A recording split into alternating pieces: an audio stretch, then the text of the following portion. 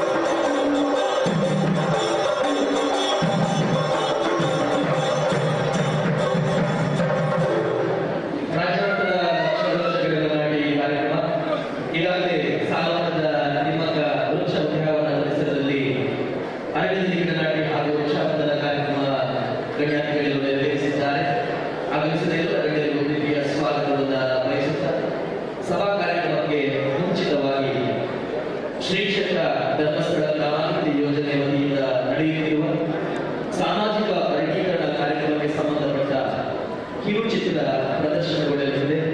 ಈಗ ವೇದಿಕೆಯಲ್ಲಿ ಸಾಮಾಜಿಕ ವರ್ಗೀಕರಣ ಕಾರ್ಯಕ್ರಮಕ್ಕೆ ಸಂಬಂಧಪಟ್ಟ ಕಿರುಚಿತ್ರ.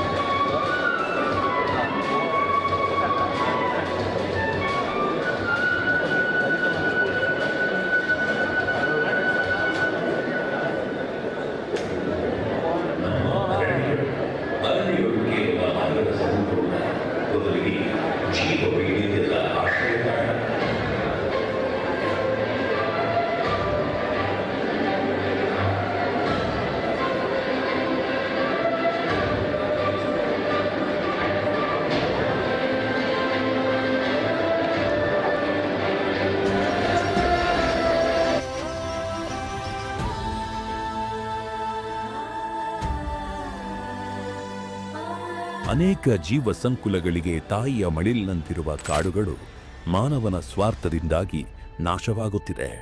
ಇದರಿಂದ ಇತರ ಎಲ್ಲ ಜೀವ ಸಂಕುಲಗಳಿಗೂ ಅಪಾಯ ಉಂಟಾಗಿದೆ.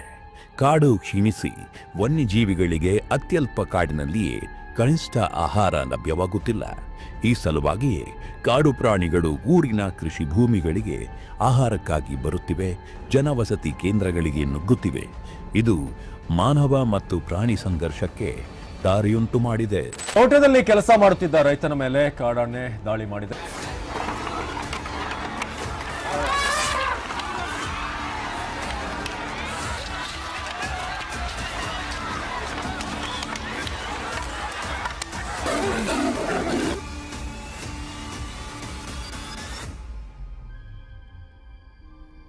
ಈ ಸಮಸ್ಯೆಯನ್ನ ಕೂಲಂಕುಷವಾಗಿ ಅಧ್ಯಯನ ಮಾಡಿದ ಶ್ರೀ ಕ್ಷೇತ್ರ ಧರ್ಮಸ್ಥಳದ ಧರ್ಮಾಧಿಕಾರಿಗಳಾದ ಪೂಜ್ಯ ಡಾಕ್ಟರ್ ಡಿ ವೀರೇಂದ್ರ ಹೆಗಡೆಯವರು ಒಂದು ವಿನೂತನ ಪರಿಹಾರವನ್ನ ಕಂಡುಕೊಂಡರು.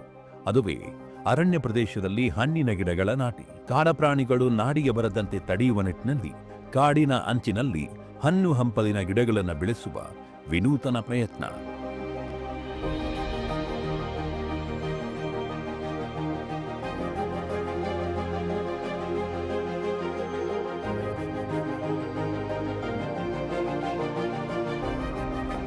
ಸಾಮಾಜಿಕ ಅರಣ್ಯೀಕರಣದ ಭಾಗವಾಗಿ ಶ್ರೀ ಕ್ಷೇತ್ರ ಧರ್ಮಸ್ಥಳ ಗ್ರಾಮಾಭಿವೃದ್ಧಿ ಯೋಜನೆಯ ಮೂಲಕ ಅರಣ್ಯ ಪ್ರದೇಶಗಳಲ್ಲಿ ಹಣ್ಣಿನ ಗಿಡಗಳ ನಾಟಿ ಕಾರ್ಯಕ್ರಮವನ್ನು ಕಳೆದ 4 ವರ್ಷಗಳಿಂದ ಅನುಷ್ಠಾನ ಮಾಡಲಾಗುತ್ತಿದೆ. 2021ರಲ್ಲಿ ಅಂದಿನ ಅರಣ್ಯ ಸಚಿವರ ಸಮ್ಮುಖದಲ್ಲಿ ಈ ಕಾರ್ಯಕ್ರಮಕ್ಕೆ ಚಾಲನೆ ನೀಡಲಾಯಿತು. ಇಂದು ಇದು ದೇಶದಲ್ಲಿಯೇ ಬೃಹತ್ ಮಟ್ಟದ ಹಣ್ಣಿನ ಗಿಡಗಳ ನಾಟಿ ಮಾಡುವ ಒಂದು ವಿನೂತನ ಕಾರ್ಯಕ್ರಮವಾಗಿದೆ. ಯೋಜನೆಯ ಶೌರ್ಯ ವಿಪತ್ತು ನಿರ್ವಹಣಾ ಸ್ವಯಂ ಸೇವಕರಿಂದ ರಾಜ್ಯಾದ್ಯಂತ ಗಿಡಗಳ ನಾಟಿ ಕಾರ್ಯಕ್ರಮ ನಡೆಸಲಾಗುತ್ತದೆ. ಮುಂದಿನ 10 ವರ್ಷಗಳಲ್ಲಿ ಈ ಗಿಡಗಳು ಸಮೃದ್ಧ ಫಲಗಳನ್ನು ವನ್ಯಜೀವಿಗಳಿಗೆ ನೀಡಲಿವೆ.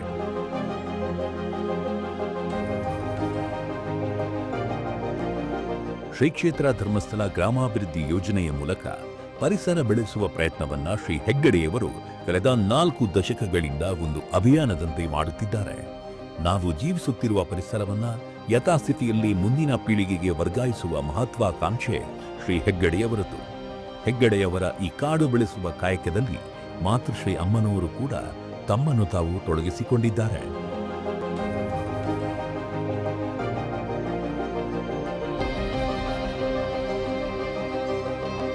ಈ ನಿಟ್ಟಿನಲ್ಲಿ ಕಳೆದ 4 ವರ್ಷಗಳಲ್ಲಿ 8,497 ಕಾರ್ಯಕ್ರಮಗಳನ್ನು ಆಯೋಜಿಸಿ 4,95,000ಕ್ಕೂ ಹೆಚ್ಚು ಹಣ್ಣಿನ ಗಿಡಗಳನ್ನು ನೆಟ್ಟು ಪೋಷಿಸಲಾಗುತ್ತಿದೆ.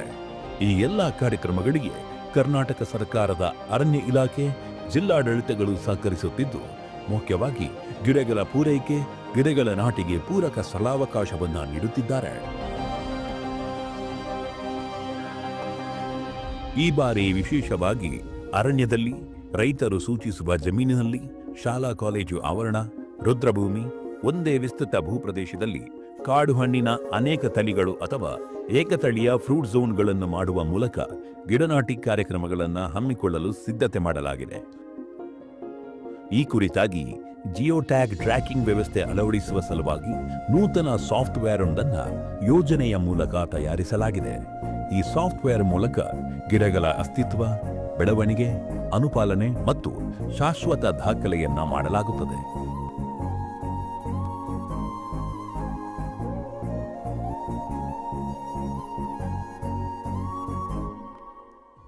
ಅಂದು ಪಶ್ಚಿಮ ಘಟ್ಟದ ತಪ್ಪಲಿನಲ್ಲಿ ನಾಟಿ ಮಾಡಿದ ಸಹಸ್ರಾರು ಗಿಡಗಳು ಇಂದು ಉಸಿರು ನೀಡುತ್ತಿದೆ.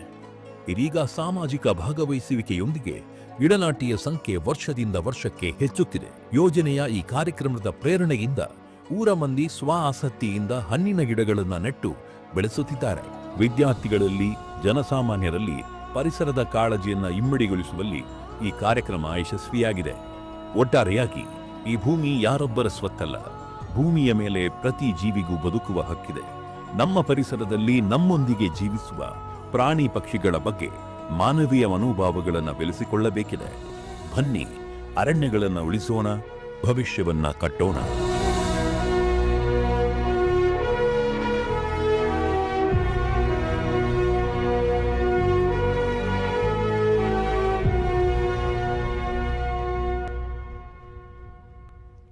ಅಭಿನಂದನೆಗಳು. ಇಂದಿನ ಸಭಾ ಕಾರ್ಯಕ್ರಮದ ಉದ್ಘಾಟನೆಯನ್ನು ಮಾಡಲಿರುವಂತಹ ಕಾರ್ಕಳ ವಿಧಾನಸಭಾ ಕ್ಷೇತ್ರದ ಮಾನ್ಯ ಶಾಸಕರು ವಿ ಸುನಿಲ್ ಕುಮಾರ್ ಸರ್ ಅವರು ವೇದಿಕೆ ಬರಬೇಕು. ಉಪ ಅರಣ್ಯ ಸಂರಕ್ಷಣಾಧಿಕಾರಿಗಳು ಕೆ ಗಣಪತಿ IAFS ಇವರು ಕೂಡ ವೇದಿಕೆ ಬರಬೇಕು. ಉದಯ್ ಕುಮಾರ್ ಶೆಟ್ಟಿ, ಅಧ್ಯಕ್ಷರು ಉದಯ ಕೃಷ್ಣಯ್ಯ ಶೆಟ್ಟಿ ಚಾರಿಟೇಬಲ್ ಟ್ರಸ್ಟ್ ಮುನಿಯಾಳು ಇವರು ವೇದಿಕೆಗೆ ಬರಬೇಕಾಗಿ ವಿನಂತಿ. ಶ್ರೀ ಕ್ಷೇತ್ರ ಧರ್ಮಸ್ಥಳ ಗ್ರಾಮಾಭಿವೃದ್ಧಿ ಯೋಜನೆಯ ಕಾರ್ಯನಿರ್ವಾಹಕ ನಿರ್ದೇಶಕರು ಅನಿಲ್ ಕುಮಾರ್ SS ಅವರು, ಅದೇ ರೀತಿ ಸಂಘಟನಾ ಅಧ್ಯಕ್ಷರು ಜನಜಾಗೃತಿ ವೇದಿಕೆ ಕೃಷ್ಣ ಶೆಟ್ಟಿ ನೀರೆ, ಪಂಚಾಯತ್ ಸ್ಥಾಯಿ ಸಮಿತಿಯ ಅಧ್ಯಕ್ಷರು ಶ್ರೀಮತಿ ರೇವತಿ ಮೇಡಮ್ ಅವರು,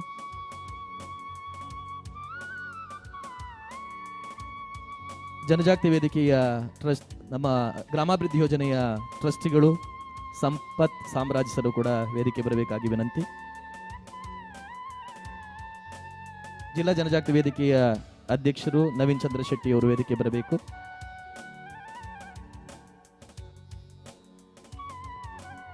ಶ್ರೀಧರ್ ಸಹಾಯಕ ಅರಣ್ಯ ಸಂರಕ್ಷಣಾಧಿಕಾರಿಗಳು ವೇದಿಕೆ ಬರಬೇಕಾಗಿ ವಿನಂತಿ.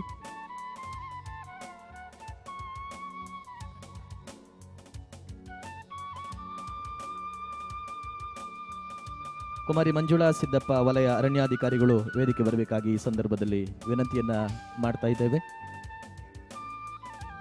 ಇದೀಗ ಕಾರ್ಯಕ್ರಮದ ಪ್ರಾರಂಭದಲ್ಲಿ ಪ್ರಾರ್ಥನೆ, ಶ್ರೀಮತಿ ಕೀರ್ತನ, ಶ್ರೀಮತಿ ಐಶ್ವರ್ಯ, ಭಾನುಶ್ರೀ ಇವರಿಂದ ಪ್ರಾರ್ಥನೆ.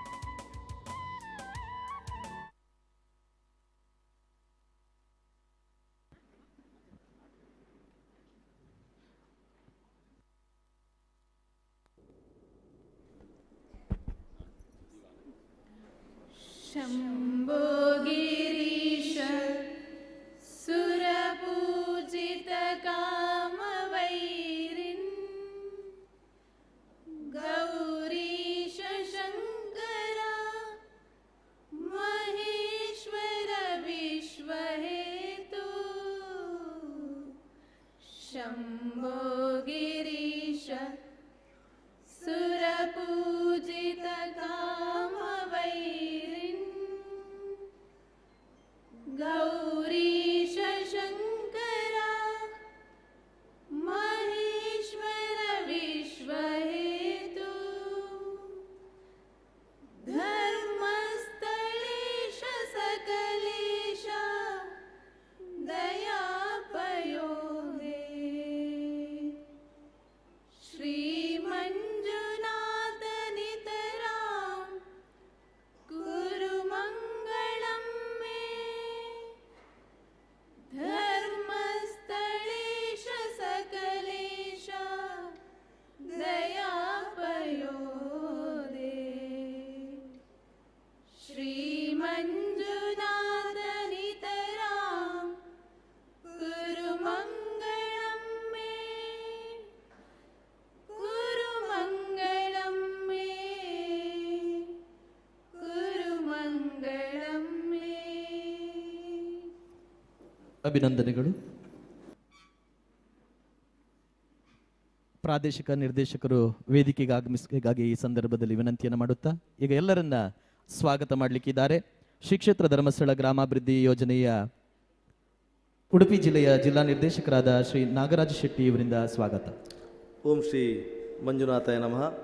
ಸ್ಥಳ ಸಾನ್ನಿಧ್ಯ ಅನಂತ ಪದ್ಮನಾಭನನ್ನು ಸ್ಮರಿಸುತ್ತಾ ಪರಮ ಪೂಜ್ಯ ಡಾಕ್ಟರ್ ಡಿ ವೀರೇಂದ್ರ ಹೆಗ್ಗಡೆಜಿಯವರು ಮತ್ತು ಮಾತೃಶ್ರೀಯವರ ಶುಭಾಶೀರ್ವಾದಗಳನ್ನು ಬೇಡಿಕೊಳ್ಳುತ್ತಾ ಶ್ರೀ ಕ್ಷೇತ್ರ ಧರ್ಮಸ್ಥಳ ಗ್ರಾಮಾಭಿವೃದ್ಧಿ ಯೋಜನೆ ಧರ್ಮಸ್ಥಳ, ಕುಂದಾಪುರ ಪ್ರಾದೇಶಿಕ ಅರಣ್ಯ ವಿಭಾಗ, ಮೂಡಬಿದ್ರೆ ಉಪವಿಭಾಗ, ಹೆಬ್ರಿ ವಲಯ ಈ ಒಂದು ಸಂಯುಕ್ತ ಆಶ್ರಯದಲ್ಲಿ ನೆಲ, ಜಲ, ಪ್ರಾಣಿ ಸಂಕುಲ ಮತ್ತು ವನ ಸಂರಕ್ಷಣೆಯ ಪ್ರಯುಕ್ತ ಶ್ರೀ ಕ್ಷೇತ್ರ ಧರ್ಮಸ್ಥಳ ಗ್ರಾಮಾಭಿವೃದ್ಧಿ ಯೋಜನೆಯ ಮೂಲಕ ರಾಜ್ಯಾದ್ಯಂತ ಹಮ್ಮಿಕೊಳ್ಳಲಾದ ಲಕ್ಷ ವೃಕ್ಷ ಗಿಡಗಳ ನಾಟಿಯ ಈ ಚಾಲನೆ ಕಾರ್ಯಕ್ರಮದಲ್ಲಿ ಸಭಾ ಕಾರ್ಯಕ್ರಮದಲ್ಲಿ ನಾವು ಉಪಸ್ಥಿತರಿದ್ದೇವೆ. ಈ ಒಂದು ಕಾರ್ಯಕ್ರಮವನ್ನು ಅತ್ಯಂತ ಯಶಸ್ವಿಯಾಗಿ ಈಗಾಗಲೇ ನಮ್ಮ ಅರಣ್ಯ ಇಲಾಖೆಯ ಉದ್ಯಾನವನದಲ್ಲಿ ನೆರವೇರಿಸಿ ಇದೀಗ ಸಭಾ ಕಾರ್ಯಕ್ರಮದಲ್ಲಿ ನಾವಿದ್ದೇವೆ. ಈ ಸಭಾ ಕಾರ್ಯಕ್ರಮದ ಅಧ್ಯಕ್ಷತೆಯನ್ನು ಪೂಜ್ಯರು ವಹಿಸಬೇಕಾಗಿತ್ತು. ಕಾರಣಾಂತರಗಳಿಂದ ಅವರಿಗೆ ಈ ಕಾರ್ಯಕ್ರಮಕ್ಕೆ ಬರಲಿಕ್ಕೆ ಅನನುಕೂಲವಾಗಿದೆ ಎನ್ನುವುದನ್ನು ತಿಳಿಯಪಡಿಸುತ್ತಾ ಅವರ ಅನುಪಸ್ಥಿತಿಯಲ್ಲಿ ಈ ಕಾರ್ಯಕ್ರಮವನ್ನು ಮುನ್ನಡೆಸಿರ್ತಕ್ಕಂಥ ನಮ್ಮ ಈ ಭಾಗದ ಜನಪ್ರಿಯ ಶಾಸಕರು ಸನ್ಮಾನ್ಯ ಶ್ರೀ ವಿ ಸುನಿಲ್ ಕುಮಾರ್ ಇದ್ದಾರೆ. ಅವರನ್ನು ಇಲ್ಲಿ ಸೇರಿರ್ತಕ್ಕಂಥ ಸಮಸ್ತರ ಪರವಾಗಿ ಪ್ರೀತಿಪೂರ್ವಕವಾಗಿ ನಾನು ಸ್ವಾಗತಿಸ್ತಾ ಇದ್ದೇನೆ. ಅವರಿಗೆ ವಾದಿರಾಜ್ ಶೆಟ್ಟಿ ಜಿಲ್ಲಾ ವೇದಿಕೆಯ ಸದಸ್ಯರು ಗೌರವ ಅರ್ಪಣೆ ಮಾಡಬೇಕಾಗಿ ವಿನಂತಿಯನ್ನು ಮಾಡ್ತಾ ಇದ್ದೇವೆ.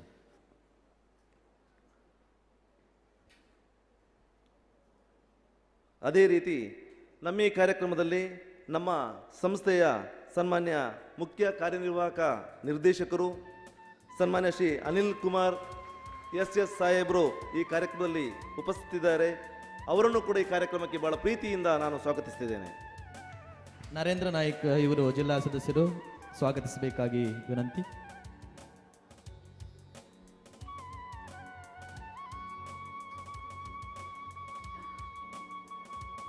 ಅದೇ ರೀತಿ ಈ ಕಾರ್ಯಕ್ರಮದಲ್ಲಿ ಉದಯಕೃಷ್ಣ ಶೆಟ್ಟಿ ಚಾರಿಟೇಬಲ್ ಟ್ರಸ್ಟ್ನ ಮುಖ್ಯಸ್ಥರಾದ ಅಧ್ಯಕ್ಷರಾಗಿರ್ತಕ್ಕಂಥ ಶ್ರೀ ಉದಯಕುಮಾರ್ ಶೆಟ್ಟಿ ಅವರು ನಮ್ಮ ಈ ಕಾರ್ಯಕ್ರಮದಲ್ಲಿ ಉಪಸ್ಥಿತರಿದ್ದಾರೆ. ಅವರನ್ನು ಕೂಡ ನಾನು ಈ ಕಾರ್ಯಕ್ರಮಕ್ಕೆ ಬಹಳ ಪ್ರೀತಿಪೂರ್ವಕವಾಗಿ ಸ್ವಾಗತಿಸ್ತಾ ಇದ್ದೇನೆ.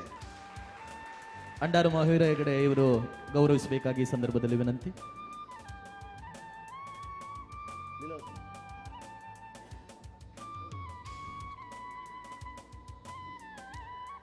ಅದೇ ರೀತಿ ಈ ಕಾರ್ಯಕ್ರಮದಲ್ಲಿ ಅರಣ್ಯ ಇಲಾಖೆಯ ಮಾನ್ಯ ಉಪ ಅರಣ್ಯ ಸಂರಕ್ಷಣಾ ಅಧಿಕಾರಿಗಳು ಆಗಿರತಕ್ಕಂಥ ಶ್ರೀ ಕೆ ಗಣಪತಿ IFS ಇವರು ಈ ಕಾರ್ಯಕ್ರಮದಲ್ಲಿ ಉಪಸ್ಥಿತರಿದ್ದಾರೆ. ಅವರನ್ನು ಕೂಡ ಈ ಕಾರ್ಯಕ್ರಮಕ್ಕೆ ಬಹಳ ಪ್ರೀತಿಪೂರ್ವಕವಾಗಿ ಸ್ವಾಗತಿಸ್ತಿದ್ದೇನೆ. ವಸಂತ್ ಕುಮಾರ್ ಶೆಟ್ಟಿ ಅವರು ಗೌರವಿಸಬೇಕಾಗಿ ವಿನಂತಿ.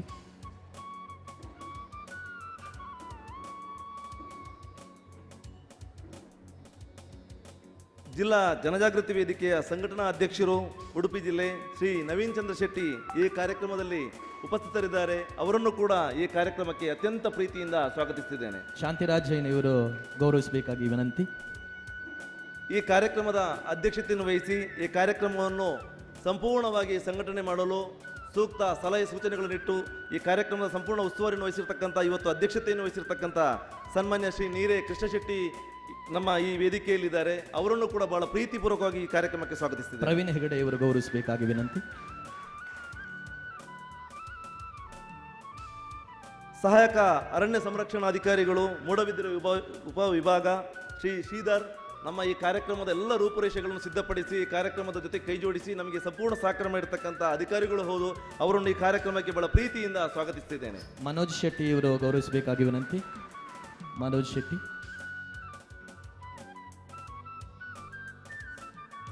ಶ್ರೀ ಕ್ಷೇತ್ರ ಧರ್ಮಸ್ಥಳ ಗ್ರಾಮಾಭಿವೃದ್ಧಿ ಯೋಜನೆಯ ಟ್ರಸ್ಟಿಗಳು ಆಗಿರ್ತಕ್ಕಂಥ ಶ್ರೀಮಾನ್ ಸಂಪತ್ ಸಾಮ್ರಾಜ್ಯ ಸಾಹೇಬರು ನಮ್ಮ ಈ ವೇದಿಕೆಯಲ್ಲಿದ್ದಾರೆ. ಅವರನ್ನು ಕೂಡ ಈ ಸಂದರ್ಭದಲ್ಲಿ ಬಹಳ ಪ್ರೀತಿಪೂರ್ವಕವಾಗಿ ಸ್ವಾಗತಿಸ್ತಿದ್ದೇನೆ. ಯಶೋಧ ಶೆಟ್ಟಿ ಅವರು ಗೌರವಿಸಬೇಕಾಗಿ ವಿನಂತಿ. ನಮ್ಮ ಸಂಸ್ಥೆಯ ಮುಖ್ಯ ಹಣಕಾಸು ಅಧಿಕಾರಿಗಳು ಆಗಿರ್ತಕ್ಕಂಥ ಶ್ರೀ ಶಾಂತರಾಮ್ ಪೈ ಸಾಹೇಬರು ನಮ್ಮ ವೇದಿಕೆಯಲ್ಲಿದ್ದಾರೆ. ಅವರನ್ನು ಕೂಡ ಈ ಕಾರ್ಯಕ್ರಮಕ್ಕೆ ಅತ್ಯಂತ ಪ್ರೀತಿಪೂರ್ವಕವಾಗಿ ಸ್ವಾಗತಿಸ್ತಿದ್ದೇನೆ. ರತ್ನಾಕರ್ ಪೂಜಾರಿ ಅವರು ಗೌರವಿಸಬೇಕಾಗಿ ವಿನಂತಿ. ಜನಜಾಗೃತಿ ವೇದಿಕೆಯ ರಾಜ್ಯ ಕಾರ್ಯದರ್ಶಿಯೂ ಆಗಿರತಕ್ಕಂಥ ಸನ್ಮಾನ್ಯ ಶ್ರೀ ವಿವೇಕ್ ವಿನ್ಸೆಂಟ್ ಪಾಯ್ಸ್ ಅವರು ಈ ವೇದಿಕೆಯಲ್ಲಿದ್ದಾರೆ. ಅವರನ್ನು ಕೂಡ ಪ್ರೀತಿಪೂರ್ವಕವಾಗಿ ಸ್ವಾಗತಿಸ್ತಿದ್ದೇನೆ. ಭೋಜಾ ಕುಲಾಲ್ ರವರು ಗೌರವಿಸಬೇಕಾಗಿ ವಿನಂತಿ. ನಮ್ಮ ಈ ಕಾರ್ಯಕ್ರಮದಲ್ಲಿ ನಮ್ಮ ಪ್ರಾದೇಶಿಕ ನಿರ್ದೇಶಕರಾಗಿರ್ತಕ್ಕಂಥ ಶ್ರೀಮಾನ್ ಆನಂದ ಸುವರ್ಣ ಸಾಹೇಬರು ವೇದಿಕೆಯಲ್ಲಿದ್ದಾರೆ. ಅವರನ್ನು ಕೂಡ ಬಹಳ ಪ್ರೀತಿಪೂರ್ವಕವಾಗಿ ಸ್ವಾಗತಿಸುತ್ತಿದ್ದೇನೆ. ನಂದಕುಮಾರ್ ಅವರು ಗೌರವಿಸಬೇಕಾಗಿ ವಿನಂತಿ. ಕೃಷಿ ನಿರ್ದೇಶಕರು ಆಗಿರ್ತಕ್ಕಂಥ ಸನ್ಮಾನ್ಯ ಶ್ರೀ ಮನೋಜ್ ಮಿನಜ ಸಾಹೇಬರು ಇದ್ದಾರೆ. ಅವರನ್ನು ಕೂಡ ಕಾರ್ಯಕ್ರಮಕ್ಕೆ ಪ್ರೀತಿಪೂರ್ವಕವಾಗಿ ಸ್ವಾಗತಿಸುತ್ತಿದ್ದೇನೆ.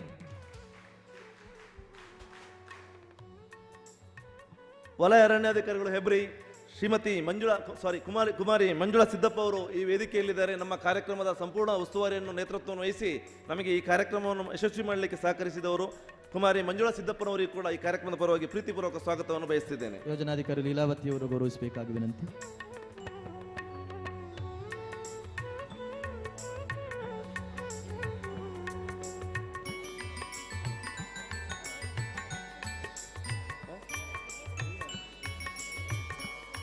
ಶ್ರೀಮತಿ ರೇವತಿ ಮೇಡಮ್ ಅವರು ಈ ವೇದಿಕೆಯಲ್ಲಿದ್ದಾರೆ. ಅವರನ್ನು ಕೂಡ ಬಹಳ ಪ್ರೀತಿಪೂರ್ವಕವಾಗಿ ಸ್ವಾಗತಿಸುತ್ತಿದ್ದೇನೆ. ಶೈಲಜಾ ಅವರು ಗೌರವಿಸಬೇಕಾಗಿ ವಿನಂತಿ. ಈ ಕಾರ್ಯಕ್ರಮದಲ್ಲಿ ಪತ್ರಕರ್ತ ಮಿತ್ರರು, ಎಲ್ಲ ಗಣ್ಯಮಾನ್ಯರು, ಇಲ್ಲಿ ಕುಂತಿರ್ತಕ್ಕಂಥ ಮಹನೀಯರು, ಮಹಿಳೆಯರು, ಸ್ವಸಹಾಯ ಸಂಘದ ತಾಯಂದಿರು, ಪ್ರತಿಯೊಬ್ಬರನ್ನು ಕೂಡ, ಜೊತೆಗೆ ನಮ್ಮ ಧರ್ಮಸ್ಥಳ ಗ್ರಾಮಾಭಿವೃದ್ಧಿ ಸಂಸ್ಥೆಯ ಎಲ್ಲ ಸಿಬ್ಬಂದಿಗಳು, ಜೊತೆಗೆ ನಮ್ಮ ಫಾರೆಸ್ಟ್ ಅರಣ್ಯ ಇಲಾಖೆಯ ಸಮಸ್ತ ಸಿಬ್ಬಂದಿಗಳು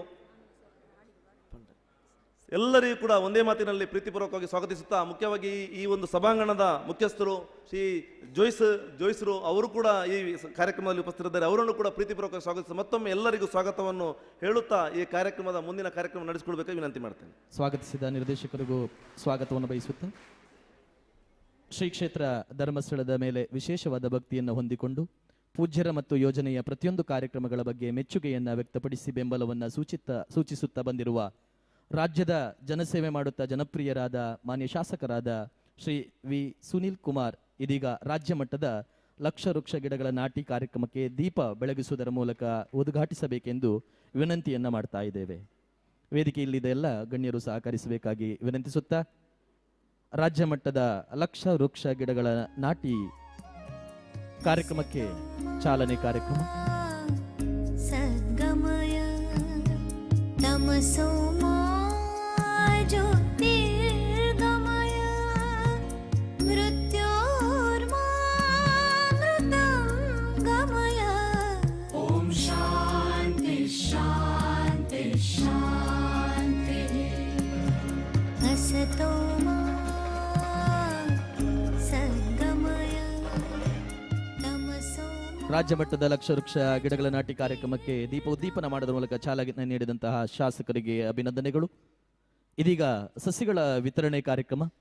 ಯೋಜನೆಯ ಮೂಲಕ ವಿವಿಧ ಮಾದರಿಯ ವನಗಳನ್ನು ಬೆಳೆಸಲು ಪ್ರೇರೇಪಿಸಲಾಗುತ್ತಿದ್ದು, ಇದೀಗ ಆಯ್ದ ವಿಧದ ಫಲಾನುಭವಿಗಳು ವೇದಿಕೆಗೆ ಆಗಮಿಸಿ ವಿಶೇಷವಾಗಿ ಇದರ ಉಪ ಅರಣ್ಯ ಸಂರಕ್ಷಣಾಧಿಕಾರಿಗಳು ಕೆ ಗಣಪತಿ IFS ಇವರಿಂದ ಗಿಡಗಳನ್ನು ಪಡ್ಕೊಳ್ಬೇಕಾಗಿ ವಿನಂತಿ. ಪ್ರಾರಂಭದಲ್ಲಿ ಶಾಲಾವನ ಸರ್ಕಾರಿ ಪದವಿ ಪೂರ್ವ ಕಾಲೇಜು ಹೆಬ್ರಿ ಇದರ ಪ್ರಾಂಶುಪಾಲರಾದ ದಿವಾಕರ್ S ಇವರು ವೇದಿಕೆಗೆ ಬಂದು ಸಸಿಯನ್ನ ಪಡ್ಕೊಳ್ಬೇಕಾಗಿ ಈ ಸಂದರ್ಭದಲ್ಲಿ ವಿನಂತಿಯನ್ನು ಮಾಡ್ತಾ ಇದ್ದೇವೆ. ಶಾಲಾವನ ಪದವಿ ಪೂರ್ವ ಕಾಲೇಜು ಹೆಬ್ರಿ ಇದರ ಪ್ರಾಂಶುಪಾಲರು ದಿವಾಕರ್ S. ಬಳಿಕ ದೇವರಕಾಡು ಶ್ರೀ ಅನಂತ ಪದ್ಮನಾಭ ದೇವಸ್ಥಾನದ ಆಡಳಿತ ಮುಕ್ತೇಸರಾದಂತಹ ತಾರನಾಥ್ ಬಲ್ಲಾಲ್ ಇವರು ವೇದಿಕೆಗೆ ಆಗಮಿಸಿ ದೇವರ ಕಾಡು ಗಿಡವನ್ನ ಪಡ್ಕೊಳ್ಬೇಕಾಗಿ ವಿನಂತಿಯನ್ನು ಮಾಡ್ತಾ ಇದ್ದೇವೆ.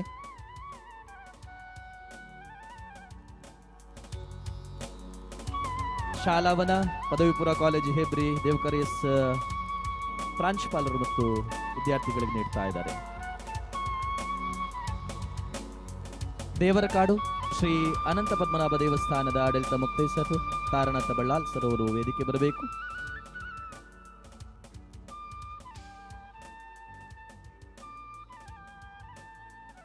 ವಾಣಿಜ್ಯವನ ಪ್ರಗತಿಪರ ಕೃಷಿಕರು ಹೆಬ್ರಿ ಆನಂದ ಹೆಗಡೆ. ವಾಣಿಜ್ಯವನ ಪ್ರಗತಿಪರ ಕೃಷಿಕರು ಆನಂದ ಹೆಗಡೆ ಇವರು ವೇದಿಕೆ ಬಂದು ಗಿಡವನ್ನ ಸಸಿಯನ್ನು ಪಡ್ಕೊಳ್ಳಬೇಕಾಗಿ ವಿನಂತಿ. ಕೆರೆಯಂಗಳದಲ್ಲಿ ಗಿಡ ನಾಟಿ ಅಮೃತಕೆರೆ ಅಭಿವೃದ್ಧಿ ಸಮಿತಿಯ ಅಧ್ಯಕ್ಷರು ಅರುಣ್ ಭಟ್ ಇವರು ಪಡ್ಕೊಳ್ಳಬೇಕಾಗಿ ವಿನಂತಿ. ಕೆರೆ ಅಂಗಳದಲ್ಲಿ ಗಿಡ ನಾಟಿ ಕಾರ್ಯಕ್ರಮದ ಅರುಣ್ ಭಟ್ ಅಧ್ಯಕ್ಷರು ಅಮೃತಕೆರೆ ಅಭಿವೃದ್ಧಿ ಸಮಿತಿ ಅಧಿಕಾರ. ಶೌರ್ಯವನ ಶೌರ್ಯ ವಿಪತ್ತು ನಿರ್ವಹಣಾ ಘಟಕ 4 ಸ್ವಯಂ ಸೇವಕರು ಚಂದ್ರ ನಾಯ್ಕರವರು ವೇದಿಕೆ ಬಂದು ಶೌರ್ಯವನದ ಸಸಿಯನ್ನ ಪಡ್ಕೊಳ್ಳಬೇಕಾಗಿ ವಿನಂತಿ.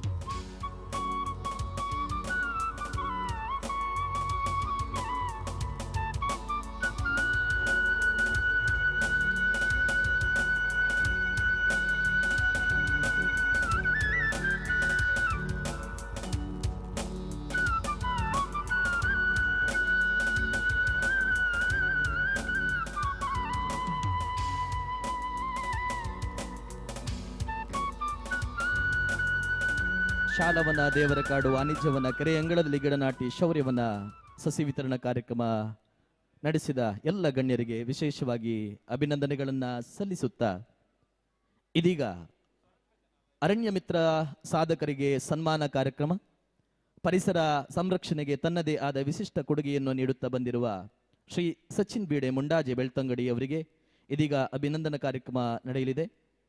ವಿಶೇಷವಾಗಿ ಈ ಒಂದು ಅಭಿನಂದನಾ ಕಾರ್ಯಕ್ರಮದ ಪ್ರಶಸ್ತಿ ಪತ್ರ ವಾಚನವನ್ನು ಮಾಡಲಿಕ್ಕಿದ್ದಾರೆ ಜನಜಾಗೃತಿ ಪ್ರಾದೇಶಿಕ ವಿಭಾಗದ ಪ್ರಾದೇಶಿಕ ನಿರ್ದೇಶಕರು ಶ್ರೀ ವಿವೇಕ್ ವಿನ್ಸೆಂಟ್ ಪಾಯಸ್ರವರು.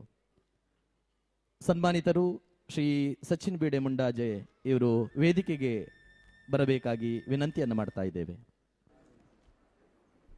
ಶ್ರೀ ಕ್ಷೇತ್ರ ಧರ್ಮಸ್ಥಳ ಗ್ರಾಮಾಭಿವೃದ್ಧಿ ಯೋಜನೆ ಧರ್ಮಸ್ಥಳ, ಕುಂದಾಪುರ ಪ್ರಾದೇಶಿಕ ಅರಣ್ಯ ವಿಭಾಗ, ಮೂಡುಬಿದ್ರೆ ಉಪವಿಭಾಗ, ಹೆಬ್ರಿ ವಲಯ. ಪ್ರಶಸ್ತಿ ಪತ್ರ ಸಿ ಸಚಿನ್ ಬಿಡೆ. 2021ರಲ್ಲಿ ಶ್ರೀ ಕ್ಷೇತ್ರ ಧರ್ಮಸ್ಥಳದ ಧರ್ಮಾಧಿಕಾರಿಗಳಾದ ಡಾಕ್ಟರ್ ಡಿ ವೀರೇಂದ್ರ ಹೆಗ್ಗಡೆಯವರ ಕಾಡಿನಲ್ಲಿ ಹಣ್ಣಿನ ಗಿಡ ನಾಟಿ ಮಾಡುವ ಕಾರ್ಯಕ್ರಮದ ಪ್ರೇರಣೆಗೆ ಒಳಗಾದ ಬೆಳ್ತಂಗಡಿ ತಾಲೂಕಿನ ಮುಂಡಾಜೆ ಗ್ರಾಮದ ನಿವಾಸಿ ಕೃಷಿಕರು ಹಾಗೂ ಸಮಾಜ ಸೇವಕರಾದ ಶ್ರೀ ಸಚಿನ್ ಬಿಡೆಯವರು ತಮ್ಮ ಜಮೀನಿನ 4.5 ಎಕರೆ ಪಟ್ಟ ಸ್ಥಳದಲ್ಲಿ ಕೆತ್ತೆಬುಳಿ, ರೆಂಜೆ, ಪುನರ್ಪುಳಿ, ಹಲಸು, ಹೆಬ್ಬಲಸು, ಆಲ, ನೆಲ್ಲಿ, ನೇರಳೆ, ಪೇರಳೆ, ಜಾರಿಗೆ, ಅರ್ತಿ, ಮಾವು ಮುಂತಾದ ಮಿಶ್ರ ತಳಿಗಳ ಸುಮಾರು 800 ಗಿಡಗಳನ್ನು ಕಾರ್ಗಿಲ್ ಯುದ್ಧದಲ್ಲಿ ಹುತಾತ್ಮರಾದ 527 ಯೋಧರ ಸ್ಮರಣಾರ್ಥ ಅದಕ್ಕೆ ಕಾರ್ಗಿಲ್ ವನ ಎಂಬ ಹೆಸರನ್ನು ನೀಡಿ ಹುತಾತ್ಮ ಯೋಧರನ್ನು ಸದಾ ನೆನಪಿಸಿನಲ್ಲಿಡುವಂಥ ಅಪರೂಪದ ಪ್ರಯತ್ನ ಮಾಡಿರುತ್ತಾರೆ. ಬಾಲ್ಯದಿಂದಲೇ ದೇಶ ಸೇವೆ ಮಾಡಬೇಕೆಂಬ ಆಸಕ್ತಿ ಹೊಂದಿರುವ ಇವರು ಯೋಧನಾಗಲು ಪ್ರಯತ್ನಿಸಿ ವಿಫಲನಾದಾಗ ಸ್ಥಳೀಯವಾಗಿ ಜನರ ಅವಶ್ಯಕತೆಗಳನ್ನು ತಿಳಿದು ಅವರಿಗೆ ನೆರವಾಗುವುದು, ಪರಿಸರ ಪ್ರೇಮದೊಂದಿಗೆ ವಿವಿಧ ಸಂಘಟನೆಯಲ್ಲಿ ಜನಸೇವೆಯನ್ನು ಮಾಡಿಕೊಂಡು ಜನಸ್ನೇಹಿ ಎನಿಸಿಕೊಂಡಿರುತ್ತಾರೆ. ಪ್ರಸ್ತುತ ಶ್ರೀ ಕ್ಷೇತ್ರ ಧರ್ಮಸ್ಥಳದ ಶೌರ್ಯ ವಿಪತ್ತು ನಿರ್ವಹಣಾ ತಂಡಕ್ಕೆ ಸ್ವಯಂ ಪ್ರೇರಣೆಯಿಂದಲೇ ಸೇರಿಕೊಂಡು ಅತ್ಯುತ್ತಮದ ಸೇವೆಯನ್ನು ನೀಡುತ್ತಿದ್ದಾರೆ. ಇವರು ನಿರ್ಮಿಸಿದ ಕಾರ್ಗಿಲ್ ವನವನ್ನು ತನ್ನ ಮಕ್ಕಳಂತೆ ಪೋಷಿಸಿ ಬೆಳೆಸುತ್ತಿರುವ ಇವರು ವನ ಸಂರಕ್ಷಣೆಯ ಮತ್ತು ವನ್ಯಜೀವಿಗಳ ನಿಜವಾದ ಮಿತ್ರರಾಗಿರುತ್ತಾರೆ.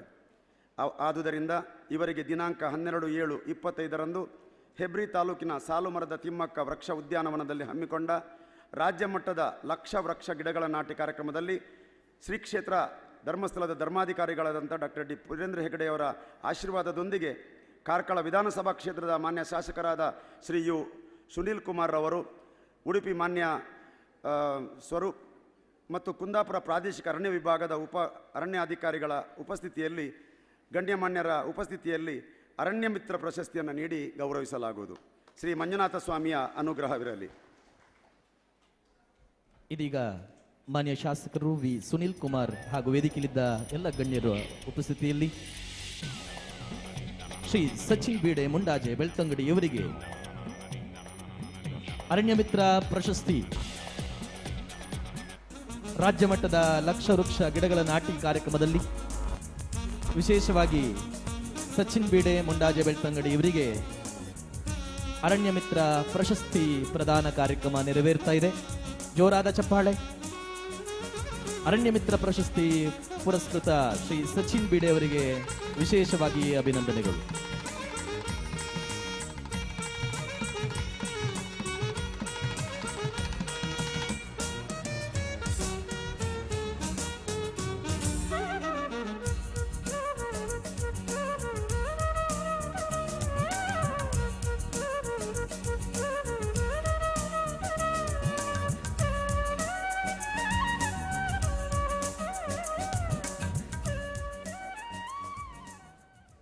ಅಭಿನಂದನೆಗಳು. ಇದೀಗ ವಿಶೇಷವಾಗಿ ಶ್ರೀ ಕ್ಷೇತ್ರ ಧರ್ಮಸ್ಥಳ ಗ್ರಾಮಾಭಿವೃದ್ಧಿ ಯೋಜನೆಯಿಂದ ಜಿಯೋ ಟ್ರ್ಯಾಕಿಂಗ್ ಆ್ಯಪ್ ಬಿಡುಗಡೆ. ಕಾಡು ಹಣ್ಣಿನ ಗಿಡನಾಟಿ ಕುರಿತು ಜಿಯೋ ಟ್ರ್ಯಾಕಿಂಗ್ ವ್ಯವಸ್ಥೆಯನ್ನು ಗ್ರಾಮಾಭಿವೃದ್ಧಿ ಯೋಜನೆಯಲ್ಲಿ ಅಳವಡಿಸಲಾಗಿದೆ. ಹಣ್ಣಿನ ಗಿಡಗಳನ್ನು ನಾಟಿ ಮಾಡುವಾಗ ಸ್ವಲ್ಪ ವಿಸ್ತಾರ ಪ್ರದೇಶದಲ್ಲಿ ಒಂದೇ ಜಾತಿಯ ಮಿಶ್ರತಳಿಯ ಗಿಡಗಳನ್ನು ನೆಟ್ಟಲ್ಲಿ ಅವುಗಳನ್ನು ಫ್ರೂಟ್ ಝೋನ್ ಎಂದು ವಿಶೇಷವಾಗಿ ಜಿಯೋ ಟ್ರ್ಯಾಕ್ ಮೂಲಕ ಕೃಷಿ ಮೇಲ್ವಿಚಾರಕರು ಗುರುತಿಸಿ ಎಂಟ್ರಿ ಮಾಡುತ್ತಿದ್ದು ವಿಶೇಷ ಅನುಪಾಲನೆ ದೃಷ್ಟಿಯಿಂದ ಈ ಸಾಫ್ಟ್ವೇರ್ ಕೆಲಸ ಮಾಡುತ್ತಿದೆ. ಈ ಬಗ್ಗೆ ನೂತನ ಸಾಫ್ಟ್ವೇರ್ ಅನ್ನು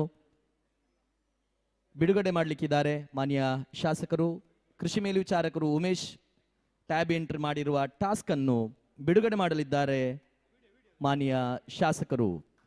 ಜೋರಾದ ಚಪ್ಪಾಳೆ. ಜಿಯೋ ಟ್ರ್ಯಾಕಿಂಗ್ ಆ್ಯಪ್ ರಾಜ್ಯ ಮಟ್ಟದಲ್ಲಿ ಇವತ್ತು ಬಿಡುಗಡೆಯಾಗ್ತಾ ಇದೆ ಮಾನ್ಯ ಶಾಸಕರಿಂದ.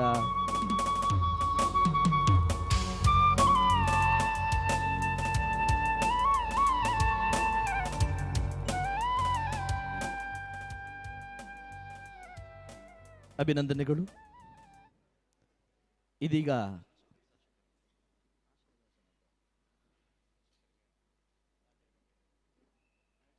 ಉದ್ಘಾಟಕರ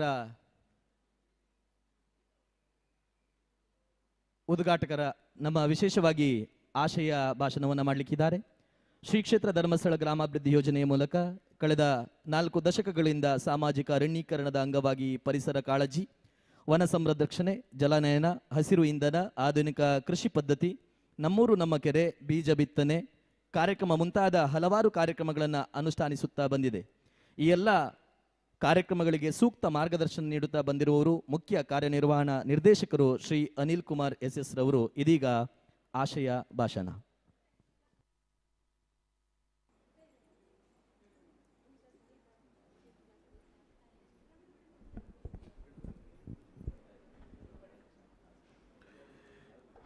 ಓಂ ಶ್ರೀ ಮಂಜುನಾಥಾಯ ನಮಃ. ಕ್ಷೇತ್ರದ ಶ್ರೀ ಅನಂತ ಪದ್ಮನಾಭ ಸ್ವಾಮಿಯ ಆಶೀರ್ವಾದವನ್ನು ಬೇಡುತ್ತಾ ವೇದಿಕೆಯ ಅಧ್ಯಕ್ಷತೆ ವಹಿಸಿರ್ತಕ್ಕಂಥ ಶ್ರೀಯುತ ಶ್ರೀಕೃಷ್ಣ ನೀರಶೆಟ್ಟಿಯವರೇ, ಸನ್ಮಾನ್ಯ ಜನಪ್ರಿಯ ನಾಯಕರು ಶಾಸಕರು ಆಗಿರ್ತಕ್ಕಂತಹ ಶ್ರೀಯುತ ಸುನೀಲ್ ಕುಮಾರ್ ಅವರೇ, ಹಾಗೆ ಜನಪ್ರಿಯ ನಾಯಕರು ಆಗಿರ್ತಕ್ಕಂಥ ಶ್ರೀಯುತ ಉದಯ್ ಕುಮಾರ್ ಶೆಟ್ಟಿಯವರೇ,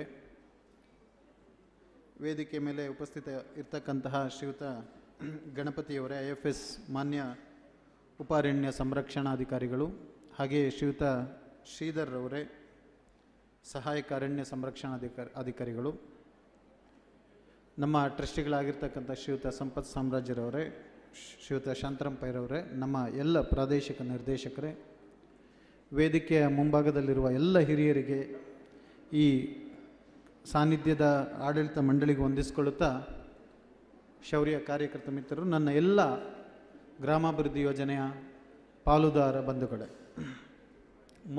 ಮೊದಲನೇದಾಗಿ ಪೂಜ್ಯ ಕಾವಂದರು ನಿಮಗೆ ಒಂದು ಸಂದೇಶವನ್ನು ಕೊಟ್ಟಿದ್ದಾರೆ. ಬಹಳ ಸಂತೋಷದಿಂದ ಈ ಕಾರ್ಯಕ್ರಮದಲ್ಲಿ ಭಾಗವಹಿಸಲಿಕ್ಕೆ ಪೂಜ್ಯರು ಬಹಳಷ್ಟು ಉತ್ಸುಕರಾಗಿದ್ದರು. ಎಲ್ಲ ವರದಿಗಳನ್ನು ಪಡೆದುತ್ತಾ ಇದ್ದರು, ತಯಾರಿಗಳನ್ನ ಪಡಿತಾ ಇದ್ದರು.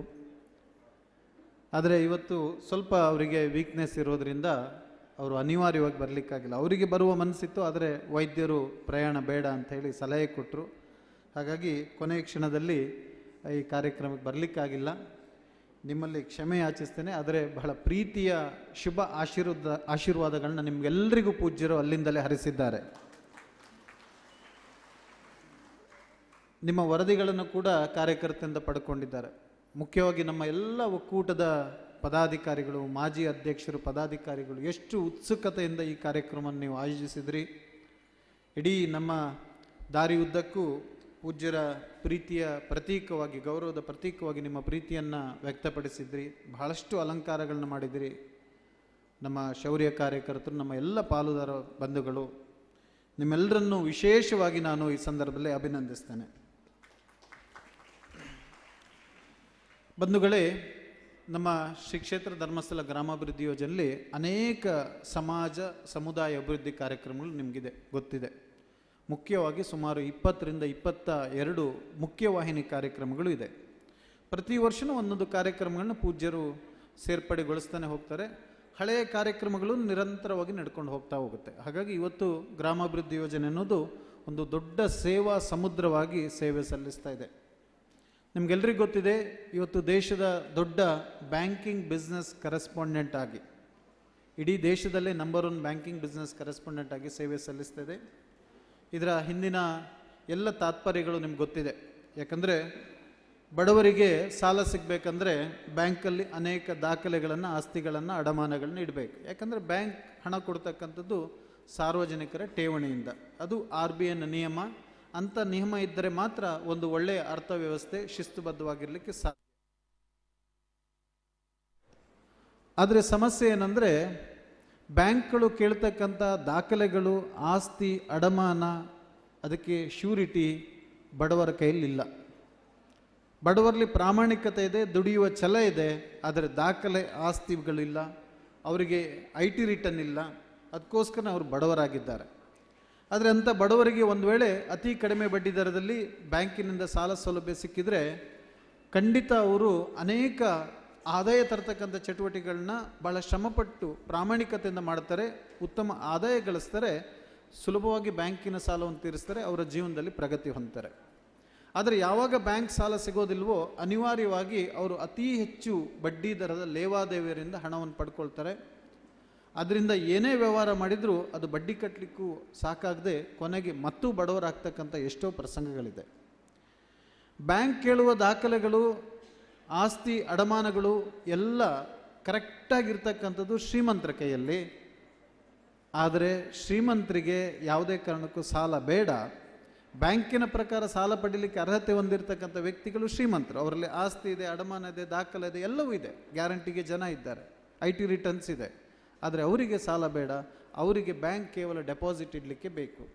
ಇದೊಂದು ಬಹಳ ಒಂದು ರೀತಿಯಲ್ಲಿ ಮಿಸ್ ಮ್ಯಾಚ್ ಅಂತ ಹೇಳ್ತಾರೆ. ಹಲ್ಲಿದ್ದವರಿಗೆ ಕಡಲೆ ಇಲ್ಲ, ಕಡಲೆ ಇದ್ದವರಿಗೆ ಹಲ್ಲಿಲ್ಲ. ಇದನ್ನು ಗಮನಿಸಿದ ಪೂಜ್ಯರು, ಯಾಕಂದರೆ ಲಕ್ಷಾಂತರ ಬಡವರು ಈ ಒಂದು ಬ್ಯಾಂಕಿಂಗ್ ವ್ಯವಸ್ಥೆಯಿಂದ ವಂಚಿತರಾದರೆ, ಬ್ಯಾಂಕಿನ ಸಾಲ ಸೌಲಭ್ಯದಿಂದ ವಂಚಿತರಾದರೆ, ಒಂದೇ ಅವರು ಏನೂ ಆದಾಯ ತರ್ತಕ್ಕಂಥ ಕೃಷಿ ಅಭಿವೃದ್ಧಿ, ಬೇರೆ ಯಾವ ಚಟುವಟಿಕೆಗಳು ತೊಡಗಿಸ್ಕೊಳ್ಳಿಕ್ಕೆ ಸಾಧ್ಯ ಆಗೋದಿಲ್ಲ.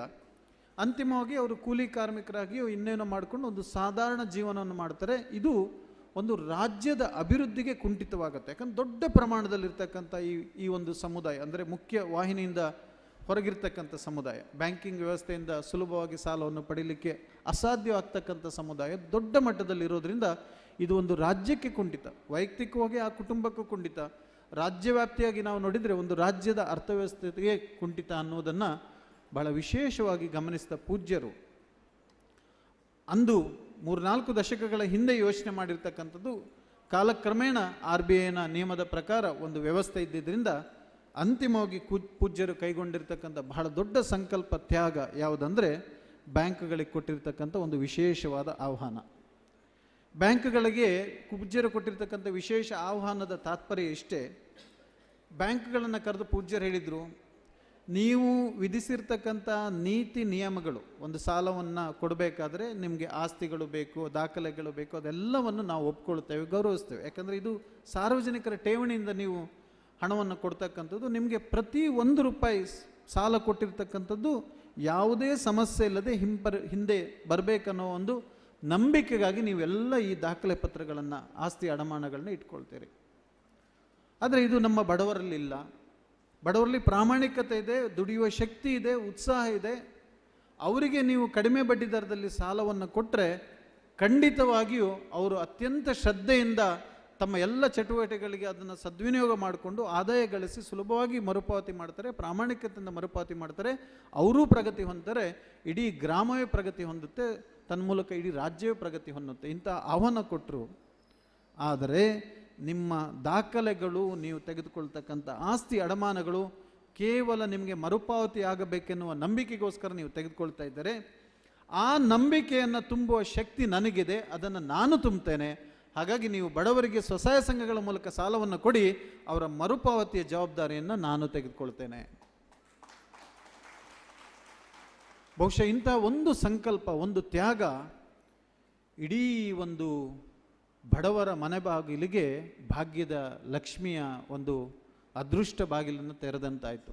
ಯಾವಾಗ ಪೂಜ್ಯರು ಇಂಥ ಒಂದು ಆಹ್ವಾನ ಕೊಟ್ಟರು, ಬ್ಯಾಂಕ್ಗಳು ಪೂಜ್ಯರ ಒಂದು ಸಂಸ್ಥೆಯನ್ನು ಬ್ಯಾಂಕಿಂಗ್ ಬಿಸ್ನೆಸ್ ಕರೆಸ್ಪಾಂಡೆಂಟ್ ಆಗಿ ನಿಯೋಜಿಸಿಕೊಳ್ಳಿಕ್ಕೆ ಬಹಳ ಸಂತೋಷದಿಂದ ಒಪ್ಪಿಕೊಂಡ್ರು. ಯಾಕಂದರೆ ನಂಬಿಕೆಯ ಸಾಗರ ಪೂಜ್ಯರು, ನಂಬಿಕೆಯ ದೇವರು ಪೂಜ್ಯರು. ಹಾಗಾಗಿ ಹಿಂದೆ ಮುಂದೆ ನೋಡದೆ ಎಲ್ಲ ಬ್ಯಾಂಕ್ಗಳು ಮುಂದೆ ಬಂತು. ಒಂದು ಶಿಸ್ತುಬದ್ಧವಾದ ಸಂಸ್ಥೆಯ ಮೂಲಕ ತರಬೇತಿಯನ್ನು ಕೊಟ್ಟು ನೀವು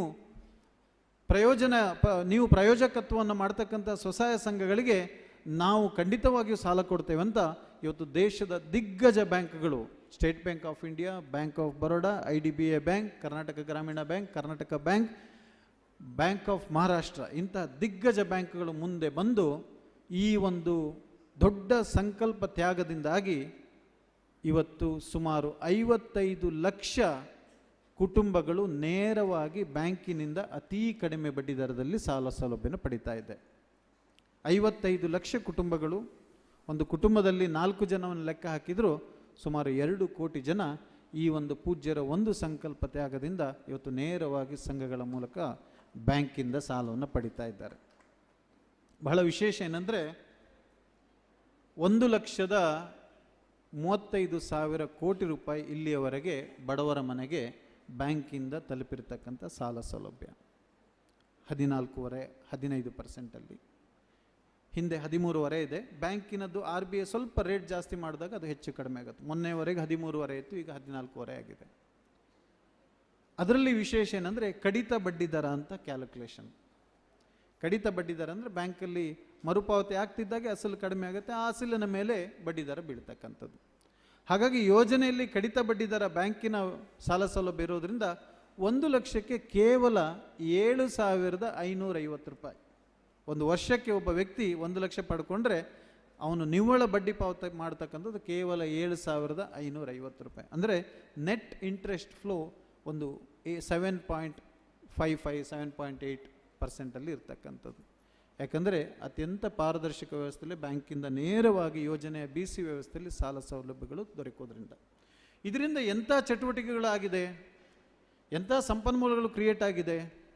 ಇವತ್ತು ರಾಜ್ಯಾದ್ಯಂತ ನಮ್ಮ ಒಂದು ಸ್ಟ್ಯಾಟಿಸ್ಟಿಕ್ಸ್ ಪ್ರಕಾರ ಎಲ್ಲ ಅಂಕಿಅಂಶಗಳು ಇವತ್ತು ಅಂತಾರಾಷ್ಟ್ರೀಯ ಮಟ್ಟದ ತಂತ್ರಜ್ಞಾನವನ್ನು ಗ್ರಾಮಾಭಿವೃದ್ಧಿ ಯೋಜನೆ ಹೊಂದಿದೆ. ಇಡೀ ದೇಶದಲ್ಲಿ ಅಂತಾರಾಷ್ಟ್ರೀಯ ಮಟ್ಟದ ISO international standard organisation certificate ಇರ್ತಕ್ಕಂಥ ಒಂದೇ ಒಂದು ಚಾರಿಟೇಬಲ್ ಟ್ರಸ್ಟ್, ಅದು ಗ್ರಾಮಾಭಿವೃದ್ಧಿ ಯೋಜನೆ. 196 ದೇಶಗಳಲ್ಲಿ ಇರ್ತಕ್ಕಂಥ ಉತ್ಕೃಷ್ಟ ಮಾನದಂಡವನ್ನು ಒಂದು ಇಂಗ್ಲೆಂಡ್ನ ಒಂದು ಆಡಿಟ್ ಕಂಪನಿ ಬಂದು ಸತತವಾಗಿ ಆಡಿಟ್ ಮಾಡುತ್ತೆ ನಮ್ಮ ಸಂಸ್ಥೆಯನ್ನು. ನಮ್ಮ ಸಂಸ್ಥೆಯ ಲೆಕ್ಕಾಚಾರಗಳು, ಪಾರದರ್ಶಕತೆಗಳು, ಸುರಕ್ಷತೆಗಳು ಹಾಗೂ ತಂತ್ರಜ್ಞಾನ ಸಾಫ್ಟ್ವೇರ್ಗಳನ್ನು ಮುಖ್ಯವಾಗಿ ಇಡೀ ನಮ್ಮ ಹೆಡ್ ಆಫೀಸಿಂದ ಕೆಳಮಟ್ಟದವರೆಗೆ ಇರ್ತಕ್ಕಂಥ ಎಲ್ಲ ಪಾರದರ್ಶಕ ವ್ಯವಸ್ಥೆಗಳನ್ನ ಅವರು ಅನಾಲಿಸಿಸ್ ಮಾಡ್ತಾರೆ. ಅವುಗಳನ್ನೆಲ್ಲ ಅವರು ಲೆಕ್ಕಾಚಾರ ಹಾಕ್ಕೊಂಡು ಆಡಿಟ್ ಮಾಡಿ 113 ಆಯಾಮಗಳಲ್ಲಿ ಇಡೀ ಯೋಜನೆಯನ್ನು ಪರೀಕ್ಷಿಸಿ ಕೊನೆಗೆ ಅಂತಾರಾಷ್ಟ್ರೀಯ ಮಾನ್ಯತೆಯನ್ನು ಕೊಡ್ತಾರೆ. ಇವತ್ತು ದೇಶದಲ್ಲಿ ಪಡೆದುಕೊಂಡಿರ್ತಕ್ಕಂಥ ಚಾರಿಟೇಬಲ್ ಟ್ರಸ್ಟಲ್ಲಿ ಒಂದೇ ಒಂದು ಸಂಸ್ಥೆ, ಅದು ಶ್ರೀ ಕ್ಷೇತ್ರ ಧರ್ಮಸ್ಥಳ ಗ್ರಾಮಾಭಿವೃದ್ಧಿ ಯೋಜನೆ. ಇಂತಹ ಒಂದು ಉತ್ಕೃಷ್ಟ ವ್ಯವಸ್ಥೆಯಲ್ಲಿ ಇವತ್ತು ಬ್ಯಾಂಕಿಂದ ಬಡವರ ಮನೆ ಬಾಗಿಲಿಗೆ ಸಾಲ ಸೌಲಭ್ಯ ದೊರಕಿರೋದ್ರಿಂದ ಇಲ್ಲಿಯವರೆಗೆ ಸೃಷ್ಟಿಯಾದ ಆಸ್ತಿಯ ಮೌಲ್ಯ ನಮ್ಮ ಲೆಕ್ಕಾಚಾರದ ಪ್ರಕಾರ 15 ಲಕ್ಷ ಕೋಟಿ ರೂಪಾಯಿ. Sunil sir, 15 lakhs crore asset has been created ಗ್ರಾಮಾಭಿವೃದ್ಧಿ ಯೋಜನೆ ಮೂಲಕ. ಇವತ್ತು ಬಡವರಿಗೆ ಏನು ಆರ್ಥಿಕ ಸಾಲ ಸೌಲಭ್ಯಗಳು ಸಿಕ್ಕಿದೆ ಅದರಿಂದ ಅವರು ಚಟುವಟಿಕೆಗಳನ್ನ ಕೈಗೊಂಡು ನಂತರ ಉತ್ಪನ್ನ ಆಗಿರ್ತಕ್ಕಂಥ ಆಸ್ತಿಯ ಮೌಲ್ಯ ಬಹಳ ಸಂತೋಷ. ಅಂದರೆ ಈ ಎಲ್ಲ ಆಸ್ತಿಯ ವಾರಸುದಾರರು ನಮ್ಮ ಹೆಮ್ಮೆಯ ಪಾಲುದಾರ ಬಂಧುಗಳು, ಸ್ವಸಹಾಯ ಸಂಘದ ಪಾಲುದಾರ ಬಂಧುಗಳು. ಇವತ್ತು ಇದು ದೇಶಕ್ಕೆ ಒಂದು ಮಾದರಿಯಾಗಿದೆ. ನಾನು ಯಾಕೆ ಈ ಎಲ್ಲ ತಾತ್ಪರ್ಯಗಳನ್ನು ಹೇಳಿದೆ ಅಂದರೆ, ಈ ವ್ಯವಸ್ಥೆಯನ್ನು ನಡೆಸ್ಕೊಂಡು ಹೋಗಲಿಕ್ಕೆ ಬ್ಯಾಂಕುಗಳು ನಮಗೆ ಸೇವಾ ಶುಲ್ಕವನ್ನು ಕೊಡ್ತಾರೆ. 5% ಸೇವಾ ಶುಲ್ಕವನ್ನು ಬ್ಯಾಂಕ್ಗಳು ಕೊಡುತ್ತೆ, ಬೇರೆ ಏನು ನಮಗೆ ಆದಾಯ ಇರೋದಿಲ್ಲ. ಪೂಜ್ಯರು ಈ ಸಂಸ್ಥೆಯನ್ನು ಒಂದು ಚಾರಿಟೇಬಲ್ ಟ್ರಸ್ಟ್ ಆಗಿ ಮಾಡಿದ್ದಾರೆ. ಯಾವ ಸಂಸ್ಥೆಯನ್ನು ಚಾರಿಟೇಬಲ್ ಟ್ರಸ್ಟ್ ಕಾಯ್ದೆಯಲ್ಲಿ ನೋಂದಾವಣೆ ಆಗುತ್ತೋ ಆ ಚಾರಿಟೇಬಲ್ ಟ್ರಸ್ಟ್ನ ಕಾಯ್ದೆಯ ಮೂಲ ನಿಯಮದ ಪ್ರಕಾರ ಆ ಸಂಸ್ಥೆಗೆ ಏನೇ ಆದಾಯ ಬಂದರೆ ಆ ಆದಾಯವನ್ನು ಸಂಸ್ಥೆಯ ಖರ್ಚು ವೆಚ್ಚಗಳಿಗೆ ಬಳಸ್ಕೊಳ್ಬೇಕು. ಖರ್ಚು ವೆಚ್ಚಗಳಿಗೆ ಬಳಸ್ಕೊಂಡು ಏನಾದರೂ ಹೆಚ್ಚು ಉಳಿದ್ರೆ ಅದನ್ನು ಲಾಭ ಅಂತ ಕರೀಲಿಕ್ಕಿಲ್ಲ. ಯಾಕಂದರೆ ಒಂದು ಚಾರಿಟೇಬಲ್ ಸಂಸ್ಥೆ ಲಾಭ ಮಾಡುವ ಸಂಸ್ಥೆ ಅಲ್ಲ, not for profit, commercial organisation ಅಲ್ಲ. ಆ ಹೆಚ್ಚುವರಿಯನ್ನು ಮಿಗತೆ ಅಂತ ಕರೀತಾರೆ, ಸರ್ಪ್ಲಸ್. ಆ ಮಿಗತೆಯನ್ನು ಸಮಾಜದ ಅನೇಕ ಸೇವಾ ಕಾರ್ಯಕ್ರಮಗಳಿಗೆ ವಿನಿಯೋಗಿಸ್ತಕ್ಕಂಥದ್ದು, ಅದು ಚಾರಿಟೇಬಲ್ ಟ್ರಸ್ಟ್ನ ಒಂದು ಉದ್ದೇಶ. ಅದೇ ರೀತಿ ಆ ಕಾಯ್ದೆ ಮುಂದುವರೆದು ಏನು ಹೇಳುತ್ತೆ, ಈ ರೀತಿ ಏನಾದರೂ ಮಿಗತೆ ಉಳಿದ್ರೆ ಅದರಲ್ಲಿ 1 ರೂಪಾಯಿ ಕೂಡ ಸಂಸ್ಥೆಯನ್ನು ಸ್ಥಾಪಿಸಿದವರಿಗಾಗಲಿ ಸಂಸ್ಥೆಯ ಟ್ರಸ್ಟಿಗಳಿಗಾಗಲಿ ಯಾವುದೇ ಕಾರಣಕ್ಕೂ ಹೋಗಲೇಬಾರದು. ಅಂತಹ ಕಠಿಣ ಕಾಯ್ದೆಯ ಅಡಿಯಲ್ಲೇ ಪೂಜ್ಯರು ಉದ್ದೇಶಪೂರ್ವಕವಾಗಿ ಈ ಗ್ರಾಮಾಭಿವೃದ್ಧಿ ಯೋಜನೆಯನ್ನು ಒಂದು ಚಾರಿಟೇಬಲ್ ಟ್ರಸ್ಟ್ ಆಗಿ ನೋಂದಾವಣೆ ಮಾಡಿದ್ದಾರೆ. ಅಂದರೆ ಯಾವುದೇ ಕಾರಣಕ್ಕೂ ಈ ಚಾರಿಟೇಬಲ್ ಟ್ರಸ್ಟ್ನಿಗೆ ಬರ್ತಕ್ಕಂಥ ಆದಾಯಗಳು ಪುನಃ ಸಮಾಜಕ್ಕೆ ಹೋಗಬೇಕು, ಯಾವುದೇ ಕಾರಣಕ್ಕೂ ಬೇರೆ ಎಲ್ಲೂ ಹೋಗಬಾರ್ದು, ಬೇರೆ ಎಲ್ಲೂ ಹೋಗ್ಲಿಕ್ಕೆ ಅವಕಾಶ ಇಲ್ಲ. ಮೂರನೇದು, ಈ ಚಾರಿಟೇಬಲ್ ಟ್ರಸ್ಟು ಹಾಗಾಗಿ ಅನೇಕ ಸೇವಾ ಕಾರ್ಯಕ್ರಮಗಳನ್ನು ಮಾಡ್ಕೊಂಡು ಬಂದಿದೆ. ನಿಮಗೆ ಯಾವುದನ್ನು ನಾನು ವಿವರಿಸಬೇಕಾಗಿಲ್ಲ. ಈ ವರ್ಷ ಸುಮಾರು 51,000 ಬಡ ವಿದ್ಯಾರ್ಥಿಗಳಿಗೆ ಪ್ರತಿ ತಿಂಗಳು ಸ್ಕಾಲರ್ಶಿಪ್ಪನ್ನು ಕೊಡ್ತೇವೆ. ಪ್ರತಿ ತಿಂಗಳು 51,000 ಬಡ ವಿದ್ಯಾರ್ಥಿಗಳು ಸ್ಕಾಲರ್ಶಿಪ್ ಪಡಿತಾರೆ, ಅಪ್ ಟು 1,000 ರೂಪೀಸ್.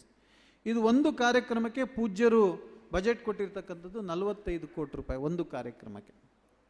ಪ್ರತಿ ತಿಂಗಳು 20,000 ನಿರ್ಗತಿಕರು ಯೋಜನೆಯಿಂದ ಮಾಸಾಶನನ್ನು ಪಡಿತಾ ಇದ್ದಾರೆ, ಪೆನ್ಷನ್ ಅಪ್ ಟು 3,000ವರೆಗೆ.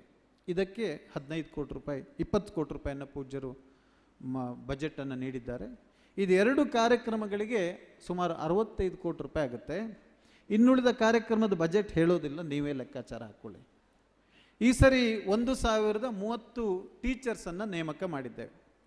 ಕರ್ನಾಟಕ ರಾಜ್ಯ ಸರ್ಕಾರ ಬಿಟ್ಟರೆ ನೆಕ್ಸ್ಟ್ ಹೈಯೆಸ್ಟ್ ಟೀಚರ್ಸನ್ನು ನೇಮಕ ಮಾಡ್ತಕ್ಕಂಥ ಏಕೈಕ ಸಂಸ್ಥೆ ಅದು ಗ್ರಾಮಾಭಿವೃದ್ಧಿ ಯೋಜನೆ. ಆದರೆ ಇದರಲ್ಲಿ ಒಂದು ಟೀಚರ್ಸನ್ನು ನಮ್ಮ SDM ಶಿಕ್ಷಣ ಸಂಸ್ಥೆ ಕಳಿಸೋದಿಲ್ಲ. ಎಲ್ಲೆಲ್ಲಿ ಗ್ರಾಮಗಳಲ್ಲಿ ನಮ್ಮ ಕನ್ನಡ ಸರ್ಕಾರಿ ಶಾಲೆಗಳಲ್ಲಿ ಒಂದೊಂದು ಟೀಚರ್ ಇದ್ದಾರೋ ಅಲ್ಲಿಗೆ ಹೆಚ್ಚುವರಿಯಾಗಿ ಯೋಜನೆಯಿಂದ ಒಂದೊಂದು ಟೀಚರ್ಸನ್ನು ಕೊಡ್ತಕ್ಕಂಥದ್ದು. ಈ ಸರಿ 1,030 ಟೀಚರ್ಸನ್ನು ನಾವು ಆಯ್ಕೆ ಮಾಡಿಕೊಂಡಿದ್ದೇವೆ. ಈ ಸರಿ 5,000 ಬೆಂಚ್ ಡೆಸ್ಕನ್ನು ಈ ಸರ್ಕಾರಿ ಶಾಲೆಗಳಿಗೆ ಕೊಡ್ತೇವೆ. ಮಕ್ಕಳು ನೆಲದಲ್ಲಿ ಕೂರಬಾರ್ದು. ಯಾಕಂದರೆ ಸರ್ಕಾರಿ ಶಾಲೆಗಳಿಗೆ ಇವತ್ತು ಪೋಷಕರು ಕಳಿಸ್ಬೇಕಂದ್ರೆ ಅಲ್ಲೊಂದಿಷ್ಟು ವ್ಯವಸ್ಥೆಗಳಿರಬೇಕು. ಸರ್ಕಾರ ಬಹಳಷ್ಟು ಒಳ್ಳೆಯ ವ್ಯವಸ್ಥೆಯನ್ನು ಮಾಡಿದೆ. ನಿಜವಾಗ್ಲೂ ಇವತ್ತು ಸರ್ಕಾರಿ ಶಾಲೆಗಳಿಗೆ ಕರ್ನಾಟಕ ರಾಜ್ಯ ಸರ್ಕಾರ ಬಹಳ ದೊಡ್ಡ ಬಜೆಟನ್ನು, ಬಹಳ ದೊಡ್ಡ ಖರ್ಚನ್ನು ಮಾಡ್ತಾ ಇದೆ. ಆದರೂ ನಮ್ಮ ಪೋಷಕರು ಯಾಕೋ ಹಿಂದೆಟ್ಟು ಹಾಕ್ತಾ ಇದ್ದಾರೆ. ನಿಜವಾಗ್ಲೂ ಒಳ್ಳೆಯ ಗುಣಮಟ್ಟದ ಶಿಕ್ಷಣ ಇವತ್ತು ಸರ್ಕಾರಿ ಶಾಲೆಗಳಲ್ಲಿ ಇದೆ. ಅದನ್ನು ಪ್ರೋತ್ಸಾಹ ನೀಡುವ ದೃಷ್ಟಿಯಲ್ಲಿ ಪೂಜ್ಯರು ಸರ್ಕಾರದ ಜೊತೆಗೆ ಒಂದು ಅಳಿಲು ಸೇವೆ ಇರಲಿ ಅಂತ ಈ ರೀತಿಯ ಕಾರ್ಯಕ್ರಮ ಮಾಡ್ಕೊಂಡು ಬಂದಿದ್ದಾರೆ. ಈ ಸರಿ 1,000 ಕೆರೆಯ ಒಂದು ವಿಶೇಷ ಐತಿಹಾಸಿಕ ಮೆಟ್ಟಿಲನ್ನು ನಾವು ಏರ್ತಾ ಇದ್ದೇವೆ. ರಾಜ್ಯಾದ್ಯಂತ 1,000 ಕೆರೆಗಳ ಪುನರ್ಜೀವನ ಆಗಿರ್ತಕ್ಕಂಥದ್ದು. ಹೀಗೆ ಅನೇಕ ಕಾರ್ಯಕ್ರಮಗಳಿದೆ. ಮಧ್ಯವರ್ಜನ ಶಿಬಿರ ಇರ್ಬೋದು, ಈ ರೀತಿಯ ನಮ್ಮ ರುದ್ರಭೂಮಿ ಇರ್ಬೋದು, ಶುದ್ಧಗಂಗಾ ಘಟಕಗಳಿರ್ಬೋದು, ಸಮುದಾಯ ಅಭಿವೃದ್ಧಿ ಕಾರ್ಯಕ್ರಮಗಳಿರ್ಬೋದು, ಭಜನಾ ಕಮ್ಮಟಕ್ಕೆ ನಾವು ಕೊಡ್ತಕ್ಕಂಥ ಪ್ರೋತ್ಸಾಹಗಳಿರ್ಬೋದು, ಸುಜ್ಞಾನ ನಿಧಿ ಇರ್ಬೋದು, ನಮ್ಮ ಅಂಗವಿಕಲರಿಗೆ, ದಿವ್ಯಾಂಗದವರಿಗೆ ನಾವು ಸಲಕರಣೆ ಕೊಡ್ತಕ್ಕಂತಹ ವಿಶೇಷ ಕಾರ್ಯಕ್ರಮಗಳಿರ್ಬೋದು. ಹೀಗೆ 10 ಹಲವು ಕಾರ್ಯಕ್ರಮಗಳು ಯೋಜನೆಯಲ್ಲಿ ಪ್ರತಿ ವರ್ಷವೂ ಒಂದು ಆ್ಯಡ್ ಆಗ್ತಾನೆ ಹೋಗುತ್ತೆ. ಅದರಲ್ಲಿ ನಿಮಗೆಲ್ಲರಿಗೂ ಗೊತ್ತಿರ್ತಕ್ಕಂಥ ಬಹಳ ವಿಶೇಷವಾಗಿರ್ತಕ್ಕಂಥ ಒಂದು ನಮ್ಮ ವಿಭಾಗ ಜನಜಾಗೃತಿ ವೇದಿಕೆ. ಸುಮಾರು 20 ಪ್ರಮುಖ ವಿಭಾಗಗಳಿದೆ. ಅದರಲ್ಲಿ ಬಹಳ ಪ್ರಮುಖವಾಗಿರ್ತಕ್ಕಂಥ ಜನಜಾಗೃತಿ ವೇದಿಕೆ. ನಮ್ಮ ವಿನ್ಸೆಂಟ್ ಪಾಯ್ಸರು ಅವರು ಆ ವಿಭಾಗದ ನೇತೃತ್ವವನ್ನು ವಹಿಸ್ಕೊಂಡು ಬಹಳಷ್ಟು ಕಾರ್ಯಕ್ರಮಗಳನ್ನು ಮಾಡ್ಕೊಂಡು ಬಂದಿದ್ದಾರೆ. ಮಧ್ಯವರ್ಜನ ಶಿಬಿರವನ್ನು ನೀವು ಕೇಳಿರ್ಬೋದು. ನಮ್ಮ ಶೌರ್ಯ ಕಾರ್ಯಕರ್ತರಿದ್ದಾರೆ, ಹೆಮ್ಮೆಯ ಕಾರ್ಯಕರ್ತರು. ರಾಜ್ಯಾದ್ಯಂತ 10,000 ಶೌರ್ಯ ಕಾರ್ಯಕರ್ತರಿದ್ದಾರೆ. ಏನೇ ಆಪತ್ತು ಬಂದರೆ ಇವತ್ತು ನಾವು NDRFಗೆ ಕಾಯಬೇಕಾಗಿಲ್ಲ. 2019ರಲ್ಲಿ ನಮ್ಮಲ್ಲಿ ಬಹಳ ದೊಡ್ಡ ಪ್ರವಾಹ ಆಯಿತು ನಮ್ಮ ಚಾರ್ಮಡಿಯಲ್ಲಿ.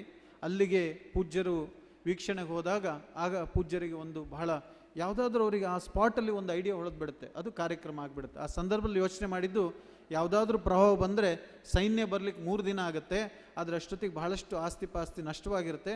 ಅಲ್ಲಿವರೆಗೆ ನಾವು ಕಾಯೋದು ಬೇಡ. ಇಡೀ ತಾಲೂಕಲ್ಲಿ ಒಂದು 100 ಜನ ಒಳ್ಳೆಯ ಸ್ವಯಂ ಪ್ರೇರಿತರು ಇರ್ತಾರೆ, ಆಲ್ರೆಡಿ ಅವರು ಸಮಾಜ ಸೇವೆ ಮಾಡ್ತಾ ಇದ್ದಾರೆ.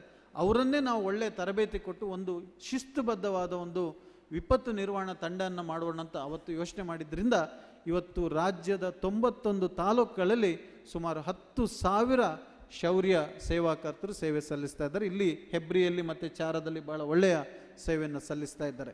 ಹೀಗೆ ಒಂದೊಂದು ಕಲ್ಪನೆಯಲ್ಲಿ ಒಂದೊಂದು ಕಾರ್ಯಕ್ರಮಗಳು ಆಯೋಜಿಸ್ತಾರೆ. ಪೂಜ್ಯರು ಇದನ್ನು ಪ್ರಾರಂಭ ಮಾಡ್ತಾರೆ.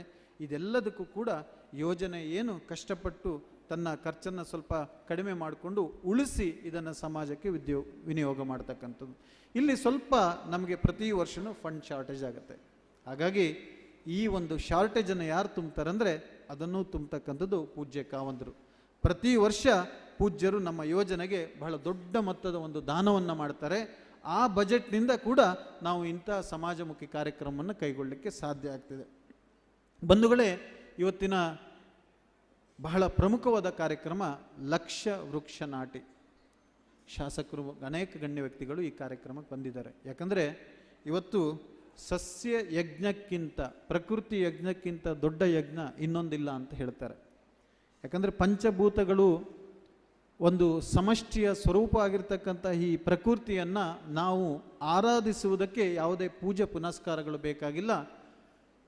ಗಿಡಗಳನ್ನು ನೆಟ್ಟು ಈ ಪ್ರಕೃತಿಯನ್ನು ಮುಂದಿನ ಪೀಳಿಗೆಗೆ ವರ್ಗಾಯಿಸ್ತಕ್ಕಂಥದ್ದೇ ಬಹಳ ದೊಡ್ಡ ಯಜ್ಞ. ಬಹುಶಃ ಎಲ್ಲ ದೇವಾನುದೇವತೆಗಳಿಗೆ ಈ ಯಜ್ಞದ ಹವಿಸ್ಸು ತಲುಪ್ತದೆ. ಇವತ್ತು ಬೆಳಗ್ಗೆ ಅಂತಹ ಯಜ್ಞವನ್ನು ನಾವು ಇಲ್ಲಿ ಮಾಡಿದ್ದೇವೆ. ಈ ಒಂದು ಕಲ್ಪನೆ ಅನೇಕ ದಶಕಗಳ ಹಿಂದೆ ಪೂಜ್ಯರಿಗೆ ಬಂದಿರತಕ್ಕಂಥದ್ದು. ಇಲ್ಲಿಯವರೆಗೆ 7,20,00,000 ಗಿಡ ನಾಟಿಯನ್ನು ಯೋಜನೆಯ ಮೂಲಕ ಮಾಡಲಾಗಿದೆ. 7,20,00,000. ಪೂಜ್ಯರಿಗೆ ಅನೇಕ ಜನ ಭೇಟಿಗೆ ಬಂದಾಗ ಅನೇಕ ಸಮಸ್ಯೆಗಳನ್ನ ಹೇಳ್ತಾರೆ. ಆ ಸಮಸ್ಯೆಗಳನ್ನ ಪೂಜ್ಯರು ಕೇಳಿಕೊಂಡೆ ಆ ಸಮಸ್ಯೆಗೆ ಶಾಶ್ವತ ಪರಿಹಾರ ಕೊಡೋ ದೃಷ್ಟಿಕೋನದಿಂದ ಈ ಥರ ಯೋಜನೆ ಕಾರ್ಯಕ್ರಮ ಹಾಕ್ಕೊಂಡು ಬರ್ತಾರೆ. ಈ ಸಮಸ್ಯೆಗಳಲ್ಲಿ ಕೆಲವರು ನಮ್ಮ ಚಾಮರಾಜನಗರ, ಮೈಸೂರಿನ ಕೆಲವು ಕೊಳ್ಳೇಗಾಲದ ಪ್ರದೇಶದಲ್ಲಿ, ಈ ಕಡೆ ನಮ್ಮ ಶಿವಮೊಗ್ಗದಲ್ಲಿ, ಕೆಲವು ಮಲೆನಾಡು ಪ್ರದೇಶದಲ್ಲಿ ಪೂಜ್ಯರಿಗೆ ಬಂದ ಸಮಸ್ಯೆ ಹೇಳ್ತಾರೆ. ನಮ್ಮಲ್ಲಿ ಕಾಡು ಪ್ರಾಣಿಗಳ ಹಾವಳಿ ಬಹಳಷ್ಟು ಜಾಸ್ತಿ. ಆನೆಗಳಿರ್ಬೋದು, ಮಂಗಗಳಿರ್ಬೋದು, ಕೆಲವೊಮ್ಮೆ ಚಿರತೆಗಳು ಇರ್ಬೋದು. ನೀವು ಇವತ್ತು ವಿಡಿಯೋವನ್ನು ನೋಡಿರ್ಬೋದು, ನಮ್ಮ ಸಂಪತ್ ಮಾಡಿರ್ತಕ್ಕಂಥ ವಿಡಿಯೋದಲ್ಲಿ. ನಾವೆಲ್ಲ ಸಮಸ್ಯೆ ಬಗ್ಗೆ ಮಾತಾಡ್ತೇವೆ. ಪೂಜ್ಯರು ಮಾತಾಡ್ತಕ್ಕಂಥದ್ದು ಅವರ ದೃಷ್ಟಿಕೋನ ಪರಿಹಾರದ ಬಗ್ಗೆ. ಹೌದು, ಈ ಸಮಸ್ಯೆ ಇದೆ, ಇದಕ್ಕೆ ಪರಿಹಾರ ಹೇಗೆ, ಯಾಕೆ ಬರ್ತಾ ಇದೆ, ಅದನ್ನು ಒಂದು ಸಣ್ಣ ಅಧ್ಯಯನ ಮಾಡ್ತಾರೆ. ಕಾಡು ಪ್ರಾಣಿಗಳು ನಾಡಿಗೆ ಯಾಕೆ ಬರುತ್ತೆ ಅಂದರೆ ಕಾಡಿನಲ್ಲಿ ಆಹಾರ ಇಲ್ಲದೆ ಇರುವಾಗ ಮಾತ್ರ ಬರುತ್ತೆ, ಇಲ್ಲಾಂದ್ರೆ ಸುಮ್ಮನೆ ಬರೋದಿಲ್ಲ. ಪ್ರಾಣಿಗಳು ಬಹಳ ಶಿಸ್ತುಬದ್ಧವಾಗಿ ವರ್ತಿಸ್ತವೆ, ನಾವೇ ವರ್ತಿಸೋದಿಲ್ಲ. ಕಾಡಿನಲ್ಲಿ ಹಣ್ಣುಗಳು ಅಥವಾ ಅವರಿಗೆ ಆಹಾರ ಉತ್ಪನ್ನಗಳು ಇಲ್ಲದೆ ಇರೋದ್ರಿಂದ ಅವರು ನಾಡಿಗೆ ಬರ್ತಾರೆ. ಹಾಗಾಗಿ ನಾವು ಏನು ಮಾಡಬೇಕಂದ್ರೆ ಕಾಡಿನಲ್ಲಿ ವನ್ಯಜೀವಿಗಳಿಗೆ ಆಹಾರ ಉತ್ಪನ್ನಗಳನ್ನು ಸೃಷ್ಟಿ ಮಾಡಬೇಕು. ಇವತ್ತು ಅದು ಸೃಷ್ಟಿ ಮಾಡೋದಂದರೆ ನಾವು ಇಲ್ಲಿಂದ ಒಂದು ಶಾಪನ್ನು ಕ್ರಿಯೇಟ್ ಮಾಡಲಿಕ್ಕಾಗಲ್ಲ. ನಮ್ಮ ಸಿಟಿಯಲ್ಲಿರುವ ಅಂಗಡಿಯ ಥರ ಅಲ್ಲಿ ಒಂದು ಶಾಪ್ ಹಾಕ್ಲಿಕ್ಕೆ ಆಗಲ್ಲ. ನಾವು ಹಣ್ಣಿನ ಗಿಡಗಳನ್ನ ನೆಡಬೇಕು, ಬಿದಿರನ್ನು ನೆಡಬೇಕು, ಹುಲ್ಲು ಬರ್ತಕ್ಕಂಥ ಸಸ್ಯಗಳನ್ನು ನೆಡಬೇಕು. ಇಂತಹ ಒಂದು ವಿನೂತನ ಕಲ್ಪನೆಯನ್ನು ಪೂಜ್ಯರು 6 ವರ್ಷಗಳ ಹಿಂದೆ ಮಾಡಿದರು. ಪ್ರಥಮ ಈ ಒಂದು ಅರಣ್ಯದಲ್ಲಿ ಹಣ್ಣಿನ ಗಿಡಗಳ ನಾಟಿಯನ್ನು ಧರ್ಮಸ್ಥಳದ ಸಮೀಪದ ಅರಣ್ಯದಲ್ಲೇ ಪ್ರಾರಂಭ ಮಾಡಿದ್ದು. ಅಂದಿನ ಅರಣ್ಯ ಸಚಿವರು ಅರವಿಂದ್ ಲಿಂಬಾಳಿಯವರು ಬಂದರು. ನಂತರ ಪ್ರತಿ ವರ್ಷವೂ ನಮ್ಮ ಈ ಒಂದು ಕಾರ್ಯಕ್ರಮಕ್ಕೆ ಈಗಿರ್ತಕ್ಕಂಥ ಈಶ್ವರ್ ಖಂಡ್ರೆಯವರು ಹಿಂದಿನ ಕಾರ್ಯಕ್ರಮಕ್ಕೆ ಬಂದಿದ್ದರು. ಪ್ರತಿ ವರ್ಷ ಅರಣ್ಯ ಸಚಿವರು ಬಂದಿದ್ದರು. ಈ ಸರಿ ನಮ್ಮ ಸುಯೋಗ ಮಾನ್ಯ ಶಾಸಕರು ಈ ಒಂದು ಕಾರ್ಯಕ್ರಮವನ್ನು ಉದ್ಘಾಟಿಸಿದರೆ. ಹಾಗೆ ನಮ್ಮ ಜನಪ್ರಿಯ ನಾಯಕರು ಉದಯ್ ಕುಮಾರ್ ಅವರು ಇದ್ದಾರೆ. ಒಟ್ಟಿನಲ್ಲಿ ಇದನ್ನು ಯಾಕೆ ನಾನು ಹೇಳ್ತಾ ಇದ್ದೇನೆಂದರೆ ಎಲ್ಲ ಜನಪ್ರಿಯ ವ್ಯಕ್ತಿಗಳು, ಗಣ್ಯ ವ್ಯಕ್ತಿಗಳು, ಸಜ್ಜನರು ಈ ಒಂದು ಕಾರ್ಯಕ್ರಮವನ್ನು ಬಹಳ ಇಷ್ಟಪಡ್ತಾರೆ. ಇವತ್ತು ನಾವು ಕಾಡಿನ ಅರಣ್ಯದ ಒಂದು ವ್ಯಾಪ್ತಿಯನ್ನು ಜಾಸ್ತಿ ಮಾಡಿಲ್ಲ ಅಂದರೆ ಭಾರತ ದೇಶಕ್ಕೆ ಬಹಳ ಒಂದು ದೊಡ್ಡ ಗಂಡಾಂತರ ಇದೆ. ಯಾಕಂದರೆ ಯಾವುದೇ ಒಂದು ರಾಷ್ಟ್ರ ಅಭಿವೃದ್ಧಿಯನ್ನು ಹೊಂದಬೇಕಂದ್ರೆ ಪ್ರಾಕೃತಿಕ ನೈಸರ್ಗಿಕ ಸಂಪನ್ಮೂಲಗಳು ಸರಿ ಇದ್ದರೆ ಮಾತ್ರ, ಉಸಿರಾಡುವ ಗಾಳಿ, ಕುಡಿಯುವ ನೀರಿದ್ದರೆ ಮಾತ್ರ ಜನರು ಬದುಕ್ಬೋದು, ಕೃಷಿ ಮಾಡ್ಬೋದು, ಇಂಡಸ್ಟ್ರಿ ವರ್ಕ್ ಆಗುತ್ತೆ, ಸಾಫ್ಟ್ವೇರ್ ವರ್ಕ್ ಆಗುತ್ತೆ. ಮೂಲಭೂತ ಸೌಕರ್ಯಗಳೇ ಸರಿ ಇಲ್ಲ ಅಂದರೆ ಉಳಿದ ಎಲ್ಲ ಸಾಧನೆಗಳು ನಿರರ್ಥಕ, ಯಾವುದೇ ಬೆಲೆ ಇಲ್ಲದಾಗುತ್ತೆ. ಹಾಗಾಗಿ ಮೂಲಭೂತ ಸೌಕರ್ಯಗಳು ಸರಿ ಇರಬೇಕಂದ್ರೆ ನಾವು ಪ್ರಕೃತಿಯನ್ನು ಸರಿಯಾಗಿ ಇಟ್ಕೊಳ್ಬೇಕು. ಕನಿಷ್ಠ ಬಹುಶಃ ನಮ್ಮ ಅರಣ್ಯ ಇಲಾಖೆಯ ಉನ್ನತ ಅಧಿಕಾರಿಗಳಿದ್ದಾರೆ, ಅವರಿಗೆ ಬಹಳ ಈ ಒಂದು ಅಂಕಿಅಂಶಗಳು ಗೊತ್ತಿದೆ. ಕನಿಷ್ಠ 33% ಫಾರೆಸ್ಟ್ ಇರಬೇಕಂತ ಹೇಳ್ತಾರೆ ಒಂದು ದೇಶದಲ್ಲಿ. ಅಂದರೆ ಒಂದು ದೇಶದ ಭೌಗೋಳಿಕ ವ್ಯಾಪ್ತಿಯಲ್ಲಿ ಕನಿಷ್ಠ 3/3 ಭಾಗ ಕಾಡಿರಬೇಕು. ಆಗ ಮಾತ್ರ ಆ ದೇಶ ಅಭಿವೃದ್ಧಿ ಹೊಂದಲಿಕ್ಕೆ ಸಾಧ್ಯ. ಇದನ್ನು ನಾವು ಸ್ವಲ್ಪ ಮುಂದುವರೆದು ವಿಶ್ಲೇಷಣೆ ಮಾಡಿದರೆ ಇವತ್ತು ಯಾವ್ಯಾವ ಮುಂದುವರೆದ ರಾಷ್ಟ್ರಗಳಿದೆ, ನೀವು ಅಮೇರಿಕ ತಗೊಳ್ಳಿ, ರಷ್ಯಾ ತಗೊಳ್ಳಿ, ಇವತ್ತು ಅಲ್ಲಿ ಮೋರ್ ದ್ಯಾನ್ 33% ಫಾರೆಸ್ಟ್ ಇದೆ. 33%ಗಿಂತಲೂ ಜಾಸ್ತಿ ಫಾರೆಸ್ಟ್ ಇದೆ. ನಮ್ಮ ಭಾರತ ದೇಶದಲ್ಲಿ ಕೇವಲ 21.75 21.75ನಷ್ಟು ಮಾತ್ರ ಫಾರೆಸ್ಟ್ ಇದೆ. ಅದು ತುಂಬ ಸಾಂದ್ರತೆ ಇರತಕ್ಕಂಥ ಡೆನ್ಸ್ ಫಾರೆಸ್ಟ್ ಅಲ್ಲ. ಕೆಲವೊಂದು ಈ ನಮ್ಮ ಪಶ್ಚಿಮ ಘಟ್ಟವನ್ನು ಬಿಟ್ಟರೆ ಬೇರೆ ಕಡೆ ಆ ಸಾಂದ್ರತೆ ಬಹಳ ವಿರಳವಾಗಿದೆ. ಇದರ ಜೊತೆಗೆ ಸುಮಾರು 7,36,000 ಸ್ಕ್ವೇರ್ ಫೀಟ್ನಷ್ಟು ಈ ಒಂದು ಅರಣ್ಯ ಪ್ರದೇಶ ಇದೆ. ಇನ್ನೊಂದು ಮರಗಳಿರ್ತಕ್ಕಂಥ ಪ್ರದೇಶವನ್ನು ಒಟ್ಟಿಗೆ ಸೇರಿಸಿದ್ರು ಕೂಡ ಈ ಒಂದು ಭೂಪ್ರದೇಶದ ವ್ಯಾಪ್ತಿ ನಮ್ಮ ನೈಸರ್ಗಿಕ ಸಂಪನ್ಮೂಲಕ್ಕೆ ಬೇಕಾಗಿರ್ತಕ್ಕಂಥ ಅರಣ್ಯ ಸಂಪನ್ಮೂಲಕ್ಕೆ ಸಮನಾಗಿಲ್ಲ. ಹಾಗಾಗಿ ನಾವು ಮುಂದಿನ ಪೀಳಿಗೆಗೆ ಈ ಸಂಪನ್ಮೂಲಗಳನ್ನು ಅತ್ಯಂತ ವ್ಯವಸ್ಥಿತವಾಗಿ ಗುಣಮಟ್ಟದಲ್ಲಿ ಕೊಡಬೇಕಾಗಿರೋದು ನಮ್ಮೆಲ್ಲರ ಕರ್ತವ್ಯ. ಈ ಒಂದು ಕರ್ತವ್ಯವನ್ನು ನಾವು ಜವಾಬ್ದಾರಿಯಿಂದ ನೆರವೇರಿಸಬೇಕಂದ್ರೆ ನಾವು ಗಿಡಗಳ ನಾಟಿ ಮಾಡಬೇಕು. ಈ ಗಿಡಗಳ ನಾಟಿಯ ಜೊತೆಗೆ ಅರಣ್ಯದಲ್ಲಿ ಹಣ್ಣಿನ ಗಿಡಗಳ ನಾಟಿ ಮಾಡಿದರೆ ಆ ಹಣ್ಣಿನ ಗಿಡಗಳು ಸಾಕಷ್ಟು ಹಣ್ಣು ಆಹಾರ ಉತ್ಪನ್ನಗಳನ್ನ ವನ್ಯಜೀವಿಗಳಿಗೆ ಕೊಡುತ್ತೆ. ಅವುಗಳಿಗೆ ಅಲ್ಲಿಯೇ ಆಹಾರ ಸಿಗೋದ್ರಿಂದ ಅವರು ನಾಡಿಗೆ ಬರಲ್ಲ. ಅದರ ಜೊತೆಗೆ ಆ ಒಂದು ಜೀವಿಗಳ ಸಂತಾನಗಳು ಕೂಡ ಮುಂದೆ ಮುಂದುವರ್ಕೊಂಡು ಹೋಗಬೇಕು. ಯಾಕಂದರೆ ನಮ್ಮ ವಿಜ್ಞಾನ ಹೇಳುತ್ತೆ ನಾವೆಲ್ಲ ಬಹಳ ಇವತ್ತು 700 ಕೋಟಿ ಅಂದರೆ 7 ಬಿಲಿಯನ್ನಷ್ಟು ಜನಸಂಖ್ಯೆ ಇದ್ದೇವೆ. ಬರೀ ಮನುಷ್ಯರೇ ಇದ್ದರೆ ಬದುಕಲಿಕ್ಕೆ ಸಾಧ್ಯ ಇಲ್ಲ. ವಿಜ್ಞಾನ ಭಾಳ ಸ್ಪಷ್ಟವಾಗಿ ಹೇಳಿದೆ, ಒಂದು ವೇಳೆ ಈ ಭೂಮಿ ಮೇಲೆ ಕೀಟಗಳು ಇಲ್ಲ ಅಂದರೆ ಇನ್ನೊಂದು 2 ವರ್ಷದಲ್ಲಿ ಈ ಭೂಮಿ ಮೇಲೆ ಯಾವ ಜೀವಿಗಳು ಇರಲಿಕ್ಕೆ ಸಾಧ್ಯನೇ ಇಲ್ಲ. ಎರೆಹುಳು ಇಲ್ಲ ಅಂದರೆ 1 ವರ್ಷ 3 ತಿಂಗಳ ನಂತರ ಯಾವ ಜೀವಿನೂ ಉಳಿಲಿಕ್ಕೆ ಸಾಧ್ಯನೇ ಇಲ್ಲ. ನಮಗನ್ಸುತ್ತೆ ಅದೇನು ಮಹತ್ವನ ಅಂತ, ಯಾಕಂದರೆ ಈ ಒಂದು ಕೊಂಡಿಯಲ್ಲಿ, ಸೃಷ್ಟಿಯ ಕೊಂಡಿಯಲ್ಲಿ ಒಂದಕ್ಕೆ ಒಂದು ಪೂರಕವಾಗಿದೆ. ಇತರ ಜೀವಿಗಳು ಬದುಕಿದ್ರೆ ಮಾತ್ರ ಮನುಷ್ಯ ಬದುಕಲಿಕ್ಕೆ ಸಾಧ್ಯ.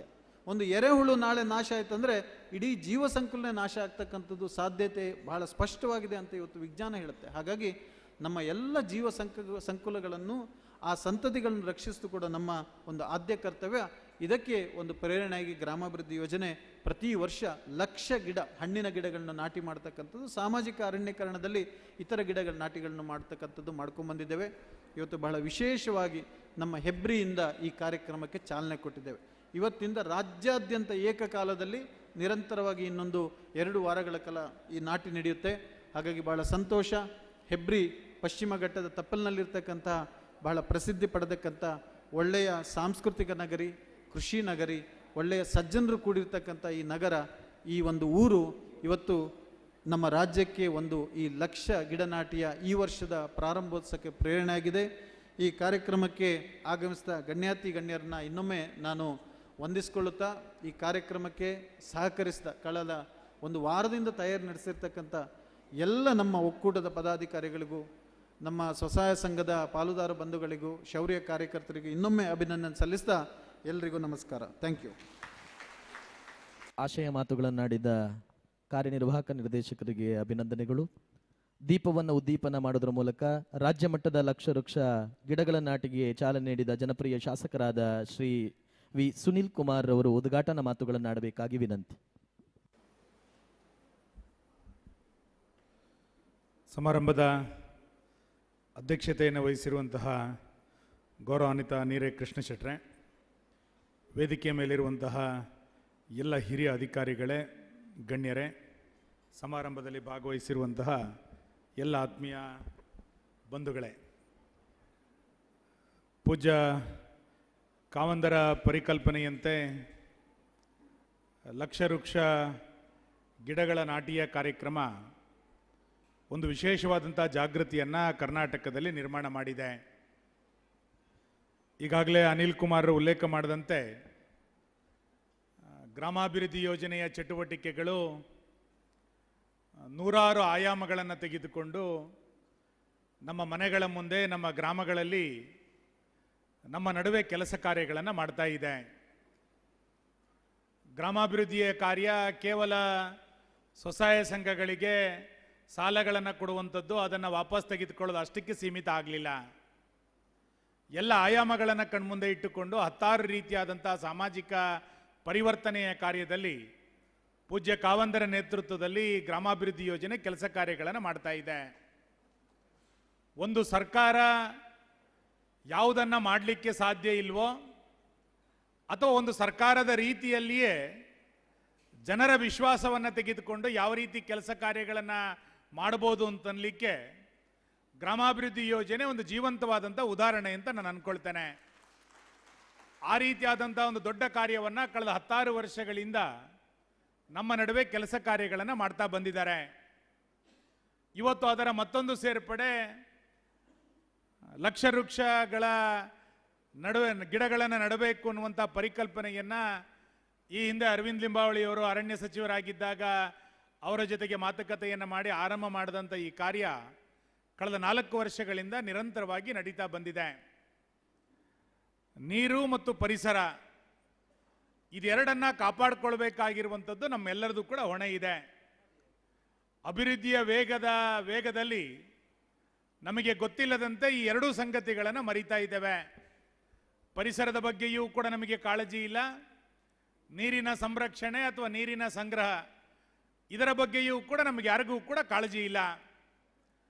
ಪರಿಸರವೇ ಇಲ್ಲ, ನೀರೇ ಇಲ್ಲ ಅಂತಂದಾಗ ಮಾನವ ಈ ಭೂಮಿಯ ಮೇಲೆ ಬದುಕಲಿಕ್ಕೆ ಸಾಧ್ಯ ಇಲ್ಲ. ಹಾಗಾಗಿ ಎಲ್ಲ ಕಾಲಘಟ್ಟದಲ್ಲಿ ಪರಿಸರದ ಕುರಿತಂತೆ, ನೀರಿನ ಕುರಿತಂತೆ, ಭಾಳ ದೊಡ್ಡ ಪ್ರಮಾಣದ ಜನಜಾಗೃತಿಗಳು ಬೇರೆ ಬೇರೆ ಹಂತಗಳಲ್ಲಿ ನಡೀತಾನೆ ಬಂದಿದೆ. ಇದು ಯಾವುದೋ ಭಾಷಣಗಳೆಲ್ಲ ಮುಖಾಂತರ ಆಗುತ್ತೆ ಅಂತ ನನಗನ್ಸೋದಿಲ್ಲ. ಬದಲಾಗಿ ವ್ಯಕ್ತಿಗಳ ಮುಖಾಂತರ ಇದು ಕಾರ್ಯತತ್ಪರರಾದಾಗ, ನಾವು ಇದರ ಹಿಂದೆ ಎಲ್ಲೋ ಒಂದು ಕಡೆ ಶ್ರಮವನ್ನು ಪಟ್ಟು ಆಸಕ್ತಿಯನ್ನು ಕೊಟ್ಟಾಗ ಮಾತ್ರ ನೀರಿನ ಸಂರಕ್ಷಣೆಯನ್ನು ಮಾಡಲಿಕ್ಕೆ ಸಾಧ್ಯ ಇದೆ, ಅಥವಾ ಪರಿಸರವನ್ನು ಉಳಿಸ್ಕೊಳ್ಳಿಕ್ಕೆ ನಮ್ಮ ನಡುವೆ ಸಾಧ್ಯ ಇದೆ. ನಮ್ಮ ನಡುವೆ ಇರುವಂಥ ಸೀಮಿತವಾದಂಥ ಬಾವಿಗಳು, ಬೋರ್ವೆಲ್ಗಳು ಇವತ್ತು ಎಷ್ಟು ದೊಡ್ಡ ಪ್ರಮಾಣದಲ್ಲಿ ಬತ್ತಿ ಹೋಗ್ತಾ ಇದೆ. ಏಪ್ರಿಲ್ ಮೇನಲ್ಲಿ ಎಷ್ಟು ದೊಡ್ಡ ಪ್ರಮಾಣದ ಕುಡಿಯುವ ನೀರಿಗೆ ಹಾಹಾಕಾರ ನಿರ್ಮಾಣ ಆಗ್ತಾ ಇದೆ ಎನ್ನುವಂಥದ್ದು ಗೊತ್ತಿದೆ ನಮಗೆಲ್ಲರಿಗೂ ಕೂಡ. ಇಷ್ಟು ದೊಡ್ಡ ಪ್ರಮಾಣದಲ್ಲಿ ಮಳೆ ಆಗ್ತಾ ಇದ್ರೂ ಕೂಡ ನೀರಿನ ಸಂಗ್ರಹ ಎಲ್ಲೋ ಒಂದು ಕಡೆ ಕಡಿಮೆ ಆಗ್ತಾ ಇದೆ. ಈ ಹಿನ್ನೆಲೆಯಲ್ಲಿ ಪೂಜ್ಯ ಕಾವಂದರು 1,000 ಕೆರೆಗಳನ್ನು ಸಂರಕ್ಷಿಸಬೇಕು ಅನ್ನುವಂಥ ಪರಿಕಲ್ಪನೆ ಇಟ್ಕೊಂಡಿರುವಂಥದ್ದು ಕೂಡ ಈ ಹಿನ್ನೆಲೆಯಲ್ಲಿ ಅಂತ ನಾನು ಅಂದ್ಕೊಳ್ತೇನೆ.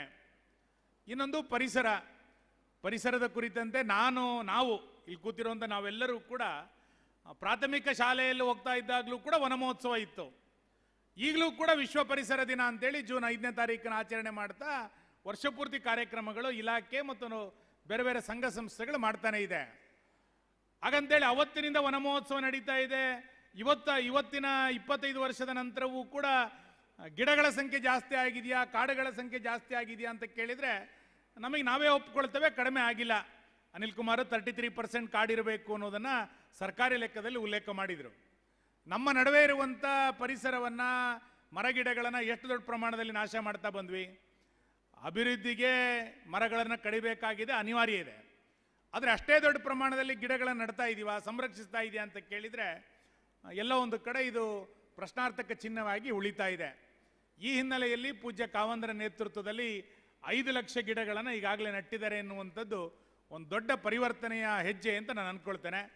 ಮತ್ತು ಭಾಳ ವಿಶೇಷವಾಗಿ ಆ ಗಿಡಗಳಿಗೆ ಇವತ್ತು ಜಿಯೋ ಟ್ಯಾಗ್ಗಳನ್ನು ಮಾಡಿ ಆ ಗಿಡಗಳು ಎಲ್ಲಿದೆ ಎನ್ನುವಂಥ ಒಂದು ಹುಡುಕುವ ಪ್ರಯತ್ನ ಅಥವಾ ಅದನ್ನು ಪರಿಶೀಲಿಸುವಂಥ ಒಂದು ಹೊಸ ಪ್ರಯತ್ನ ಇವತ್ತಿನ ತಂತ್ರಜ್ಞಾನಕ್ಕೆ ತಕ್ಕಂತೆ ಅಳವಡಿಸ್ಕೊಂಡಿರುವಂಥದ್ದು ಕೂಡ ಒಳ್ಳೆಯ ಬೆಳವಣಿಗೆ. ಇದನ್ನು ಈ ಎಲ್ಲ ಕಾರ್ಯವನ್ನು ಮುಂದುವರಿಸಬೇಕು ಅನ್ನೋದನ್ನು ಹೇಳ್ತಾ ನಾನು ತುಂಬ ಸಭೆಗಳಲ್ಲಿ ಉಲ್ಲೇಖ ಮಾಡ್ತಾ ಇದ್ದೆ, ಇಲ್ಲೂ ಉಲ್ಲೇಖ ಮಾಡಿಬಿಡ್ತೇನೆ. ಬ್ರಹ್ಮಕಲಶೋತ್ಸವಗಳು ಭಾಳ ದೊಡ್ಡ ಪ್ರಮಾಣದಲ್ಲಿ ನಡೆಯುತ್ತೆ. ಇಲ್ಲಿ ಗಣಪತಿ, ಶ್ರೀಧರು ಎಲ್ಲ ಇದ್ದಾರೆ. ನಮ್ಮೂರಿನ ಯಾವುದೋ ಬ್ರಹ್ಮಕಲಶಗಳಾಗಬೇಕು ಅಂತಂದಾಗ ನಾವು ಅವ್ರಿಗೆ ಹೇಳ್ತೀವಿ, ಯಾವುದೋ ಒಂದು ಮರ ಕಡಿಬೇಕಾಗಿದೆ ಸರ್, ಸ್ವಲ್ಪ ಸಹಕಾರ ಕೊಡಿ ಅಂತ. 1 ಕೋಟಿಯಿಂದ 10 ಕೋಟಿ ರೂಪಾಯಿಯ ತನಕದ ದೇವಸ್ಥಾನಗಳು ನಿರ್ಮಾಣ ಮಾಡ್ತವೆ. ನಮ್ಮೂರಿನ ದೇವಸ್ಥಾನ ಚೆನ್ನಾಗಿರಬೇಕು ಅಂತೇಳಿ 100 ಮರಗಳನ್ನು ಕಡಿತವೆ. ದೇವಸ್ಥಾನ ನಿರ್ಮಾಣಕ್ಕೆ 1 ಕೋಟಿಯಿಂದ 10 ಕೋಟಿಯ ತನಕ ಖರ್ಚು ಮಾಡುವಂಥ ನಾವು 100 ಮರಗಳಿಂದ ನಮ್ಮ ದೇವಸ್ಥಾನವನ್ನು ಶೃಂಗಾರ ಮಾಡುವಂಥ ನಾವು ಒಂದು 10 ಲಕ್ಷ ರೂಪಾಯಿ ವೆಚ್ಚದಲ್ಲಿ ಅದೇ ದೇವಸ್ಥಾನದವರೊಂದು 500 ಗಿಡಗಳನ್ನು ನೆಟ್ಟಿದ್ರೆ ಮತ್ತೊಂದು ಬ್ರಹ್ಮಕಲಶಗಳು ಆಗ್ತಾ ಇತ್ತು. ನಾನು ಅದಕ್ಕೆಲ್ಲ ದೇವಸ್ಥಾನಗಳ ಬ್ರಹ್ಮಕಲಶ ಆಗಬೇಕಾದ್ರೆ ಹೇಳ್ತಾನೆ, ನೀವು 1 ಕೋಟಿ ಬಜೆಟ್ ಆದರೆ 1 ಲಕ್ಷನಾದರೂ ಅದಕ್ಕೆ ತೆಗೆದಿಡಿ ಗಿಡ ನೆಡಲಿಕ್ಕೆ. ಗಿಡ ನೆಡೋದು ಮಾತ್ರ ಅಲ್ಲ, ಅದನ್ನು 5 ವರ್ಷ ಕಾಪಾಡಿಕೊಳ್ಬೇಕು ಅಂತ. ಆ 5 ವರ್ಷ ಗಿಡವನ್ನು ಕಾಪಾಡಿದ ನಂತರ ಬ್ರಹ್ಮಕಲಶೋತ್ಸವ ಸಮಿತಿಗಳು ವಿಸರ್ಜನೆ ಆದರೆ ಅದು ನಿಜವಾದಂಥ ದೇವರ ಕಾರ್ಯ ಅಂತ ನಾನು ಅಂದ್ಕೊಳ್ತೇನೆ. ಹಾಗಾಗಿ ನಾವೆಲ್ಲರೂ ಕೂಡ ಈ ನಿಟ್ಟಿನಲ್ಲಿ ಇವತ್ತು ಜಾಗೃತಿಯನ್ನು, ಆಲೋಚನೆಯನ್ನು, ಉದಾರತೆಯನ್ನು ಯೋಚನೆ ಮಾಡಲೇಬೇಕಾಗಿದೆ. ನಮ್ಮ ಮುಂದಿನ ಪೀಳಿಗೆ ಆರೋಗ್ಯವಾಗಿ ಬದುಕಬೇಕು ಅಂತಾದರೆ ಪರಿಸರ ಚೆನ್ನಾಗಿ ಕಾಪಾಡಿಕೊಳ್ಳುವಂಥ ಅಗತ್ಯತೆ ಇದೆ.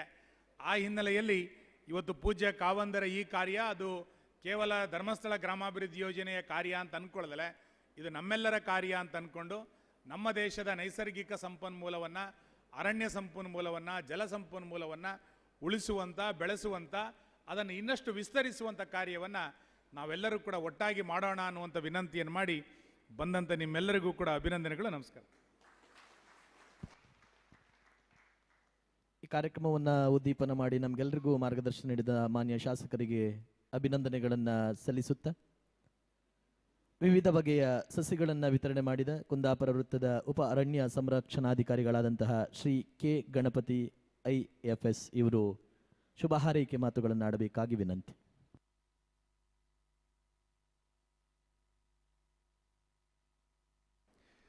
ಪೂಜ್ಯರಿಗೆ ವಂದಿಸ್ತಾ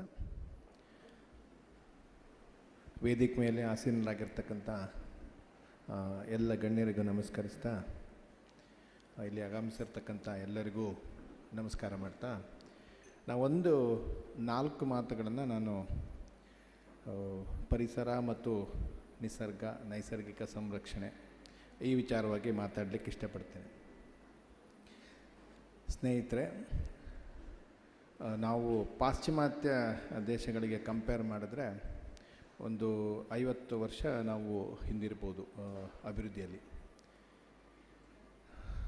ನಾವು ಈ ಪರಿಸರ ಸಂರಕ್ಷಣೆ ಮತ್ತು ಜಾಗೃತಿ ಬಗ್ಗೆ ನಾವು ಅವಲೋಕನ ಮಾಡಿದಾಗ 1973ನೇ ಇಸ್ವಿಯಲ್ಲೇ ಪಾಶ್ಚಿಮಾತ್ಯ ರಾಷ್ಟ್ರಗಳಿಗೆ ಈ ಪರಿಸರ ನಾಶದ ಒಂದು ಬಿಸಿ ತಟ್ಟಿ ಆಗಿತ್ತು ಆಲ್ರೆಡಿ.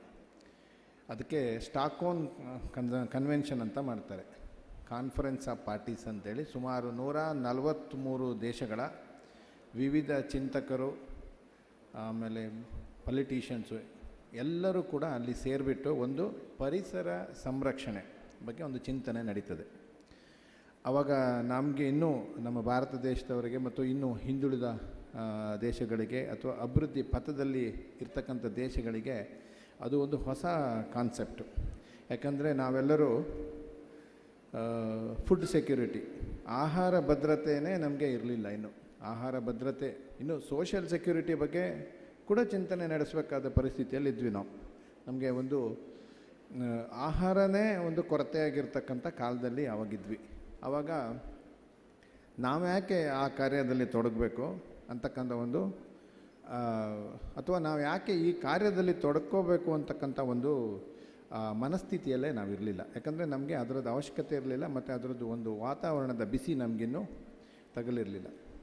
ಹೇಗೆ ಪಾಶ್ಚಿಮಾತ್ಯ ದೇಶಗಳು ಕೈಗಾರೀಕರಣ ಮತ್ತು ನಗರೀಕರಣ, ಏನು ಅರ್ಬನೈಸೇಷನ್ ಮತ್ತು ಇಂಡಸ್ಟ್ರಿಯಲೈಸೇಷನ್ ಅಂತ ಹೇಳ್ತೇವೆ, ಅದು ಎರಡರಲ್ಲೂ ಬ್ಯುಸಿ ಆಗಿಬಿಟ್ಟು ಒಂದು ಪರಿಸರ ಮತ್ತು ನಿಸರ್ಗವನ್ನು ಹೇಗೆ ಕಡೆಗಣಿಸ್ಕೊಂಡು ಅವರು ಅಭಿವೃದ್ಧಿಯತ್ತ ಸಾಗಿದ್ರು, ಆ ಒಂದು ಮಿಸ್ಟೇಕನ್ನು ಸರಿಪಡಿಸ್ಕೊಳ್ಳೋದಕ್ಕೋಸ್ಕರ ಅವರು ಅಲ್ಲಿ ಸೇರಿದರು.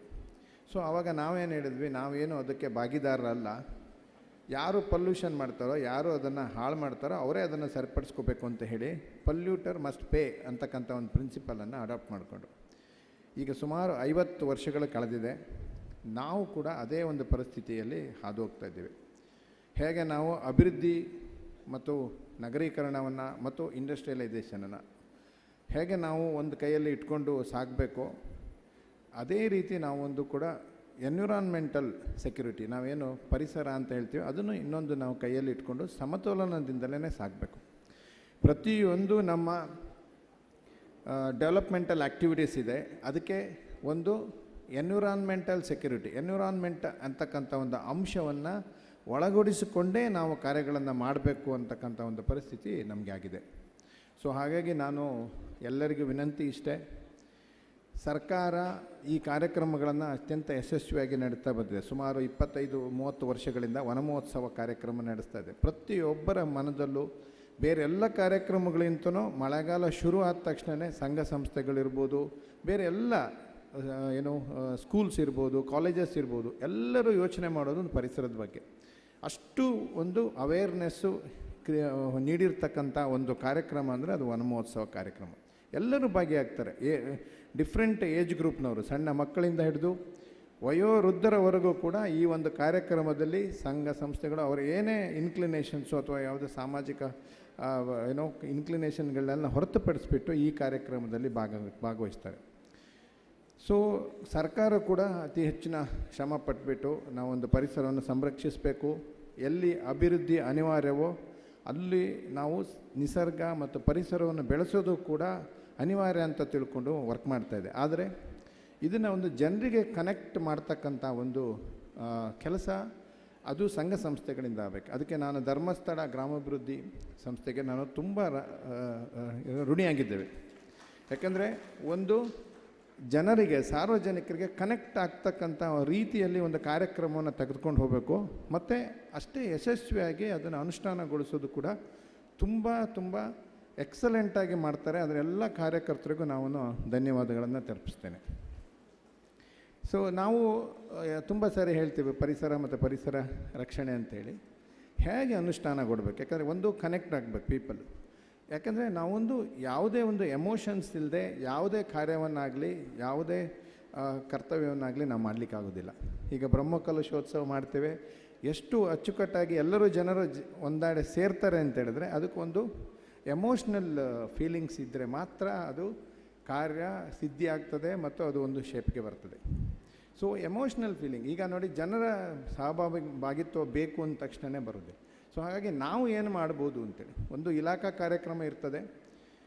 ಅದಕ್ಕೋಸ್ಕರನೇ ಈಗ ಮಿಷನ್ ಲೈಫ್ ಅಂತೇಳಿ, ಅಂದರೆ ನಾವು ಲೀವ್ ಏನೋ ನಾವು ಹೇಳ್ತೀವಿ ಏನಂತ, ನಮ್ಮ ಜೀವನ ಕ್ರಮ ಆಯಿತಾ, ಲೈಫ್ ಫಾರ್ ಎನ್ವಿರಾನ್ಮೆಂಟ್ ಅಂತೇಳಿ. ಸೊ ಜೀವನ ಕ್ರಮದಲ್ಲೇ ನಾವೊಂದು ಬದಲಾವಣೆಯನ್ನು ತಂದುಕೊಳ್ಬೇಕು ಅಂತೇಳಿ. ಸೊ ಯಾವಾಗ ಏನಂತಾರೆ, ಅದು ಚಾರಿಟಿ ಸ್ಟಾರ್ಟ್ ಫ್ರಮ್ ಹೋಮ್ ಅಂತ ಹೇಳ್ತಾರಲ್ಲ. ಈಗ ನಾವು ಬೇರೆಯವ್ರಿಗೆ ಹೇಳಲಿಕ್ಕಿಂತ ಒಂದು ಪರ್ಸ್ನಾಲಿಟಿ, ಅಂದರೆ ಎನ್ವಿರಾನ್ಮೆಂಟ್ ಫ್ರೆಂಡ್ಲಿ ಪರ್ಸ್ನಾಲಿಟಿ ಅಂತ ಹೇಳ್ತಾರೆ. ಪರಿಸರ ಸ್ನೇಹಿ ವ್ಯಕ್ತಿತ್ವ ಒಬ್ಬರಿಗೆ ಬರಬೇಕು ಅಂತ ಹೇಳಿದ್ರೆ ಪರಿಸರ ಸ್ನೇಹಿ ಒಂದು ಕಾರ್ಯವನ್ನು ಮಾಡಬೇಕು. ನಾವು ಗಿಡ ನೆಡುವುದಿರ್ಬೋದು, ಬೇರೆ ಒಂದು ಗಿಡ ನೆಡೋ ಕಾರ್ಯಕ್ರಮದಲ್ಲಿ ಭಾಗಿಯಾಗೋದಿರ್ಬೋದು. ಸೊ ಇವೆಲ್ಲ ಪರಿಸರ ಸ್ನೇಹಿ ಆ್ಯಕ್ಟಿವಿಟೀಸ್. ಸೊ ಪರಿಸರ ಸ್ನೇಹಿ ಆ್ಯಕ್ಟಿವಿಟೀಸನ್ನು ನಾವು ಮಾಡೋದ್ರಿಂದ ಪರಿಸರ ಸ್ನೇಹಿ ಪರ್ಸ್ನಾಲಿಟಿ ಡೆವಲಪ್ ಆಗ್ತದೆ. ಸೊ ನಾವೇನು ಹೇಳ್ತೀವಿ, ರಿಸೋರ್ಸಸ್, ಈಗ ನೈಸರ್ಗಿಕ ಸಂಪನ್ಮೂಲಗಳು ಅವೆಲ್ಲ ನಶಿಸಿ ಹೋಗ್ತಕ್ಕಂಥ ಸಂಪನ್ಮೂಲಗಳು. ಸೊ ಆದಷ್ಟು ನಾವು ಅವನ್ನು ಯಾವುದೇ ಒಂದು ಪರಿಸರಕ್ಕೆ ಮಾರಕವಾದ ಅಂಶಗಳನ್ನು ಏನೇನಿದೆ ಅದನ್ನು ರೆಫ್ಯೂಸ್ ಮಾಡಬೇಕು ಅಥವಾ ರೆಡ್ಯೂಸ್ ಮಾಡಬೇಕು. ನಾವು ಸಂಪನ್ಮೂಲ ಬಳಕೆಯನ್ನು ಕಡಿಮೆ ಮಾಡಬೇಕು. ಇಲ್ಲ ಎಲ್ಲೆಲ್ಲಿ ಮರುಬಳಕೆ ಮಾಡಲಿಕ್ಕಾಗ್ತದೋ ಅದನ್ನು ಮರುಬಳಕೆ ಮಾಡಬೇಕು. ಮತ್ತು ಯಾವುದನ್ನು ನಾವು ರೀಸೈಕಲ್ ಮಾಡಲಿಕ್ಕಾಗ್ತದೆ, ಮರುಸೃಷ್ಟಿ ಮಾಡಲಿಕ್ಕಾಗ್ತದೆ, ಅಂಥದ್ದನ್ನೆಲ್ಲ ಮರುಸೃಷ್ಟಿ ಮಾಡಬೇಕು. ಸೊ ಈ ಎಲ್ಲ ಅಂಶಗಳನ್ನು ಒಳಗೊಂಡ್ರೆ ಮಾತ್ರ ನಾವೊಂದು ಪರಿಸರದ ಸಮತೋಲನತೆಯನ್ನು ಕಾಡ್ಕೋಬೋದು. ಸೊ ಸ್ನೇಹಿತರೆ, ನಾವೆಲ್ಲ ಈ ಒಂದು ಒಳ್ಳೆಯ ಕಾರ್ಯಕ್ರಮಕ್ಕೆ ಇವತ್ತು ಆಗಮಿಸಿದ್ದೇವೆ. ಸೊ ನಾವೆಲ್ಲ ಒಂದು ಪರಿಸರ ಸ್ನೇಹಿ ಆ್ಯಕ್ಟಿವಿಟಿಯಲ್ಲಿ, ಪರಿಸರ ಸ್ನೇಹ ಕಾರ್ಯದಲ್ಲಿ ಭಾಗವಹಿಸಿದ್ದೇವೆ. ಸೊ ಹೇಗೆ ನಾವು ಬ್ರಹ್ಮಕಲಶೋತ್ಸವದಲ್ಲಿ ಎಲ್ಲರೂ ಕೈಗೂಡಿಸ್ತೇವೋ, ಸೊ ಈ ಒಂದು ಮಹತ್ ಕಾರ್ಯದಲ್ಲಿ ಅರಣ್ಯ ಇಲಾಖೆಯೊಂದಿಗೆ ಎಲ್ಲ ಸಂಘ ಸಂಸ್ಥೆಗಳು, ಸಾರ್ವಜನಿಕರು, ಜನಪ್ರತಿನಿಧಿಗಳು ಮತ್ತು ಎಲ್ಲ ನಮ್ಮ ಇಲಾಖೆ ಸಿಬ್ಬಂದಿಯವರಿಗೆ ಇದು ಏನೋ ಸಹಾಯ ಮಾಡ್ತಾ ಇರೋದು ಎಲ್ಲರಿಗೂ ನಾವು ಅರಣ್ಯ ಇಲಾಖೆಯವರು ಋಣಿಯಾಗಿದ್ದೇವೆ. ಸೊ ಒಂದು ಕಾರ್ಯ ಹೇಗೆ ನಾವು ಹಣ್ಣಿನ ಗಿಡಗಳನ್ನು ನೆಡುವುದು ಒಂದು ಎಷ್ಟು ಫೋರ್ಸೈಟು ಮತ್ತು ಒಂದು ಮುಂದಾಲೋಚನೆಯಿಂದ 6 ವರ್ಷಗಳ ಹಿಂದೆ ಶುರುವಾಯಿತು. ಪ್ರತಿ ವರ್ಷ ನಾವು ಕೂಡ ಅರಣ್ಯ ಇಲಾಖೆಯವರಿಗೆ ಹಣ್ಣಿನ ಗಿಡಕ್ಕೆ ಜಾಸ್ತಿ ಒತ್ತು ಕೊಡ್ತಾ ಇದ್ದೇವೆ. ಸೊ ಒಂದು ಥಾಟ್, ಒಂದು ಸಂಕಲ್ಪ ಇಷ್ಟು ಮಟ್ಟದ ಒಂದು ಪರಿಣಾಮವನ್ನು ಸೊಸೈಟಿಯಲ್ಲಿ ಬೀರ್ತದೆ ಅಂತ ಹೇಳಿದ್ರೆ ಅದಕ್ಕೆಲ್ಲರೂ ನಾವು ಋಣಿಯಾಗಿದ್ದೇವೆ. ಸ್ನೇಹಿತರೆ, ನಾವೊಂದು ಕೊನೆಯ ಅಂಶವನ್ನು ಹೇಳಲಿಕ್ಕೆ ಇಷ್ಟಪಡ್ತೀನಿ. ಏನಂದರೆ, ನಾವು ಭಾರತೀಯರು ಅಥವಾ ನಾವು ಇಂಡಿಯನ್ಸ್ ಏನಂದರೆ, ಮೊದಲು ಫುಡ್ಡು ಸೆಕ್ಯೂರಿಟಿಯಿಂದ ಸೋಷಿಯಲ್ ಸೆಕ್ಯೂರಿಟಿ, ಅಂದರೆ ಒಂದು ಸಮಾಜದಲ್ಲಿ ನಮಗೊಂದು ಸ್ಥಾನಮಾನ ಇರಬೇಕು, ಸಮಾಜದಲ್ಲಿ ನಮಗೆ ಉತ್ಕೃಷ್ಟವಾದ ಆಲೋಚನೆ ಇರಬೇಕು ಅಂತ ಹೇಗೆ ಫೈಟ್ ಮಾಡಿ ನಾವೊಂದು ಮಟ್ಟಕ್ಕೆ ಬಂದಿದ್ದೀವೋ, ಇನ್ನು ನಾವು environmental security environmental security side ನಾವು ವರ್ಕ್ ಮಾಡಬೇಕು. ಸೊ ಅದು ಒಂದು ಕೂಡ ನಮ್ಮ ಜೀವನದ ಒಂದು ಅಂಶ.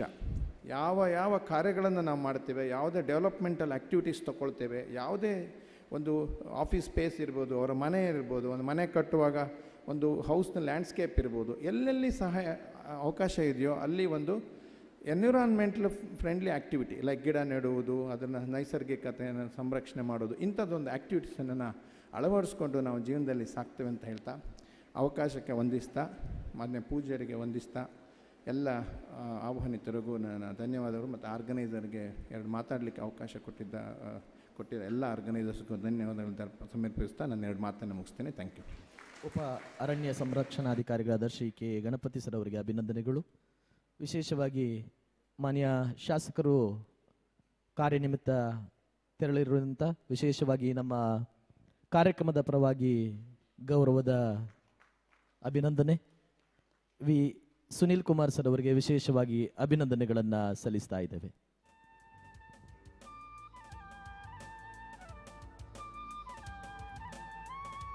ಕಾರ್ಯಕ್ರಮಕ್ಕೆ ಆಗಮಿಸಿ ಉದ್ಘಾಟನೆ ಮಾಡಿದ ಮಾನ್ಯ ಶಾಸಕರಿಗೆ ಮಗದೊಮ್ಮೆ ಅಭಿನಂದನೆಗಳನ್ನು ಸಲ್ಲಿಸುತ್ತಾ, ನಮ್ಮ ಇಂದಿನ ಕಾರ್ಯಕ್ರಮದ ಮುಖ್ಯ ಅತಿಥಿಗಳು ಉದಯ ಕೃಷ್ಣಯ್ಯ ಶೆಟ್ಟಿ ಚಾರಿಟೇಬಲ್ ಟ್ರಸ್ಟ್ನ ಅಧ್ಯಕ್ಷರಾದ ಶ್ರೀ ಉದಯ್ ಕುಮಾರ್ ಶೆಟ್ಟಿ ಇವರಿಂದ ಶುಭ ಹಾರೈಕೆಯ ಮಾತುಗಳು.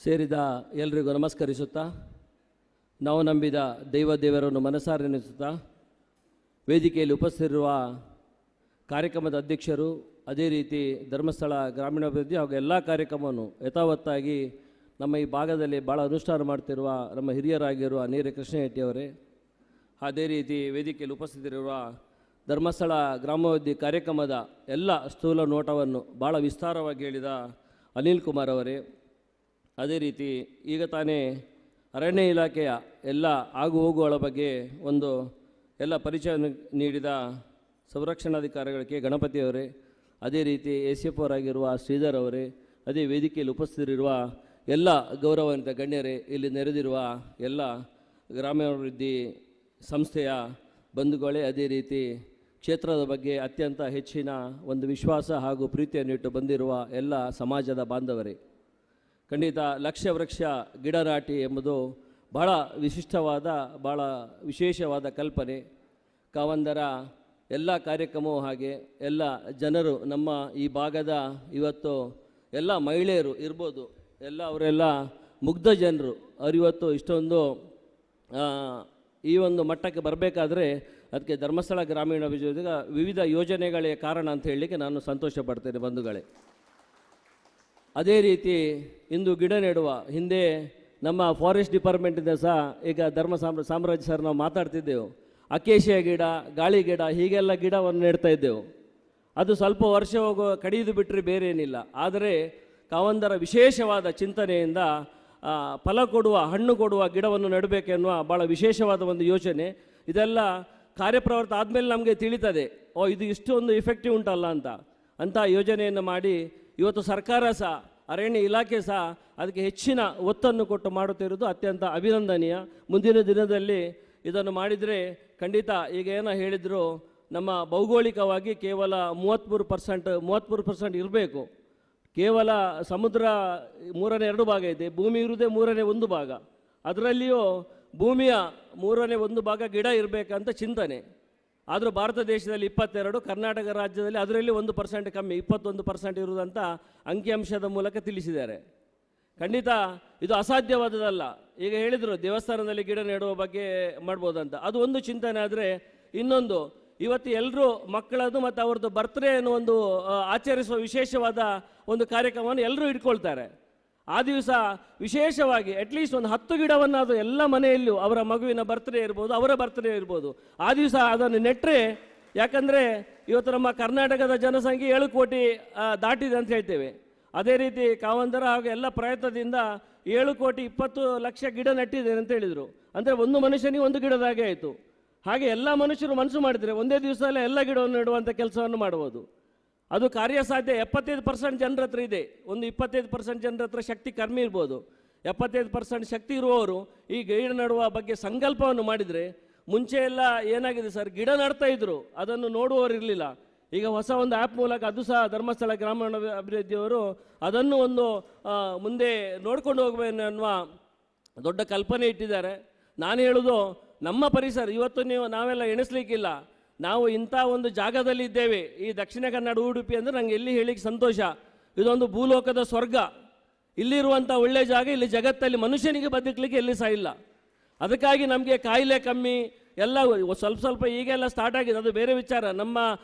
ನಾವು ನಮ್ಮ ಜೀವನ ಪದ್ಧತಿಯಿಂದ, ನಮ್ಮ ಟೆನ್ಷನಿಂದ ನಮ್ಮ ಜೀವವನ್ನು ನಾವೇ ಹಾಳು ಮಾಡ್ಕೊಳ್ಳೋದು, ಬೇರೆ ಯಾರು ಹಾಳು ಮಾಡೋದಲ್ಲ. ಇಲ್ಲದಿದ್ದ ತಲೆಬಿಷನ್ ನಮ್ಮ ತಲೆಗೆ ತೆಗೆದುಕೊಳ್ಳೋದು, ಇನ್ನೊಬ್ಬರನ್ನು ನೋಡಿ ನಾವು ಬದುಕಲಿಕ್ಕೆ ಹೋಗೋದು. ಕಿಸೆಯಲ್ಲಿ 100 ರೂಪಾಯಿ ಇದ್ದರೂ ಖುಷಿಯಲ್ಲಿರ್ಬೋದು, 100 ಕೋಟಿ ಇದ್ದವ ಸಹ ಊಟ ಮಾಡದಿರುವವನಿದ್ದಾನೆ. ಹಾಗಿರುವಾಗ, ಯಾಕಂದರೆ ನಾನು ಮೊನ್ನೆ ಬಾಗೇಪಳ್ಳಿ ಆ ಕಡೆ ಹೋಗಿದ್ದೆ ಕರ್ನಾಟಕದಲ್ಲಿ. ಆಗ ಅವರು ಹೇಳಿದರು, ಅಣ್ಣ ನೀವೆಲ್ಲ ಎಂಥ ಜಾಗದಲ್ಲಿದ್ದೀರಿ, ನಮ್ಮಲ್ಲಿ ಆ ಬರುವ ನೀರನ್ನು ಕುಡಿಯೋದಕ್ಕಿಂತ ಎಲ್ಲ ಕಾಯಿಲೆ ಬರ್ತಾ ಇದೆ, ಆ ನೀರನ್ನು ಕುಡಿಯೋದಕ್ಕೆ ಆಗೋದಿಲ್ಲ, ನೀರಿಲ್ಲ, ಭೌಗೋಳಿಕವಾಗಿ ಜಾಗ ಇದೆ, ಏನು ಪ್ರಯೋಜನ? ಆದರೂ ನಮ್ಮಲ್ಲಿ ನೋಡಿ, ನೀವು ಒಂದು 30 ಕಿಲೋಮೀಟ್ರ್ ಹೋದರೆ ಸಮುದ್ರ, ಜಗತ್ತನ್ನು ವಿಸ್ತರಿಸುವ ಸಮುದ್ರ, ಮಧ್ಯದಲ್ಲಿ ಒಂದಿಷ್ಟು ಭೂಮಿ, ಈಚೆ ಸ್ವಲ್ಪ 5 ಕಿಲೋಮೀಟ್ರ್ ಹಿಂದೆ ಹೋದರೆ ಜಗತ್ತಿನಲ್ಲಿ ಇಲ್ಲ ಇದ್ದ ಕಾಡು, ಮಲೆನಾಡು ಕಾಡಿದೆ. ಆ ಕಾಡು ಜಗತ್ತಿನಲ್ಲಿ ಎಲ್ಲಿ ಇಲ್ಲ. ಇವತ್ತು ಜಗತ್ತಿನ ಅತ್ಯಂತ ಹೆಚ್ಚು ಕಾಳಿಂಗ ಸರ್ಪ ಇರೋ ಜಾಗ ಯಾವುದು ಕೇಳಿದ್ರೆ ಮಾಗುಂಬೆ ಘಾಟಿ.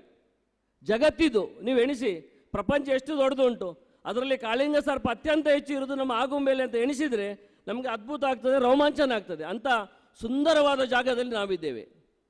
ಇವತ್ತು ನಮ್ಮಲ್ಲಿ ನನ್ನೊಂದು ವಿನಂತಿ, ನನ್ನ ಪರ್ಸನಲ್ ವಿನಂತಿ, ಯಾಕಂದರೆ ನಾನು ಹಲಸಿನ ಹಣ್ಣು ಪ್ರಿಯ. ಹಲಸಿನ ಹಣ್ಣಿದ್ರೆ ದಿವಸ ಇಡೀ ಊಟ ಮಾಡೋದಿಲ್ಲ, ಬೇಕಾದ್ರೆ 3 ಹೊತ್ತು ಹಲಸಿನ ಹಣ್ಣು ತಿಂತೇನೆ. ಇವತ್ತು ನಮ್ಮಲ್ಲಿ ನಾನು ಧರ್ಮ ಸಾಮ್ರಾಜ್ಯ ಮಾತಾಡಿದೆ, ಒಂದು ಹಲಸಿನ ಮರ 1 ವರ್ಷಕ್ಕೆ ಕನಿಷ್ಠ ಪಕ್ಷ 5,000 ಗಿಡ ಕೊಡ್ತದೆ ಅದನ್ನು ಪೋಷಿಸಿದರೆ. ಒಂದು ಹಲಸಿನ ಹಣ್ಣಿನ ಒಳಗೆ ಎಷ್ಟು ಬೀಜ ಇರ್ತದೆ? ಹಾಗೆ ಒಂದು ಮರದಲ್ಲಿ ಎಷ್ಟು ಹಲಸಿನ ಹಣ್ಣು ಇರ್ತದೆ? ನಾವು ಎಣಿಸಿದರೆ ಒಂದೇ ಒಂದು ಹಲಸಿನ ಗಿಡ 5,000 ಗಿಡ ಕೊಡ್ತೇವೆ ಒಂದು ವರ್ಷಕ್ಕೆ.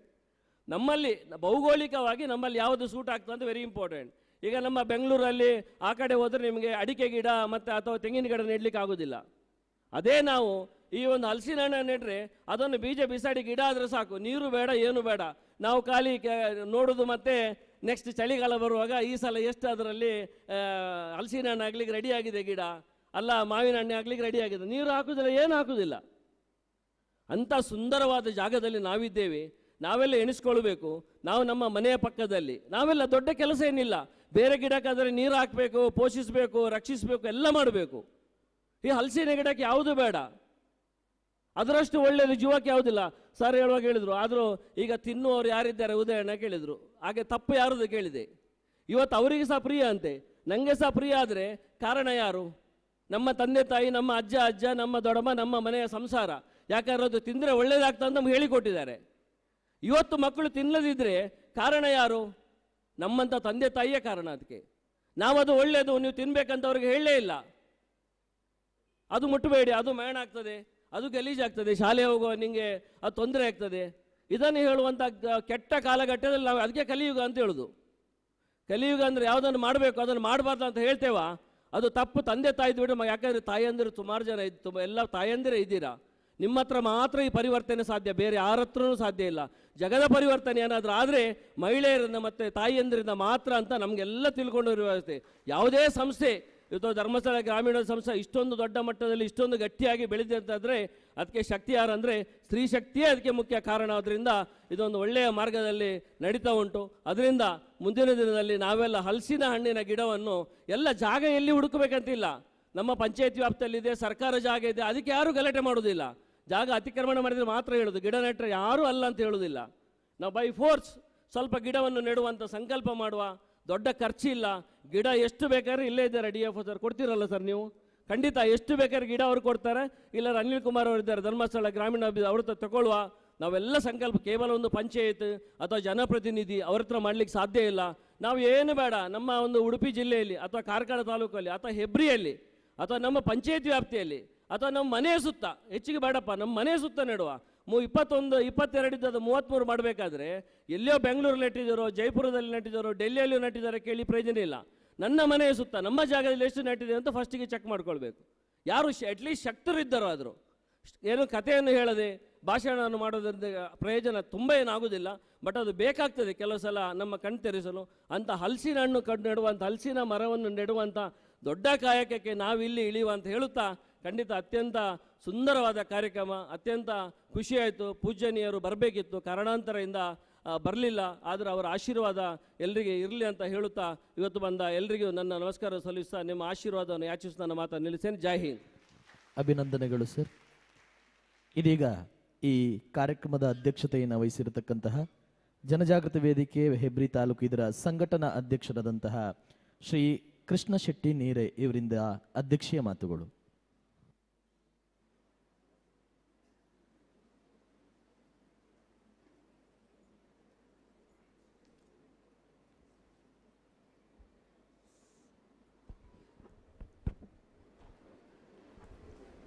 ಶ್ರೀ ಮಂಜುನಾಥ ದೇವರಿಗೆ ವಂದಿಸುತ್ತಾ, ಪೂಜ್ಯ ವೀರೇಂದ್ರ ಹೆಗ್ಗಡೆಯವರ ಆಶೀರ್ವಾದವನ್ನು ಬೇಡುತ್ತಾ, ಅನಂತ ಪದ್ಮನಾಭ ದೇವರ ಆಶೀರ್ವಾದವನ್ನು ಬೇಡುತ್ತಾ ಈ ಕಾರ್ಯಕ್ರಮಕ್ಕೆ ಆಕಸ್ಮಿಕ ಅಧ್ಯಕ್ಷನಾಗಿದ್ದೇನೆ. ಯಾಕಂದರೆ ಈ ಕಾರ್ಯಕ್ರಮದಲ್ಲಿ ಕಾವಂದರು ಬಂದು ಕೂರಬೇಕಿತ್ತು. ಅವೆಲ್ಲ ಒಂದು ವಾರದಿಂದ ಆಸೆ ಪಟ್ಟಿದ್ದೇವೆ. ಹೆಬ್ರಿಯಲ್ಲಿ ಕೃಷಿ ಮೇಳ ಆಗುವಾಗ ಕಾವಂದರು ಬಂದಿದ್ದರು 25 ವರ್ಷ ಹಿಂದೆ. ಆನಂತರ ಬಸ್ತಿ ಜೀರ್ಣೋದ್ಧಾರ ಉದ್ಘಾಟನೆಗೆ ಕಾವಂದರು ಬಂದಿದ್ದರು. ಇದು 3ನೇ ಸಲ ಬರ್ತಾರೆ ಅಂತ ಹೇಳಿ ನಾವು ತುಂಬ ಆಸೆ ಪಟ್ಟಿದ್ದೇವೆ. ಆದರೆ ಇವತ್ತು ಅವರು ಬರಲಿಲ್ಲದಿದ್ದರೂ ನೀವೆಲ್ಲ ಕೂತದ್ದು ಅವರ ಆ ಆಶೀರ್ವಾದ, ಅವರಿಗೆ ಏನಾದರೂ ಮನಸ್ಸಿಗೆ ನೋವಾಗ್ತದ ಅಥವಾ ಮಂಜುನಾಥ ದೇವರಿಗೆ ಬೇಸರ ಆಗ್ತದ ಅಂತ ಹೇಳಿದ್ರೆ ನನ್ನ ಭಾಷಣ ಕೇಳಲಿಕ್ಕಂತೂ ಅಲ್ಲ ಅಂತ ನನಗೆ ಗೊತ್ತಿದೆ. ಆದರೆ ವೇದಿಕೆಯಲ್ಲಿ ಶ್ರೀ ಕ್ಷೇತ್ರ ಧರ್ಮಸ್ಥಳದ MD ಅವರು ಅನಿಲ್ ಕುಮಾರ್ ಅವರಿದ್ದಾರೆ, ಹಿಂದೆ ಈ ಜವಾಬ್ದಾರಿ LH ಮಂಜುನಾಥ್ ಅವರು ನೋಡ್ತಾ ಇದ್ರು. ಈಗ ಎಲ್ಲ ಜವಾಬ್ದಾರಿಯನ್ನು ಅವರು ವಹಿಸ್ಕೊಂಡಿದ್ದಾರೆ. ಆದರೂ ಈ ಭಾಗದಲ್ಲಿ ಜನಜಾಗೃತಿ ಮತ್ತು ಶ್ರೀ ಕ್ಷೇತ್ರದ ಅಭಿವೃದ್ಧಿಯನ್ನು ಜಾಗರಣೆಗೊಳಿಸಿದಂಥ ವಿನ್ಸೆಂಟ್ ಪಾಯಸ್ರವರು ನಿಮ್ಮನ್ನು ಜನ ಎಂದೂ ಮರೆಯುವುದಿಲ್ಲ. ಯಾಕಂದರೆ ಇಷ್ಟು ಜನರಿಗೆ ನೀವೆಲ್ಲ ಪಾಠ ಮಾಡಿದಿರಿ. ನಾನು 25 ವರ್ಷ ನಿಮ್ಮೊಟ್ಟಿಗೆ ಇದ್ದೆ. ಆ ಪಾಠ ಪರಿಪಾಠ ಆಗಿದೆ, ಮನಸ್ಸಿಗೆ ಒತ್ತಿ ಹೋಗಿದೆ.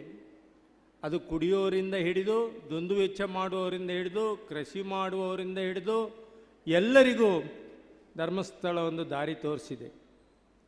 ನಾವೊಂದು ಸುಮಾರು 40-45 ವರ್ಷದಿಂದ ಸಾಮಾಜಿಕ ಮತ್ತು ರಾಜಕೀಯ, ಪಂಚಾಯತ್ ರಾಜ್ ವಿವಿಧ ವಿಧಾನಗಳಲ್ಲಿ ಕೆಲಸ ಮಾಡ್ತಾ ಇದ್ದೇವೆ. ಆದರೆ ಶ್ರೀ ಕ್ಷೇತ್ರ ಧರ್ಮಸ್ಥಳವರು ಮಾಡಿದಂಥ ಪರಿಣಾಮಕಾರಿ ಯೋಜನೆ ಮತ್ತು ಅಭಿವೃದ್ಧಿ ಮತ್ತು ಜನಮುಟ್ಟುವ ಕೆಲಸ ನಮ್ಮಿಂದ ಮಾಡಲಿಕ್ಕೆ ಆಗಲಿಲ್ಲ. ನಾವು ಎಷ್ಟೋ ಸಲ ಹೇಳೋದುಂಟು, ಮಾನ್ಯ ಫಾರೆಸ್ಟ್ ಅಧಿಕಾರಿಗಳು, ಜಿಲ್ಲಾ ಫಾರೆಸ್ಟ್ ಅಧಿಕಾರಿಗಳು, ನೀವೆಲ್ಲ ಮನಸ್ಸು ಮಾಡೋದಾದರೆ ಭಾಳಷ್ಟು ಕೆಲಸ ಆಗ್ತದೆ. ನೀವು ಅರಣ್ಯ ಅಧಿಕಾರಿಗಳು ಈ ಜಿಲ್ಲೆಯದ್ದು, ಹಾಗೆ ಉದಯ್ ಶೆಟ್ಟರು, ನೀವು ಸರ್ಕಾರಕ್ಕೆ ಭಾಳ ಹತ್ತಿರ ಇದ್ದೀರಿ. ಹಾಗೆ ಇಲ್ಲಿ ಅನೇಕ ಜನ ಅಧಿಕಾರಿಗಳು, ಶಾಸಕರು. ಹಿಂದೆ 150 ವರ್ಷದ ಹಿಂದೆ ಬ್ರಿಟಿಷರು ಆಳುವಾಗ ಒಂದು ಬನ ಅಂತ ಮಾಡಿದರು. ಪ್ರತಿಯೊಬ್ಬರು ಮನೆಯಲ್ಲಿ ಎಲ್ಲೆಲ್ಲಿ ನಾಗದೇವರಿದ್ದಾರೆ ಅಲ್ಲಿ ಒಂದು ಫಾರಂ ಬುಕ್ ಮಾಡಿ ಒಂದು ಬನ ಮಾಡಬೇಕು ಅಂತ, ಅದನ್ನು ತೋರಿಸ್ಬೇಕು. ಶಾನ್ಭಾಗರು ಬಂದು ಬನ ಎಷ್ಟು ಉದ್ದ ಇದೆ, ಎಷ್ಟು ಅಗಲ ಇದೆ, ಅದರಲ್ಲಿ ಏನೇನು ವನ ಇದೆ, ಏನೇನು ಅಭಿವೃದ್ಧಿ ಇದೆ ಅಂತ. ಸೊ ಸಮಾಜ ಮತ್ತು ವಿಜ್ಞಾನದ ಪಾಠಕ್ಕೆ ಅದೊಂದು 10 ಗ್ರೇಸ್ ಮಾರ್ಕ್ ಇದನ್ನೇ ಕೊಡ್ಬೋದು ಸರ್ಕಾರ ಮನಸ್ಸು ಮಾಡಿದರೆ. ಅವರು ಏನು ಮನೆಯಲ್ಲಿ ಬೆಳೆಸಿದ್ದಾರೆ ಮಕ್ಕಳು, ಆ ಮನೆಯ ಹಿರಿಯರು ಏನು ಮಾಡಿದ್ದಾರೆ ಪರಿಸರದ ಬಗ್ಗೆ, ಖಂಡಿತ ಅವಕಾಶ ಇದೆ. ಇವತ್ತು ಕಾವಂದರು ಇಡೀ ರಾಜ್ಯ ಮಟ್ಟದಲ್ಲಿ ಎಲ್ಲ 31 ಜಿಲ್ಲೆಯಲ್ಲಿ, ತಾಲೂಕಿನಲ್ಲಿ, ಈಗ ನಮ್ಮ ಜಿಲ್ಲಾ ಅಧ್ಯಕ್ಷರಿದ್ದಾರೆ ನವೀನ್ ಚಂದ್ರ ಶೆಟ್ಟರು, ಎಲ್ಲ ಕಡೆ ಈ ಥರ ಸಂಘಟನೆ ಇದೆ. ಹೆಬ್ರಿಯಲ್ಲಿ ಸ್ವಲ್ಪ ಜಾಸ್ತಿ ಇದೆ, ಯಾಕಂದರೆ ನಾನು 25 ವರ್ಷದಿಂದ ನೋಡ್ತಾ ಇದ್ದೇನೆ. ಆದರೆ ಯಾರು ಎಂತ ಹೇಳಿದರೂ ಸಹ ಇವತ್ತು ಧರ್ಮಸ್ಥಳದ ಮೇಲೆ ವಿಶ್ವಾಸ ದಿನದಿಂದ ದಿನ ಹೆಚ್ಚಿಗೆ ಆಗಿದೆ, ಅಲ್ಲದೆ ಕಡಿಮೆ ಆಗಲಿಲ್ಲ. ಅದಕ್ಕೆ ಈ ಬೇರೆ ಬೇರೆ ಉದಾಹರಣೆ ಉಂಟು. ಶಿಕ್ಷಣ, ಸಾಂಸ್ಕೃತಿಕ, ಸಂಸ್ಕೃತಿ, ಧಾರ್ಮಿಕ, ಈಗ ಅವರು ಕೃಷಿಗೆ ಹೊರಟಿದ್ದಾರೆ. ಈ ಕೃಷಿ ಏನು ಸಣ್ಣ ವಿಚಾರ ಅಲ್ಲ. ಎಲ್ಲ ಕೆಲಸ ಆದಮೇಲೆ ಇಲ್ಲಿಗೆ ಬರಲೇಬೇಕು. ಎಷ್ಟು ಶ್ರೀಮಂತನಾದರೂ ಸಹ ಅವನಿಗೆ ತಿನ್ನಲಿಕ್ಕೆ ಧಾನ್ಯ ಬೇಕು, ದವಸ ಬೇಕು, ಅನ್ನ ಬೇಕು, ಎಲ್ಲ ಬೇಕಾದರೆ ಕೃಷಿಯನ್ನು ನಮ್ಮ ಜಾಗದಲ್ಲಿ ನಾವು ಬೆಳೆಸಲೇಬೇಕು. ಅವ ಎಷ್ಟು ಶ್ರೀಮಂತ ಆಗಲಿ, ಎಷ್ಟು ಟ್ಯಾಕ್ಸ್ ಕಟ್ಟಲಿ, ಏನೇ ಆಗಲಿ. ಕಾವಂದರು ಸಹ ಈಗ ಎಲ್ಲ ಕೆಲಸ ಆಗಿದೆ. ಕಾವಂದರು ಲೋನ್ ಕೊಡುವಷ್ಟು ಕೊಟ್ಟಾಗಿದೆ, ತೆಗೊಳ್ಳುವಷ್ಟು ಕೊಟ್ಟಾಗಿದೆ. ಆ ಬಡ್ಡಿ ವಿವರಣೆಯನ್ನು ಅವರು ಹೇಳಿದ್ದಾರೆ. ಬ್ಯಾಂಕಲ್ಲಿ ಹೇಗೆ, ಧರ್ಮಸ್ಥಳದ ಬಡ್ಡಿ ಹೇಗೆ ಅಂತ. ಅದು ನೇರ ಆಗ್ತದೆ, ಇದು ಕಟಪ್ ಆಗ್ತದೆ, ಅಷ್ಟೇ ವ್ಯತ್ಯಾಸ. ಅಲ್ಲದೆ ಹೇಳುವವರು ಭಾಳಷ್ಟು ಹೇಳ್ತಾರೆ, ಆದರೆ ನಾವು ಅದನ್ನು ಯಾವ ತಲೆಗೆ ಹಾಕ್ಕೊಳ್ಬಾರ್ದು. ನಿನ್ನೆವರೆಗೆ ನಮಗೆ ಕಾವಂದರು ಬರ್ತಾರೆ, ಒಂದು ಆಸೆ ಇತ್ತು. ಇವತ್ತವರ ಅನಾರೋಗ್ಯದ ವಿಚಾರದಲ್ಲಿ ಏನು ಮಾಡಲಿಕ್ಕಾಗೋದಿಲ್ಲ. ಜಿಲ್ಲಾಧಿಕಾರಿ ಬರಬೇಕಿತ್ತು, ಅವರ ಮಗ ಅಡ್ಮಿಟ್ ಆಗಿದ್ದಾರಂತೆ. ಇವತ್ತು ಮತ್ತೊಬ್ಬರು ಪಂಚಾಯತ್ ಅಧ್ಯಕ್ಷರು ಬರಬೇಕಿತ್ತು, ಅವರ ಮನೆಯಲ್ಲಿ ನಿನ್ನೆ ರಾತ್ರಿ ಒಂದು ಸಾವು ಸಂಭವ ಆಯಿತು. ಕಾರಣಾಂತರದಿಂದ ಎಲ್ಲವೂ ವ್ಯತ್ಯಾಸ ಆಗೇ ಆಗ್ತದೆ. ಆದರೆ ಇನ್ನು ಇವತ್ತು LH ಮಂಜುನಾಥ್ ಪಾಯಸ್ ಅವರು ಕಟ್ಟಿದಂಥ ನೀವುಗಳು ಇವತ್ತು ಇಷ್ಟೊತ್ತಿಗೆ ಕೂತಿದಿರಲ್ಲ, ಅದಕ್ಕಿಂತ ದೊಡ್ಡ ಶಕ್ತಿ ಇನ್ನೊಂದಿಲ್ಲ. ಭಾಳ ಸಂತೋಷ ಆಗಿದೆ ನನಗೆ. ನಾವೆಲ್ಲ ರಾಜಕೀಯ ಎಲ್ಲ ಬದಿಗೆ ಬಿಟ್ಟು ಈ ಕಾರ್ಯಕ್ರಮದಲ್ಲಿ ಇನ್ವಾಲ್ವ್ ಆಗ್ತಾ ಇದ್ದೇವೆ ಕಳೆದ 25 ವರ್ಷದಿಂದ. ಯಾಕೆಂದರೆ ಇದರಲ್ಲಿ ಒಂದು ಜೀವಶಕ್ತಿ ವಿಶೇಷವಾಗಿದೆ. ಇದು ಒಂದೆರಡು ಸಂಸ್ಥೆ ನಡೆಸೋದಲ್ಲ. ಇವತ್ತು ಕೃಷಿಗೆ ಸಹ ಅವರು ಕೈ ಹಾಕಿದ್ದಾರೆ, ಹೈನುಗಾರಿಕೆಗೆ ಸಹ ಅವರದ್ದೆಲ್ಲ ಬಜೆಟಲ್ಲಿ 3-4 ಕೋಟಿ 5 ಕೋಟಿ ತನಕ ಇಡ್ತಾರೆ. ಸರ್ಕಾರಕ್ಕೆ ನಾನು ಹೇಳೋದು ಉದಾಹರಣೆ, ನಮ್ಮ ಮಾತು ಕೇಳ್ತಾರೆ ಇಲ್ಲೋ ಗೊತ್ತಿಲ್ಲ ಉದಯ್ ಶೆಟ್ರೆ, ನಮ್ಮ 2 ಜಿಲ್ಲೆಯ ಬಗ್ಗೆ ಆದರೂ ಒಂದು ಹೈನುಗಾರಿಕೆ, ತೋಟಗಾರಿಕೆ ಮತ್ತು ಕೃಷಿಯ ಒಂದು ಬಜೆಟ್ನ ಅನುದಾನ ಈ ಧರ್ಮಸ್ಥಳಕ್ಕೆ ಒಂದು 50% ಆದರೂ ಕೊಡಲಿ, ಅವರು ಎಷ್ಟು ಹೇಗೆ ಅನುಷ್ಠಾನ ಮಾಡ್ತಾರೆ ನೋಡುವ. ಈ ಯೋಜನೆಗಳು ಸರ್ಕಾರದ ಮಟ್ಟದಲ್ಲಿ ಅನುಷ್ಠಾನ ಆದರೆ ಮಾತ್ರ ಇದು ಮುಟ್ತದೆ. ಅದು ಸರ್ಕಾರದ ಅನುಷ್ಠಾನ, ಅದು ಎಲ್ಲಿ ಹೋಗ್ತದೆ ಹೇಗೆ ಆಗ್ತದೆ ಅಂತ ಸುಲಭ ಇಲ್ಲ. ಅದು ಎಲ್ಲ ದೇಶದಲ್ಲಿ ಒಂದೇ ಸರ್ಕಾರ. ನಾನು 30 ದೇಶ ತಿರುಗಿ ಬಂದಿದ್ದೇನೆ. ಆದರೆ ಸ್ವಲ್ಪ ನಮ್ಮಲ್ಲಿ ಸ್ವಲ್ಪ ಬಡತನ ಜಾಸ್ತಿ ಇದೆ, ಆದ್ದರಿಂದ ಇಲ್ಲಿ ಸ್ವಲ್ಪ ವ್ಯತ್ಯಾಸ ಜಾಸ್ತಿ ಆಗ್ತದೆ. ನಾನು ಆಸ್ಟ್ರೇಲಿಯಾ ನ್ಯೂಜಿಲೆಂಡಲ್ಲಿ ನೋಡಿದೆ, ಒಬ್ಬನಿಗೆ ಸೈಟ್ ಕೊಡಬೇಕಾದ್ರೆ ಮೊದಲು ಅಲ್ಲಿ ಗಾರ್ಡನ್ ಮಾಡಿ ತೋರಿಸ್ಬೇಕು, ಸಸಿ ನಟ್ಟಿ ತೋರಿಸ್ಬೇಕು, ಆನಂತರ ಪಂಚಾಯತ್ನವರು ಅವ್ರು ನೋಡಲಿ ಬರ್ತಾರೆ ಆ ಕಂಪೌಂಡ್ ಎಷ್ಟು ದೊಡ್ಡದಿದೆ, ಆಗ ಗಿಡ ಏನು ನಟ್ಟಿದ್ದಾನೆ, ಅದರ ನಂತರ ಅವನಿಗೆ ಸೈಟ್ ಮಂಜೂರು ಮಾಡೋದು, ಅವರಿಗೆ ಅವನಿಗೆ ಪರ್ಮಿಷನ್ ಕೊಡೋದು ಅಲ್ಲಿ ಕಟ್ಟಡ ಕಟ್ಟಲಿಕ್ಕೆ. ಅಂಥ ಕಾನೂನುಗಳು ವಿದೇಶದಲ್ಲಿ ಇದೆ. ನಮ್ಮಲ್ಲಿ ಜನಸಂಖ್ಯೆ ಜಾಸ್ತಿ ಇದ್ದರಿಂದ ಅಂಥ ಬಿಗಿ ಕಾನೂನುಗಳಿಗೆ ಸ್ವಲ್ಪ ಕಷ್ಟ ಆಗ್ಬೋದು. ಆದರೆ ಮುಂದಿನ ದಿನದಲ್ಲಿ ಅದು ಮಾಡದಿದ್ದರೆ ಅನಿವಾರ್ಯ ಮಾಡಲೇಬೇಕಾದಿತ್ತು. ಇವತ್ತು ತೀರ್ಥಹಳ್ಳಿಯಿಂದ ಮಲ್ಪೆ ತನಕ 1200 ಮರ ತೆಗೆದಿದ್ದಾರೆ ಅಂತ ಹೇಳಿದರು DF ಅವರು. 5000 ಗಿಡ ನಡ್ತಾ ಇದ್ದೇವೆ ನಾವು. ಆದರೆ ಅದು ಎಷ್ಟರ ಮಟ್ಟಿಗೆ ಅಂತ ಹೇಳಲಿಕ್ಕೆ ಬರುವುದಿಲ್ಲ. ನಾವು ಒಂದೆರಡು ದೇವಸ್ಥಾನ ಜೀರ್ಣೋದ್ಧಾರ ಮಾಡಿದ್ದೇವೆ, ಸಣ್ಣ ಪಾಪಗಳು ನಾವು ಮಾಡಿದ್ದೇವೆ. ಆದರೆ ಅದನ್ನು ಹೇಗೆ ಪಾಪ ಪರಿಹಾರ ಮಾಡುವುದಂತೇಳಿ ನಮಗೂ ಸಹ ಒಂದು ಚಿಂತೆ ಇದೆ. ಯಾಕಂದರೆ ಅನಿವಾರ್ಯ ಹಿಂದಿನ ಹಿರಿಯರುಗಳು ಎಲ್ಲ ಮರಕ್ಕೆ ತೊಂದರೆ ಆಗಬಾರ್ದಂತ ಎಲ್ಲ ಕಲ್ಲಿನ ಬಸ್ತಿಗಳು, ಕಲ್ಲಿನ ದೇವಸ್ಥಾನಗಳನ್ನೇ ಹೆಚ್ಚಾಗಿ ಮಾಡಿದ್ದಾರೆ. ನಮಗೆ ಇವತ್ತು ಅಂಥ ಕಲ್ಲುಗಳು ಸಿಕ್ಕುವುದಿಲ್ಲ, ಅದು ಭಾಳ ಕಷ್ಟ. ಆದ್ದರಿಂದ ಕೆಲವು ಸಲ ನಾವು ಮರವನ್ನು ಉಪಯೋಗ ಮಾಡುವಂಥ ಪ್ರಸಂಗ ನಮಗೆ ಬಂದಿದೆ. ಆದರೆ ನಾವು ಜೀರ್ಣೋದ್ಧಾರ ಆದಮೇಲೆ ಆ ಮರ ನೆಟ್ಟು ಆ ಪಾಪ ಪ್ರಾಯಶ್ಚಿತ್ತ ಮಾಡಿದರೆ ಖಂಡಿತ ದೇವರ ಅನುಗ್ರಹ ನಮಗೆ ಹೆಚ್ಚಿಗೆ ಸಿಗ್ತದೆ ಎಂಬುದರಲ್ಲಿ ಏನು ಸಂಶಯ ಇಲ್ಲ. ಅಧಿಕಾರಿಗಳು ಮನಸ್ಸು ಮಾಡಿದರೆ ಏನೂ ಮಾಡ್ಬೋದು. ಅವರಿಗೆ ಅಧಿಕಾರ ಎಷ್ಟು ಮಟ್ಟಕ್ಕೆ ಇದೆ ಅಂತ ಒಂದು ವಿಷಯ ಬರ್ತದಲ್ಲದೆ, ರಾಜಕೀಯದವರು ಈಗಲಾದರೂ ಧರ್ಮಸ್ಥಳದ ಯೋಜನೆ ಬಗ್ಗೆ ಕಣ್ಣು ತೆರೆದು ನೋಡಿದರೆ ಖಂಡಿತ ಅದರ ಪರಿಪೂರ್ಣತೆ ಬದುಕಿನಲ್ಲಿ ಎಲ್ಲರಿಗೂ ಸಿಗ್ತದೆ ಎಂಬ ಒಂದು ನಂಬಿಕೆ ನನಗೆ ಇದ್ದು, ತಾವೆಲ್ಲ ಕಾವಂದರ ಆಶೀರ್ವಾದವನ್ನು ಇಲ್ಲೇ ಕೂತು ಬೇಡಿದರು. ಕಾವಂದರಿಗೂ ಉತ್ಸವ ಇತ್ತು ನಿನ್ನೆ ತನಕ ಬರಬೇಕಂತ. ಇವತ್ತು ಅವರ ಟೆಂಪರೇಚರ್ನಲ್ಲಿ ವ್ಯತ್ಯಾಸ ಆಗಿದೆ. ಅವರಿಗೆ ದೈಹಿಕವಾಗಿ ಅಲ್ಲ ಮಾನಸಿಕವಾಗಿ ಹಿಂಸೆ ಕೊಡುವ ತುಂಬ ಜನ ಇದ್ದಾರೆ. ಆದ್ದರಿಂದ ಭಗವಂತ ಅವರಿಗೆ 100 ವರ್ಷ ಆಯುಷ್ಯ ಕೊಡಲಿ, ಇಂಥ ಅಭಿವೃದ್ಧಿ ಕಾರ್ಯಕ್ರಮ ಈ ಊರಲ್ಲಿ ಆಗಲಿ ಅಂತ ಹೇಳಿ ಪ್ರಾರ್ಥನೆ ಮಾಡ್ತಾ ನನ್ನ ಮಾತನ್ನು ಮುಗಿಸ್ತೇನೆ. ಜೈ ಹಿಂದ್. ಅಧ್ಯಕ್ಷೆಯ ಮಾತುಗಳನ್ನಾಡಿದ ನೀರ ಕೃಷ್ಣ ಶೆಟ್ಟಿಯವರಿಗೆ ಅಭಿನಂದನೆಗಳನ್ನು ಸಲ್ಲಿಸುತ್ತಾ, ಇಂದಿನ ಕಾರ್ಯಕ್ರಮಕ್ಕೆ ಪರಮ ಪೂಜ್ಯರು ಆಗಮಿಸಬೇಕಿತ್ತು.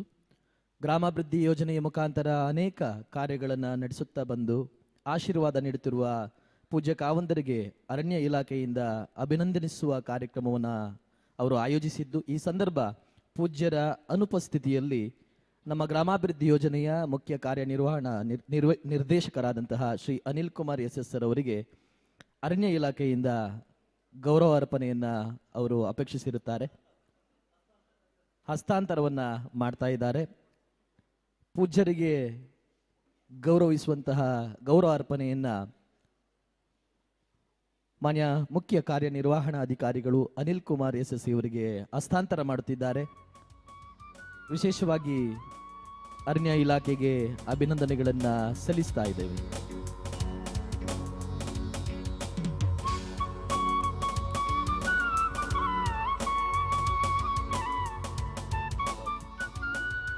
ಅರಣ್ಯ ಇಲಾಖೆಯಿಂದ ಉದಯ್ ಕುಮಾರ್ ಶೆಟ್ಟಿ ಅವರಿಗೆ ಗೌರವ ಅರ್ಪಣೆ.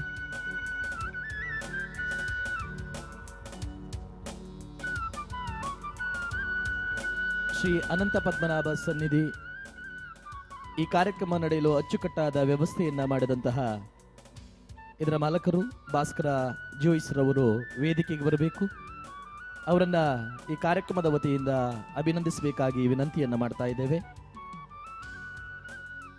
ಪೂಜ್ಯರು ಆಗಮಿಸಬೇಕಿರತಕ್ಕಂತಹ ಈ ಅಚ್ಚುಕಟ್ಟಾದಂತಹ ಸಭಾ ಕಾರ್ಯಕ್ರಮವನ್ನು ಸ್ಥಳಾವಕಾಶವನ್ನು ಮಾಡಿಕೊಟ್ಟಂತಹ ಭಾಸ್ಕರ ಜೋಯಿಸರವರು ವೇದಿಕೆ ಬರಬೇಕು. ಅವರಿಗೆ ಗೌರವದ ಅಭಿನಂದನೆ.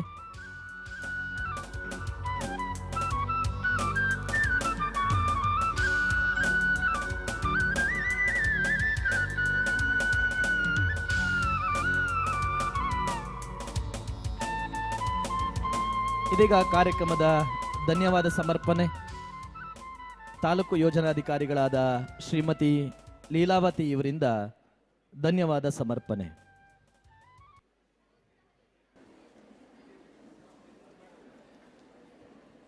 ತಾಲೂಕು ಯೋಜನಾಧಿಕಾರಿಗಳಾದ ಶ್ರೀಮತಿ ಲೀಲಾವತಿ ಇವರಿಂದ ಧನ್ಯವಾದ ಸಮರ್ಪಣೆ.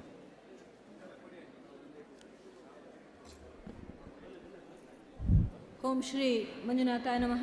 ಮಂಜುಸ್ವಾಮಿಯನ್ನು ಮನಸಾರೆ ಸ್ಮರಿಸಿಕೊಳ್ಳುತ್ತಾ ಪೂಜ್ಯನೀಯ ಹೆಗ್ಗಡೆಯವರ ಹಾಗೂ ಮಾತೃಶ್ರಮನ ಆಶೀರ್ವಾದವನ್ನು ಬೇಡುತ್ತಾ ಇವತ್ತಿನ ಕಾರ್ಯಕ್ರಮದಲ್ಲಿ ಪೂಜ್ಯರು ಆಗಮಿಸಬೇಕಾಗಿದ್ದು ಅನಿವಾರ್ಯ ಕಾರಣದಿಂದ ಸಾಧ್ಯ ಆಗದೇ ಇದ್ದು ನಮ್ಮ ಕಾರ್ಯಕ್ರಮವನ್ನು ಇವತ್ತು ಸಂದ ಕಾಣಿಸಿಕೊಟ್ಟಂತಹ ಶ್ರೀಯುತ ಸುನಿಲ್ ಕುಮಾರ್ ಅವರಿಗೆ, ನಮ್ಮ ಶಾಸಕರಾದ ಸುನಿಲ್ ಕುಮಾರ್ ಸರ್ ಅವರಿಗೆ ಪ್ರೀತಿಪೂರ್ವಕ ಧನ್ಯವಾದವನ್ನು ಕೋರ್ತಾ ಇದ್ದೇನೆ. ಅದೇ ರೀತಿ ನಮ್ಮ ಕಾರ್ಯಕ್ರಮದಲ್ಲಿ ಪ್ರತಿಯೊಂದು ಕಾರ್ಯಕ್ರಮದಲ್ಲೂ ನಮ್ಮ ಜೊತೆ ಭಾಗಿಯಾಗುವಂತಹ ಶ್ರೀಯುತ ಉದಯ್ ಕುಮಾರ್ ಸರ್ ಅವರು, ಅಧ್ಯಕ್ಷರು ಉದಯ್ ಕೃಷ್ಣ ಶೆಟ್ಟಿ ಚಾರಿಟೇಬಲ್ ಟ್ರಸ್ಟ್, ಇವರಿಗೂ ಪ್ರೀತಿಪೂರ್ವಕ ಧನ್ಯವಾದವನ್ನು ಕೋರ್ತಾ ಇದ್ದೇನೆ. ಅದೇ ರೀತಿ ನಮ್ಮ ಗ್ರಾಮಾಭಿವೃದ್ಧಿ ಯೋಜನೆಯ ಮಾನ್ಯ ಮುಖ್ಯ ಕಾರ್ಯನಿರ್ವಾಹಕ ನಿರ್ದೇಶಕರು ಉಪಸ್ಥಿತರಿದ್ದಾರೆ. ಅವರು ಉತ್ತಮ ಮಾರ್ಗದರ್ಶನ ನಮಗೆ ನೀಡಿದ್ದಾರೆ. ಅವರಿಗೆ ನಮ್ಮ ನಿಮ್ಮೆಲ್ಲರ ಪರವಾಗಿ ಗೌರವಪೂರ್ವಕ ಧನ್ಯವಾದವನ್ನು ಕೋರ್ತಾ ಇದ್ದೇನೆ. ಅದೇ ರೀತಿ ಶ್ರೀ ಕೆ ಗಣಪತಿ IFS ಮಾನ್ಯ ಉಪ ಅರಣ್ಯ ಸುರಕ್ಷಾಧಿಕಾರಿಗಳು ಕುಂದಾಪುರ ವಿಭಾಗ, ಅವರಿಗೂ ನಮ್ಮ ನಿಮ್ಮೆಲ್ಲರ ಪರವಾಗಿ ಗೌರವಪೂರ್ವಕ ಧನ್ಯವಾದವನ್ನು ಕೋರ್ತಾ ಇದ್ದೇನೆ. ಅದೇ ರೀತಿ ನವೀನ್ ಚಂದ್ರ ಶೆಟ್ಟಿ ಸಂಘಟಕ ಅಧ್ಯಕ್ಷರು ಜನಜಾಗೃತಿ ವೇದಿಕೆ ಉಡುಪಿ ಜಿಲ್ಲೆ, ಇವರಿಗೂ ಗೌರವಪೂರ್ವಕ ಧನ್ಯವಾದವನ್ನು ಕೋರ್ತಾ ಇದ್ದೇನೆ. ಅದೇ ರೀತಿ ನಮ್ಮ ತಾಲೂಕಿನ ಜನಜಾಗೃತಿ ವೇದಿಕೆಯ ಅಧ್ಯಕ್ಷರಾದಂತಹ ಶ್ರೀಯುತ ನೀರೇಕೃಷ್ಣ ಶೆಟ್ಟಿಯವರು ಉಪಸ್ಥಿತರಿದ್ದಾರೆ. ಅವರಿಗೂ ನಮ್ಮ ನಿಮ್ಮೆಲ್ಲರ ಪರವಾಗಿ ಪ್ರೀತಿಪೂರ್ವಕ ಧನ್ಯವಾದವನ್ನು ಕೋರ್ತಾ ಇದ್ದೇನೆ. ಶ್ರೀಯುತ ಶ್ರೀ ಶ್ರೀಧರ್ ಸಹಾಯಕ ಅರಣ್ಯ ಸಂರಕ್ಷಣಾಧಿಕಾರಿಗಳು ಮೂಡುಬಿದ್ರೆ ಉಪವಿಭಾಗ, ಇವರಿಗೂ ನಮ್ಮ ನಿಮ್ಮೆಲ್ಲರ ಪರವಾಗಿ ಪ್ರೀತಿಪೂರ್ವಕ ಧನ್ಯವಾದವನ್ನು ಕೋರ್ತಾ ಇದ್ದೇನೆ. ಅದೇ ರೀತಿ ಶ್ರೀಮತಿ ಕುಮಾರಿ ಮಂಜುಳಾ ಸಿದ್ದಪ್ಪ ವಲಯ ಉಪ ಅರಣ್ಯಾಧಿಕಾರಿಗಳು ಹೆಬ್ರಿ ವಲಯ, ಅವರಿಗೆ ನಮ್ಮ ನಿಮ್ಮೆಲ್ಲರ ಪರವಾಗಿ ಪ್ರೀತಿಪೂರ್ವಕ ಧನ್ಯವಾದವನ್ನು ಕೋರ್ತಾ ಇದ್ದೇನೆ. ಅದೇ ರೀತಿ ನಮ್ಮ ಉಡುಪಿ ವಿಭಾಗದ ಪ್ರಾದೇಶಿಕ ನಿರ್ದೇಶಕರಾದ ಶ್ರೀಯುತ ಆನಂದ ಸುವರ್ಣ ಸರ್ ಅವರಿದ್ದಾರೆ. ಅವರಿಗೂ ನಮ್ಮ ನಿಮ್ಮೆಲ್ಲರ ಪರವಾಗಿ ಪ್ರೀತಿಪೂರ್ವಕ ಧನ್ಯವಾದವನ್ನು ಕೋರ್ತಾ ಇದ್ದೇನೆ. ಅದೇ ರೀತಿ ನಮ್ಮ ಕೇಂದ್ರ ಕಚೇರಿಯ ಹಣಕಾಸು ನಿರ್ದೇಶಕರಾದಂತಹ ಶ್ರೀಯುತ ಸಾಂತ್ರೇಪೈ ಸರ್ ಅವರಿದ್ದಾರೆ. ಅವರಿಗೂ ನಮ್ಮ ನಿಮ್ಮೆಲ್ಲರ ಪರವಾಗಿ ಪ್ರೀತಿಪೂರ್ವಕ ಧನ್ಯವಾದವನ್ನು ಕೋರ್ತಾ ಇದ್ದೇನೆ. ಅದೇ ರೀತಿ ಈ ಕಾರ್ಯಕ್ರಮದ ಬಗ್ಗೆ ಹೆಚ್ಚು ಮಾರ್ಗದರ್ಶನ ಕೊಟ್ಟಂತಹ ಶ್ರೀಯುತ ವೇಕ್ವಿನ್ ಫಾಯ್ಸ್ ಪ್ರಾದೇಶಿಕ ನಿರ್ದೇಶಕ ಜನಜಾಗೃತಿ ವೇದಿಕೆ, ಅವರಿಗೂ ನಮ್ಮ ನಿಮ್ಮೆಲ್ಲರ ಪರವಾಗಿ ಪ್ರೀತಿಪೂರ್ವಕ ಗೌರವಪೂರ್ವಕ ಧನ್ಯವಾದವನ್ನು ಕೋರ್ತಾ ಇದ್ದೇನೆ. ಅದೇ ರೀತಿ ಶ್ರೀ ಮನೋಜ್ ಮಿನೇಜಸ್ ಇದ್ದಾರೆ, ಪ್ರಾದೇಶಿಕ ನಿರ್ದೇಶಕರು ಶ್ರೀ ವಿಭಾಗ ಕೇಂದ್ರ ಕಚೇರಿ, ಅವರಿಗೂ ನಮ್ಮ ನಿಮ್ಮೆಲ್ಲರ ಪರವಾಗಿ ಪ್ರೀತಿಪೂರ್ವಕ ಧನ್ಯವಾದವನ್ನು ಕೋರ್ತಾ ಇದ್ದೇನೆ. ಅದೇ ರೀತಿ ಅಖಿಲ ಕರ್ನಾಟಕ ಜನಜಾಗೃತಿ ವೇದಿಕೆ ಸೃಷ್ಟಿಯಾದ ಶ್ರೀಯುತ ಸಂಪತ್ ಸರ್ ಅವರು ವೇದಿಕೆಯಲ್ಲಿದ್ದಾರೆ. ಅವರಿಗೂ ನಮ್ಮ ನಿಮ್ಮೆಲ್ಲರ ಪರವಾಗಿ ಪ್ರೀತಿಪೂರ್ವಕ ಧನ್ಯವಾದವನ್ನು ಕೋರ್ತಾ ಇದ್ದೇನೆ. ಅದೇ ರೀತಿ ನಮ್ಮ ಗ್ರಾಮ ಪಂಚಾಯತ್ ಸದಸ್ಯರಾದಂಥ ಶ್ರೀಮತಿ ರೇವತಿಯವರು ಉಪಸ್ಥಿತಿಯಲ್ಲಿದ್ದಾರೆ. ಅವರಿಗೂ ಕೂಡ ನಮ್ಮ ನಿಮ್ಮೆಲ್ಲರ ಪರವಾಗಿ ಧನ್ಯವಾದವನ್ನು ಕೋರ್ತಾ ಇದ್ದೇನೆ. ಅದೇ ರೀತಿ ನಮ್ಮ ಜಿಲ್ಲಾ ನಿರ್ದೇಶಕರಾದಂಥ ನಾಗರಾಜ್ ಸರ್ ಅವರು ಇದ್ದಾರೆ. ಅವರಿಗೂ ನಮ್ಮ ನಿಮ್ಮೆಲ್ಲರ ಪರವಾಗಿ ಧನ್ಯವಾದವನ್ನು ಕೋರ್ತಾ ಇದ್ದೇನೆ. ಅದೇ ರೀತಿ ಇಲ್ಲಿ ನಮಗೆ ಸೇರಿರುವಂಥ ಎಲ್ಲ ನಮ್ಮ ಜನಜಾಗೃತಿ ವೇದಿಕೆಯ ವಲಯ ಅಧ್ಯಕ್ಷರು, ವೇದಿಕೆ ಎಲ್ಲ ಸರ್ವ ಸದಸ್ಯರು, ಒಕ್ಕೂಟದ ವಲಯ ಅಧ್ಯಕ್ಷರು, ಒಕ್ಕೂಟದ ಎಲ್ಲ ಸರ್ವ ಸದಸ್ಯರು ಹಾಗೂ ಇಡೀ ನಮ್ಮ ತಾಲೂಕಿನ ಸ್ವಸಹಾಯ ಸಂಘದ ಹಾಗೂ ಪ್ರಗತಿ ಬಂಧು ಒಕ್ಕೂಟದ ಸರ್ವ ಸದಸ್ಯರಿಗೂ ಧನ್ಯವಾದವನ್ನು ಕೋರುತ್ತಾ, ಈ ಒಂದು 6 ದಿನಗಳಲ್ಲಿ ಈ ವೇದಿಕೆಯನ್ನು ಹಾಗೂ 2 ದ್ವಾರಗಳನ್ನು ಹಾಗೂ ಉತ್ತಮ ರೀತಿಯಲ್ಲಿ ಸಂಘಟನೆಯನ್ನು ಮಾಡಿದಂತಹ ನನ್ನೆಲ್ಲ ಪ್ರಗತಿ ಬಂಧು ಸ್ವಸಹಾಯ ಸಂಘದ ಸರ್ವ ಸದಸ್ಯರು, ಊರಿನ ಗಣ್ಯ ಮಹನೀಯರು ಹಾಗೂ ಪತ್ರಕರ್ತ ಮಾಧ್ಯಮದವರು ಹಾಗೂ TV ಮಾಧ್ಯಮದವರು ಎಲ್ಲರೂ ಈ ಕಾರ್ಯಕ್ರಮದಲ್ಲಿ ಉಪಸ್ಥಿತರಿದ್ದಾರೆ. ಹಾಗೂ ಎಲ್ಲರಿಗೂ, ಎಲ್ಲ ಬಾಂಧವರಿಗೂ ಎಲ್ಲ ಒಂದೇ ಮಾತಿನಲ್ಲಿ ಧನ್ಯವಾದವನ್ನು ಕೋರ್ತಾ ಇದ್ದೇನೆ. ಧನ್ಯವಾದ ಸಮರ್ಪಣೆ ಮಾಡಿದ ತಾಲೂಕು ಯೋಜನಾಧಿಕಾರಿಗಳು ಲೀಲಾವತಿ ಅವರಿಗೂ ಧನ್ಯವಾದಗಳನ್ನು ಅರ್ಪಿಸುತ್ತಾ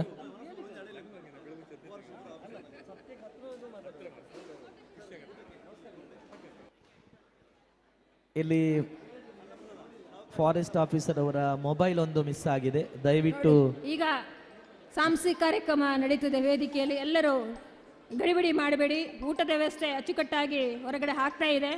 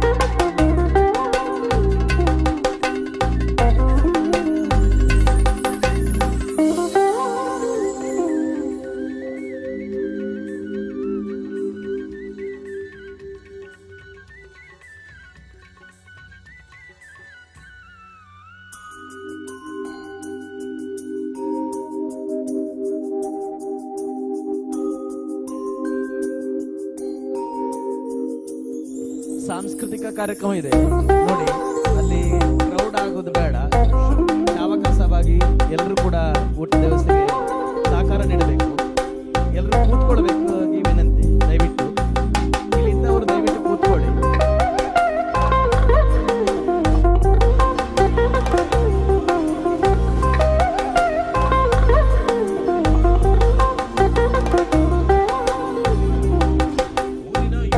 ಕೂಡಲೇ ಕಾರ್ಯಕ್ರಮ ನಡೀತದೆ, ಸಾಂಸ್ಕೃತಿಕ ಕಾರ್ಯಕ್ರಮ. ದಯವಿಟ್ಟು ಎಲ್ಲ ಸಜ್ಜನ ಬಂಧುಗಳು ಆಸೀನರಾಗಬೇಕು. ಪಡೆಗಳಿಂದ ಸಮುದ್ರ ಮತ್ತು ಕಠಿಣ ತರಬೇತಿಯನ್ನು ನೀಡಿ ಅವರನ್ನು ಶೌರ್ಯ ಆಪದ್ಬಾಂಧವರನ್ನಾಗಿ ಮಾಡಲಾಗುತ್ತದೆ.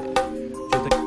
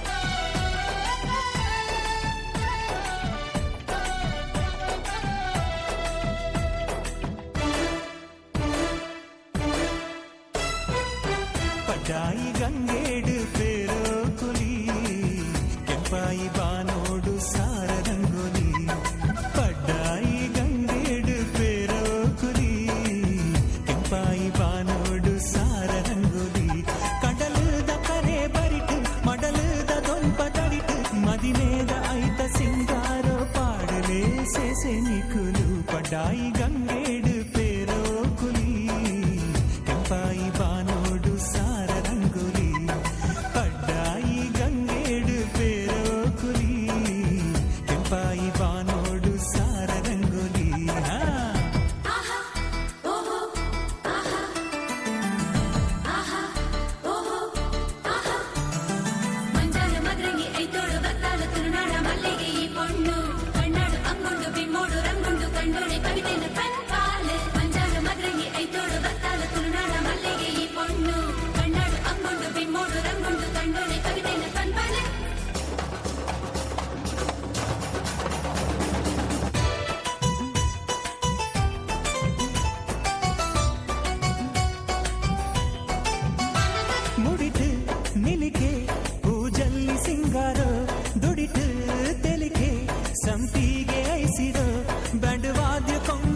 ರಸಪೂರ ಭಾರಿ ಜೋರುಯೇ ಜನಜಾತ್ರೆ ಒಮ್ಮೆ ಸೇರು ದಾಂಡು ಜಾರು ನಿಲಿಕೆಯೇ ಕಣ್ಣರಕ್ಕೆ ತಕ್ಕ ತಕ್ಕ ತಕ್ಕ ಪಂಡು ನಾಡು ಮುಂಡು ಮದಿಮಾಯ ಉಂಡು ಇಂದು ಆರೇ ನಿನ್ನ ಗುರಿಕಾರೇ ಪಡ್ಡಾಯಿ ಗಂಗೇಡು ಪೇರೋ ಕುಲಿ ಕೆಂಪಾಯಿ ಬಾನೋಡು ಸಾರ ರಂಗೋಲಿ ಪಡ್ಡಾಯಿ ಗಂಗೇಡು ಪೇರೋ ಕುಲಿ ಕೆಂಪಾಯಿ ಬಾನೋಡು ಸಾರ ರಂಗೋಲಿ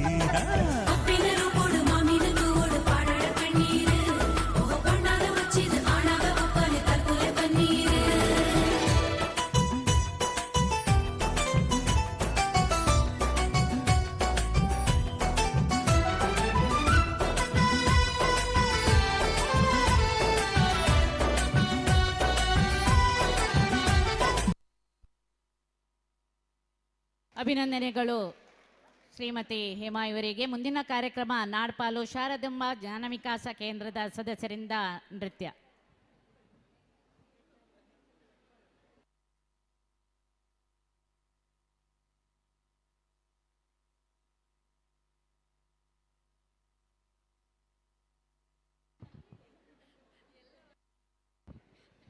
ಇದೀಗ ನಾಡ್ಪಾಲು ಶಾರದಾಂಬ ಜ್ಞಾನ ವಿಕಾಸ ಕೇಂದ್ರದ ಸದಸ್ಯರಿಂದ ನೃತ್ಯ.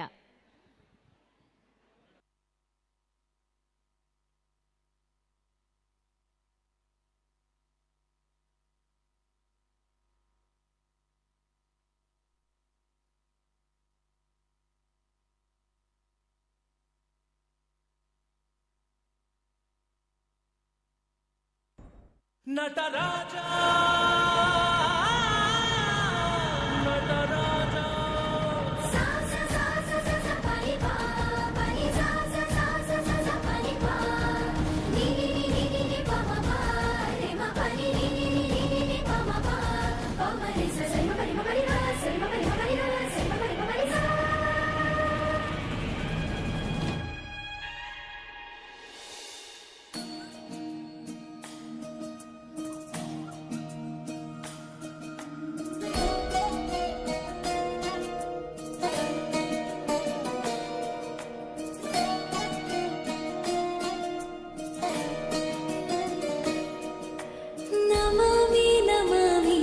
ईश्वरनाट्य पूजितम्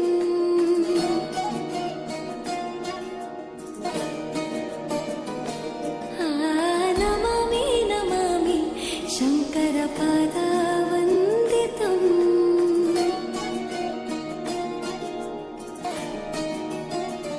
ಗೆಜ್ಜೆಗಳ ನಾದ ತೋಂತನಂ ಪಾದಗಳ ಕುಣಿತಾಧೀಂತನಂ ಸಂಗೀತ ಸಾಹಿತ್ಯ ಆನಂದ ಆಲಾಪವೇ ತನಧೇರನ ಧೀರನ ತನಧೇ ರಾಗ ತಾಳ ನಾಟ್ಯಂ ನಟರಾಜ ಸುಂದರಂ ನಾದ ವೇದ ಕಾವ್ಯಂ ನಟರಾಜ ಸುಂದರಂ ರಾಗ ತಾಳ ನಾಟ್ಯಂ ನಟರಾಜ ಸುಂದರಂ ನಾದ ವೇದ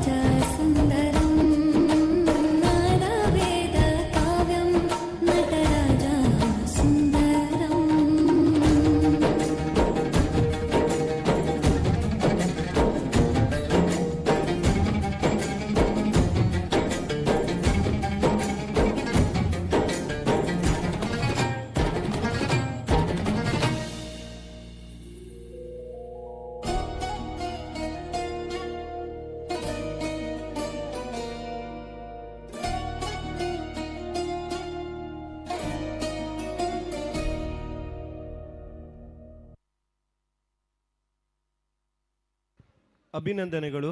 ಊಟ ಆದವರು ದಯವಿಟ್ಟು ತಟ್ಟೆಗಳನ್ನು ಅಲ್ಲಿ ವಾಹನದ ವ್ಯವಸ್ಥೆ ಮಾಡಲಾಗಿದೆ, ದಯವಿಟ್ಟು ಅಲ್ಲಿ ಹಾಕಬೇಕಾಗಿ ವಿನಂತಿಸಿಕೊಳ್ತಿದ್ದೇವೆ. ದಯವಿಟ್ಟು ಊಟ ಆದವರೆಲ್ಲರೂ ತಟ್ಟೆಗಳನ್ನು ಅಲ್ಲಲ್ಲಿ ಎಸೆಯದೆ ಹೊರಗಡೆ ನಿಂತಿರುವ ವಾಹನಕ್ಕೆ ಹಾಕಬೇಕಾಗಿ ವಿನಂತಿಸಿಕೊಳ್ತಿದ್ದೇವೆ. ಬಹಳ ಅದ್ಭುತವಾದ ಒಂದು ನೃತ್ಯವನ್ನು ವ್ಯಕ್ತಪಡಿಸಿದಂಥ ನಾಡ್ಪಾಲ್ ಭಾಗದ ಸಂತೋಷ್ ಶೆಟ್ಟರ ಅಭಿಮಾನಿ ಬಳಗದವರಿಗೆ ಅತ್ಯಂತ ಪ್ರೀತಿಯ ಅಭಿನಂದನೆಯನ್ನು ಸಲ್ಲಿಸ್ತಾ ಇದ್ದೇವೆ.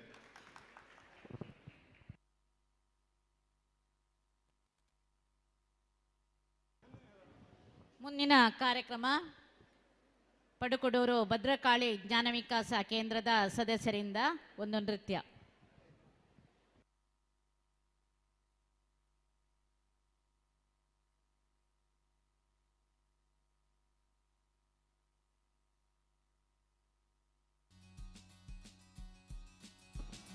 ಮುಂದಿನ ಕಾರ್ಯಕ್ರಮವನ್ನು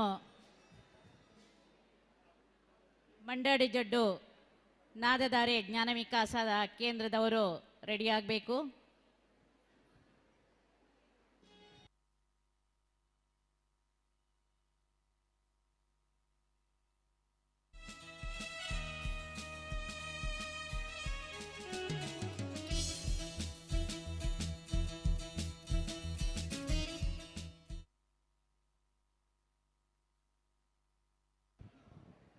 ಇದೀಗ ಪಡುಕೋಡೂರು ಭದ್ರಕಾಳಿ ಜ್ಞಾನ ವಿಕಾಸ ಕೇಂದ್ರದ ಸದಸ್ಯರಿಂದ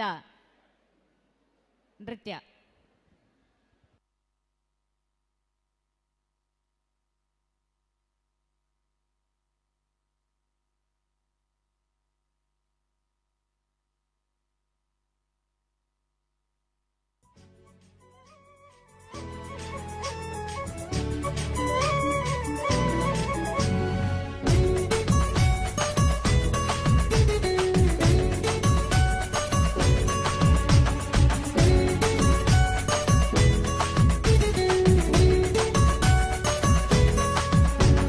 ತೆಂಬೇದ ಬಾಕ್ಯಾರ್ಡ್ ಗೊಬ್ಬುಗ ನಮ್ಮ ತೆಂಬೇದ ಬಾಕ್ಯಾರ್ಡ್ ಗೊಬ್ಬುಗ ಹೈ ತೆಂಬೇದ ಬಾಕ್ಯಾರ್ಡ್ ಗೊಬ್ಬುಗ ನಮ್ಮ ತೆಂಬೇದ ಬಾಕ್ಯಾರ್ಡ್ ಗೊಬ್ಬುಗ ತಾರೈದ ತಪ್ಪಂಗಾಯಿ ಬಜ್ಜೈದ ಗೊಬ್ಬುಗೆ ತಾರೈದ ತಪ್ಪಂಗಾಯಿ ಬಜ್ಜೈದ ಗೊಬ್ಬುಗೆ ಚೆಂಡದ ಗೊಬ್ಬುನು ಬಾಕ್ಯಾರ್ಡೇ ದಂಕಗ ನಮ್ಮ ಚೆಂಡದ ಗೊಬ್ಬುನು ಬಾಕ್ಯಾರ್ಡೇ ದಂಕಗ ತೆಂಬೇದ ಬಾಕ್ಯಾರ್ಡ್ ಗೊಬ್ಬುಗ ನಮ್ಮ ತೆಂಬೇದ ಬಾಕ್ಯಾರ್ಡ್ ಗೊಬ್ಬುಗ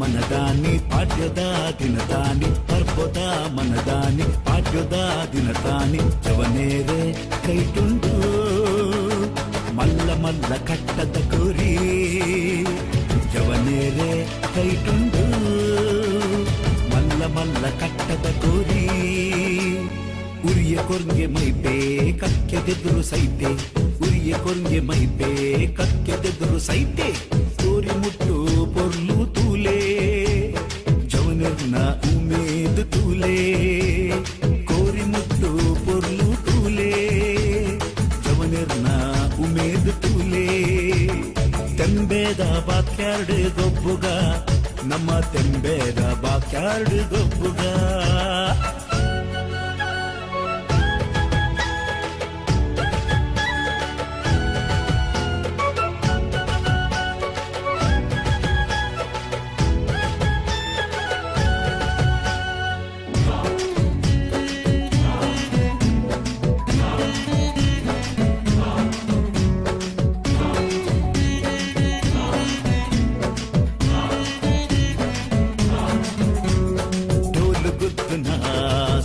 ಕೇರಲೆ ಪುರದ ಉರ್ಪುನ ಗಾನು ಕೇನಲೆ ಡೋಲು ಗುದ್ದುನ ಸಬ್ದು ಕೇನಲೆ ಕುಲದ ಉರ್ಪುನ ಗಾನು ಕೇನಲೆ ಹಿರಿಯೇರು ಮಲ್ತಿ ಕಟ್ಟೆ ಮದಪೂನು ಬೊಚ್ಚಿಯೇ ಹಿರಿಯೇರು ಮಲ್ತಿ ಕಟ್ಟೆ ಮದಪೂನು ಬೊಚ್ಚಿಯೇ ತೆಂಬೇದ ಬಾಕ್ಯಾರ್ಡ್ ಗೊಬ್ಬುಗ ನಮ್ಮ ತೆಂಬೇದ ಬಾಕ್ಯಾರ್ಡ್ ಗೊಬ್ಬುಗ ತೆಂಬೇದ ಬಾಕ್ಯಾರ್ಡ್ ಗೊಬ್ಬುಗ ನಮ್ಮ ತೆಂಬೇದ ಬಾಕ್ಯಾರ್ಡ್ ಗೊಬ್ಬುಗ ತಾರೈದ ಕಪ್ಪಂಗಾಯಿ ಬಜ್ಜೈದ ಗೊಬ್ಬುಗೆ ತಾರೈದ ಕಪ್ಪಂಗಾಯಿ ಬಜ್ಜೈದ ಗೊಬ್ಬುಗೆ ಚೆಂಡುದ ಗೊಬ್ಬುನು ಬಾಕ್ಯಾರ್ಡೇ ದಂಕಗ ನಮ್ಮ ಚೆಂಡುದ ಗೊಬ್ಬುನು ಬಾಕ್ಯಾರ್ಡೇ ದಂಕಗ ತೆಂಬೇದ ಬಾಕ್ಯಾರ್ಡ್ ಗೊಬ್ಬುಗ ನಮ್ಮ ತೆಂಬೇದ ಬಾಕ್ಯಾರ್ಡ್ ಗೊಬ್ಬುಗ.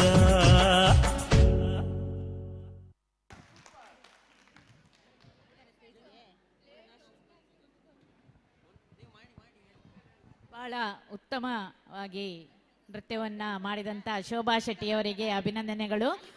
ಮುಂದಿನ ಕಾರ್ಯಕ್ರಮ ಶಾರದಾಂಬ ಜ್ಞಾನ ವಿಕಾಸ ಕೇಂದ್ರದ ಸದಸ್ಯರಿಂದ ನೃತ್ಯ.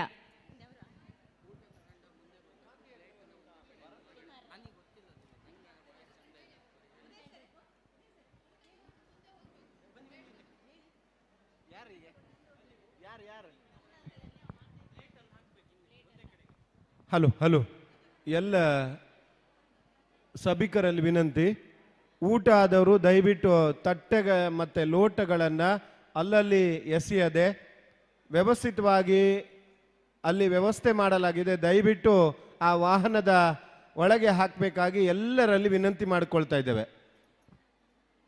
ಊಟ ತಗೊಂಡೋದವರು ಕೂಡ ದೂರದಲ್ಲಿ ಊಟ ಮಾಡಿದರೂ ಕೂಡ ಆ ತಟ್ಟೆ ಲೋಟಗಳನ್ನು ವಾಹನದ ವ್ಯವಸ್ಥೆ ಇದೆ, ದಯವಿಟ್ಟು ಅಲ್ಲಿ ಹಾಕಬೇಕಾಗಿ ವಿನಂತಿಸಿಕೊಳ್ತಿದ್ದೇವೆ.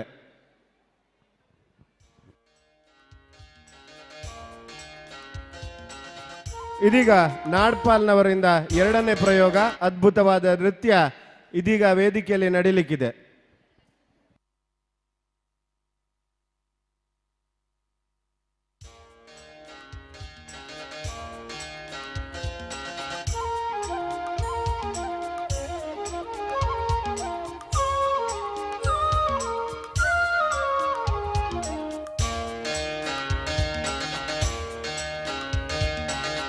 ಭಾಗ್ಯದ ಬಳೆಗಾರ ಹೋಗಿ ಬಾನಂತವರಿಗೆ, ಭಾಗ್ಯದ ಬಳೆಗಾರ ಹೋಗಿ ಬಾನಂತವರಿಗೆ, ಭಾಗ್ಯದ ಬಳೆಗಾರ ಹೋಗಿ ಬಾನಂತವರಿಗೆ, ಭಾಗ್ಯದ ಬಳೆಗಾರ ಹೋಗಿ ಬಾನಂತವರಿಗೆ. ನಿನ್ನ ತವರೂರ ನಾನೇನು ಬಲ್ಲೆನು, ನಿನ್ನ ತವರೂರ ನಾನೇನು ಬಲ್ಲೆನು, ಗೊತ್ತಿಲ್ಲ ಏನಗೆ ಗುರಿಯಿಲ್ಲ ಎಲೆ ಬಾಲೆ, ಗೊತ್ತಿಲ್ಲ ಎನಗೆ ಗುರಿಯಿಲ್ಲ ಎಲೆ ಬಾಲೆ, ತೋರಿಸು ಬಾರೆ ತವರೂರ. ಭಾಗ್ಯದ ಬಳೆಗಾರ ಹೋಗಿ ಬಾನಂತವರಿಗೆ, ಭಾಗ್ಯದ ಬಳೆಗಾರ ಹೋಗಿ ಬಾನಂತವರಿಗೆ.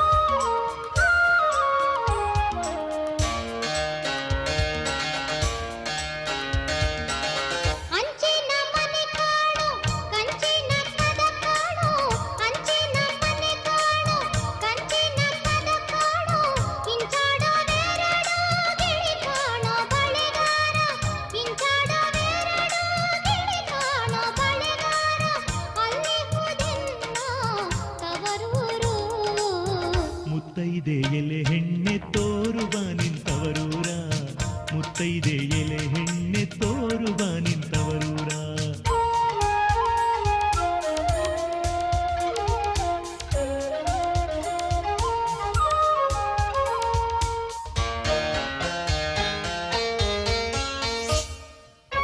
ಆಲೆ ಆಡುತ್ತಾವೆ ಗಾಣ ತಿರುಗುತ್ತಾವೆ ಆಲೆ ಆಡುತ್ತಾವೆ ಗಾಣ ತಿರುಗುತ್ತಾವೆ ನವಿಲು ಸಾರಂಗ ನಲಿದಾವೆ ಬಳೆಗಾರ ನವಿಲು ಸಾರಂಗ ನಲಿದಾವೆ ಬಳೆಗಾರ ಅಲ್ಲಿ ಹೋದೆನ್ನ ತವರೂರು ಮುತ್ತೈದೆ ಎಲೆ ಹೆಣ್ಣೆ ತೋರುವ ನಿಂತವರೂರ ಮುತ್ತೈದೆ ಎಲೆ ಹೆಣ್ಣೆ ತೋರುವ ನಿಂತವರೂರ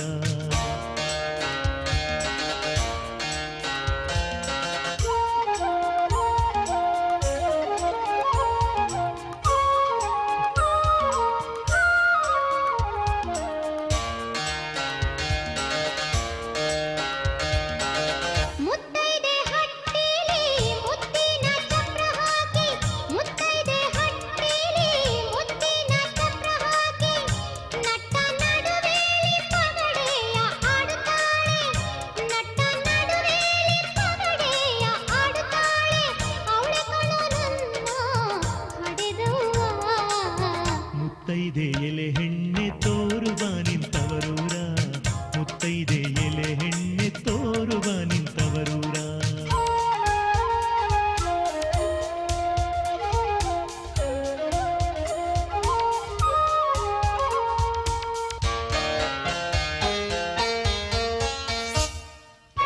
ಅಚ್ಚ ಕೆಂಪಿನ ಬಾಳೆ ಹಸಿರು ಗಿರಿನ ಬಾಳೆ ಅಚ್ಚ ಕೆಂಪಿನ ಬಾಳೆ ಹಸಿರು ಗಿರಿನ ಬಾಳೆ ನನ್ನ ಹಡೆದಾಗೆ ಬಲು ಆಸೆ ಬಳೆಗಾರ ನನ್ನ ಹಡೆದಾಗೆ ಬಲು ಆಸೆ ಬಳೆಗಾರ ಕೊಂಡ್ಹೋಗೋ ನನ್ನ ತವರಿಗೆ ಭಾಗ್ಯದ ಬಳೆಗಾರ ಹೋಗಿ ಬಾನಂತವರಿಗೆ ಭಾಗ್ಯದ ಬಳೆಗಾರ ಹೋಗಿ ಬಾನಂತವರಿಗೆ ಭಾಗ್ಯದ ಬಳೆಗಾರ ಹೋಗಿ ಬಾನಂತವರಿಗೆ ಭಾಗ್ಯದ ಬಳೆಗಾರ ಹೋಗಿ ಬಾನಂತವರಿಗೆ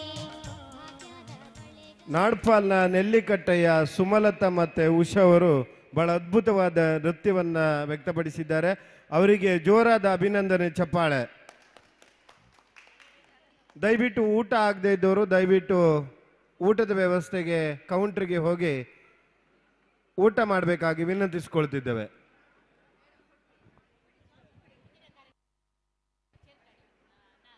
ಮುಂದಿನ ಕಾರ್ಯಕ್ರಮ ಶ್ರೀದುರ್ಗ ಚೇರ್ಕಾಡಿ ವಲಯದ ಖರ್ಜೆ ಅವರಿಂದ.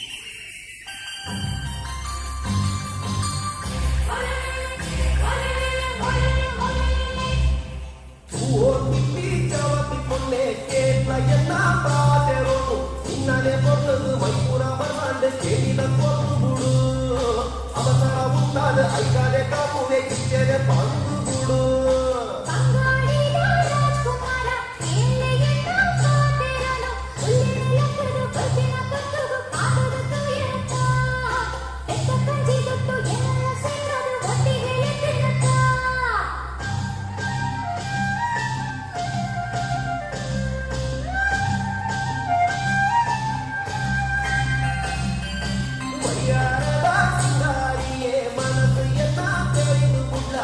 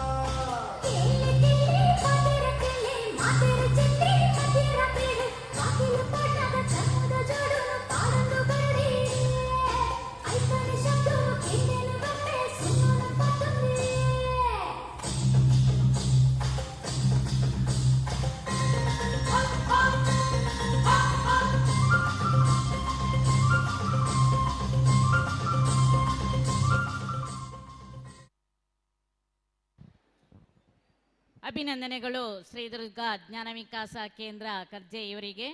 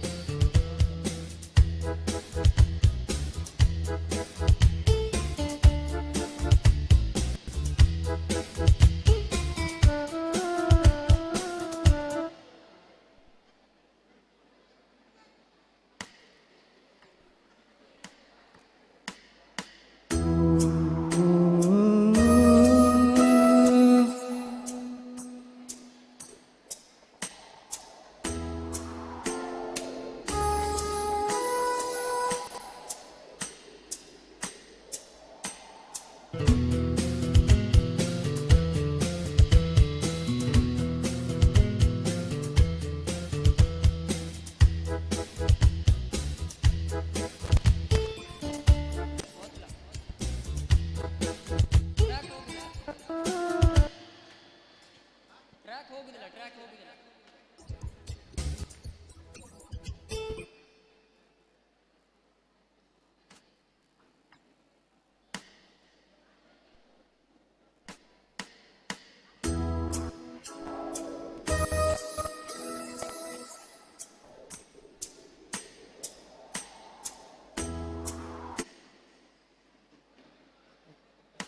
ಅದು ಇಲ್ಲೋರಿ ಟ್ರ್ಯಾಕ್ ಬರ್ತದ, ಇಲ್ಲಿಂದ ಮತ್ತೆ ಟ್ರ್ಯಾಕ್ ಹೋಗುದಿಲ್ಲ.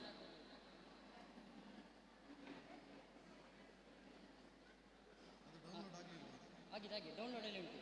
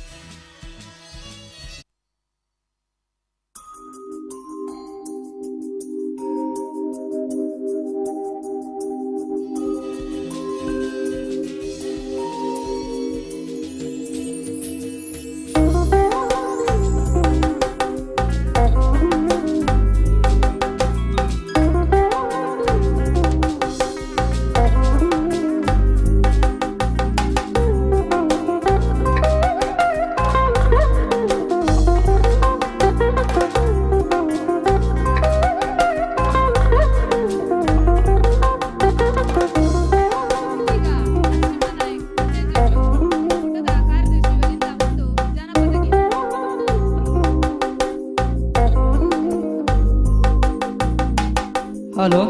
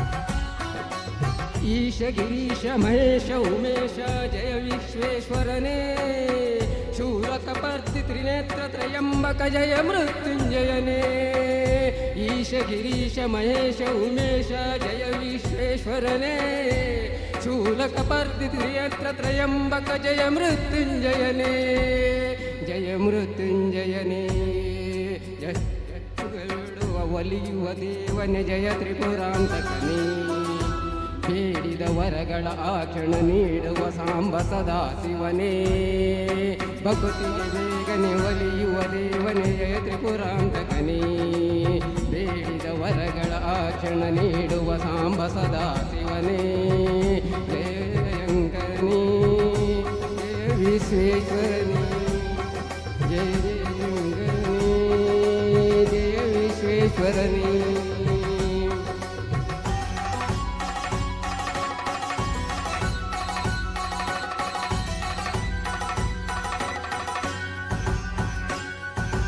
ಋಷಿಗಳ ಹೃದಯದಿ ಮರೆಯನ್ನು ಮಾಡಿದ ತ್ರಿಭುವನ ಪಾಲಕನೇ ಲೋಕವ ರಕ್ಷಿಸಿ ವಿಷವನ್ನೇ ಕುಡಿದ ಕರುಣಾಸಾಗರನೇ ಋಷಿಗಳ ಹೃದಯದಿ ಮನೆಯನ್ನು ಮಾಡಿದ ತ್ರಿಭುವನ ಪಾಲಕನೇ ಲೋಕವ ರಕ್ಷಿಸಿ ವಿಷವನ್ನೇ ಕುಡಿದ ಕರುಣಾಸಾಗರನೇ ಕರುಣಾಸಾಗರನೇ ಶಂಕರ ಜಜಿಧರ ಗಜ ಚರ್ಮಾಂಬರ ಗಂಗಾಧರ ಹರನೇ ಸುಂದರ ಶ್ರಮಹರ ಗೌರಿ ಮನೋಹರ ಜಯ ವಿಶ್ವೇಶ್ವರನೇ ಜಯ ಜಯ ಶಂಕರನೇ ಜಯ ವಿಶ್ವೇಶ್ವರನೇ ಜಯ ಜಯ ಶಂಕರನೇ ಜಯ ವಿಶ್ವೇಶ್ವರನೇ ಜಯ ಜಯ ಶಂಕರನೇ ಜಯ ವಿಶ್ವೇಶ್ವರನೇ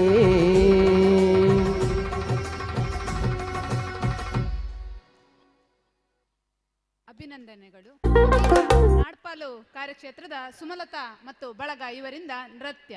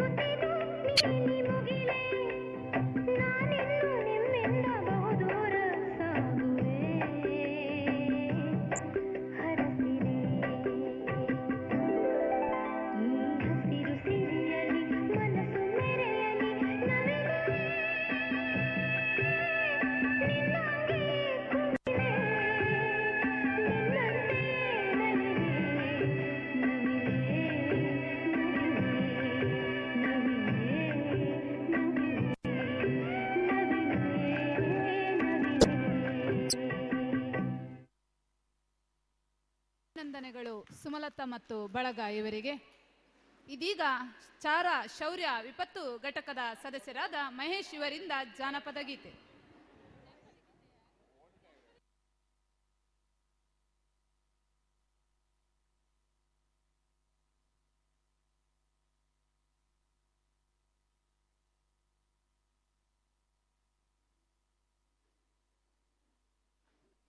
hello hello hello hello hello hello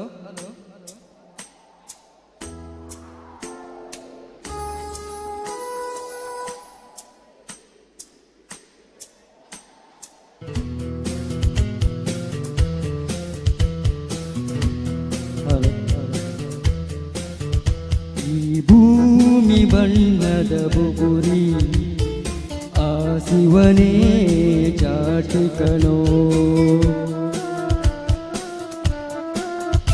ಈ ಬಾಲು ಸುಂದರ ನಗರಿ ನೀನಿದರ ಮೇಟಿಕನೋ, ನಿಂತಾಗ ಬುಗುರಿಯಾಟ ಎಲ್ಲರೂ ಒಂದೇ ಓಟ ಕಾಲಾಕ್ಷಣಿಕ ಕಣೋ. ಓ ಈ ಭೂಮಿ ಬಣ್ಣದ ಬುಗುರಿ ಆ ಶಿವನೇ ಚಾಟಿಕನೋ, ಈ ಬಾಳು ಸುಂದರ ನಗರಿ ನೀನಿದರ ಮೇಟಿಕನೋ.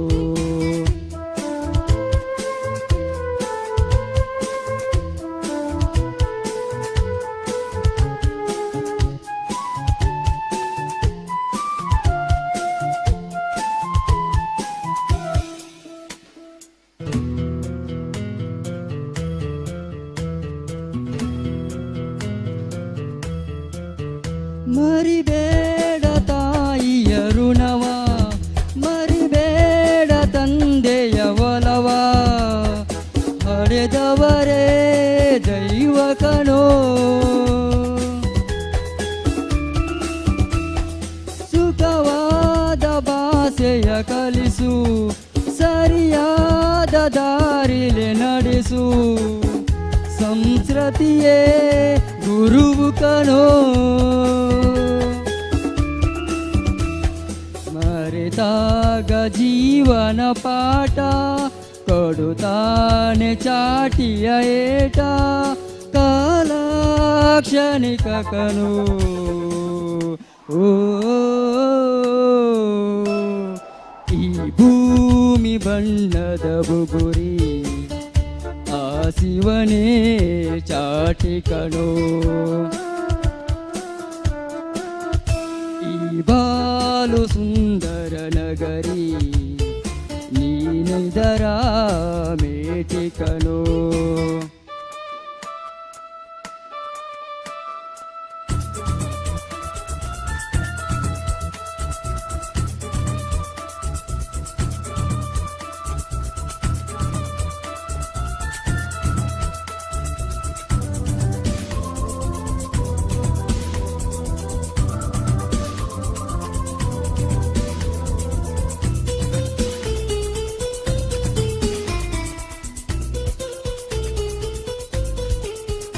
ಮರಿಬೇಡ ಮಗುವಿನ ನಗುವ ಕಲಿಬೇಡ ನಗುವಿನ ಸುಖವ ಭರವಸೆ ಮಗುವು ಕಣೆ ಕಳಬೇಡ ಕೊಲ್ಲಲು ಬೇಡ ನೀ ಹಾಡು ಶಾಂತಿಯ ಹಾಡ ಜೀವನವೇ ಪ್ರೀತಿ ಕಣೋ ನಿಂತಾಗ ಬುಗುರಿಯಾಟ ಎಲ್ಲರೂ ಒಂದೇ ಓಟ ಕಾಲ ಕ್ಷಣಿಕ ಕಣೋ ಓ ಈ ಭೂಮಿ ಬಣ್ಣದ ಬುಗುರಿ ಆ ಶಿವನೇ ಚಾಟಿ ಕಣೋ ಈ ಬಾಳು ಸುಂದರ ನಗರಿ ನೀನಿದರ ಮೇಟಿ ಕಣೋ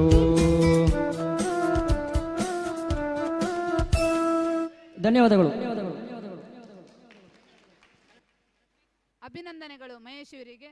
ಇದೀಗ ಬಚ್ಚಪ್ಪು ಕಾರ್ಯಕ್ಷೇತ್ರದ ಸದಸ್ಯರಾದ ನಾಗರಾಜ್ ಇವರಿಂದ ಒಂದು ಹಾಡು.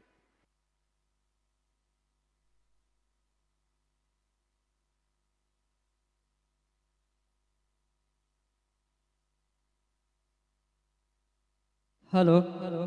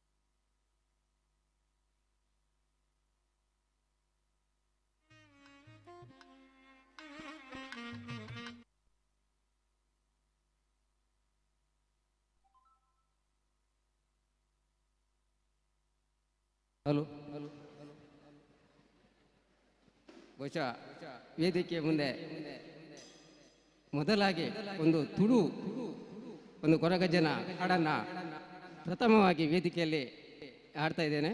ನಿಮ್ಮೆಲ್ಲರ ಪ್ರೋತ್ಸಾಹ ಸಹಕಾರ ನನ್ನ ಮೇಲೆ ಇರಲಿ ಅಂತ ಕೇಳ್ಕೊಳ್ತೇನೆ.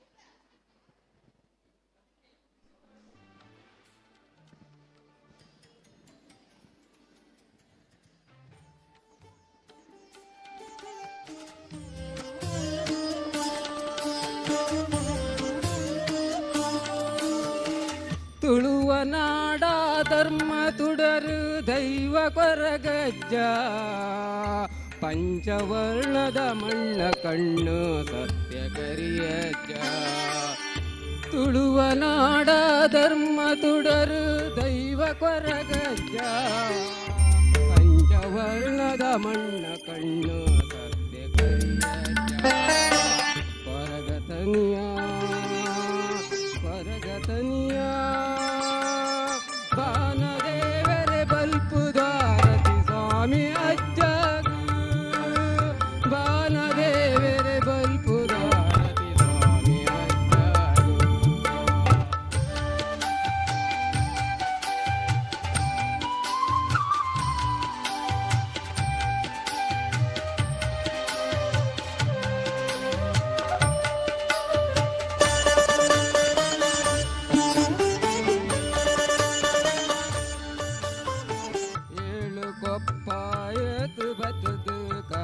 ಕಾಮೆರೆಯ ಪತ್ತು ಗಂಟೆನು ನಲಕೂರದು ಕಪಟನು ಚರಿಯ ಪತ್ತು ಎಸಲ ಪುರ್ಪ ಪತ್ತದು ಸುಗೆ ಪುಡು ನಿನನೆ ಪತ್ತು ಪತ್ತು ಎಸಲು ಪಡು ಸುಗಿ ಪಡು ನಿನನೆ ಎಲ್ಲ ಉಸಲಡು ನಿನ್ನ ಪಾರ್ದನವನ ಪಂಡು ನಿಜನೇ ಕೊರಗತನಿಯ ಕೊರಗತನಿಯ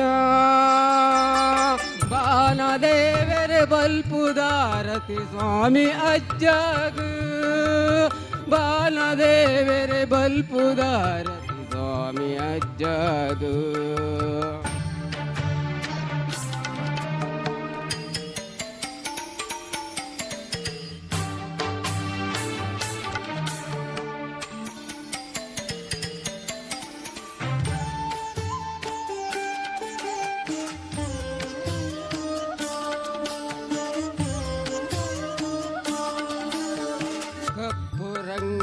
ಮುಗುರು ತೆಲಿಕೆಡು ರವಿ ಪುನ್ನ ಪೊರ್ಲು ಪೀಡ ಚೊಕ್ಕೊಲಿ ಅಸಲು ಅಗೆಲು ಕಾಪುನ ನಿರೆಲು ಕಡೆ ಕಣ್ಣುಡು ಕೊಡಿ ದುಃಖ ದೆಪ್ಪುನಗ ಬರುವ ಕಡೆ ಕಣ್ಣುಡು ಕೊಡಿ ದುಃಖ ದೆಪ್ಪುನಗ ಬರುವ ಪಂಡಿನಾಲಯದೊಂಡೆಡಾನಗ ಉತ್ತರ ಕೊಡುವ ಕೊರಗತನಿಯ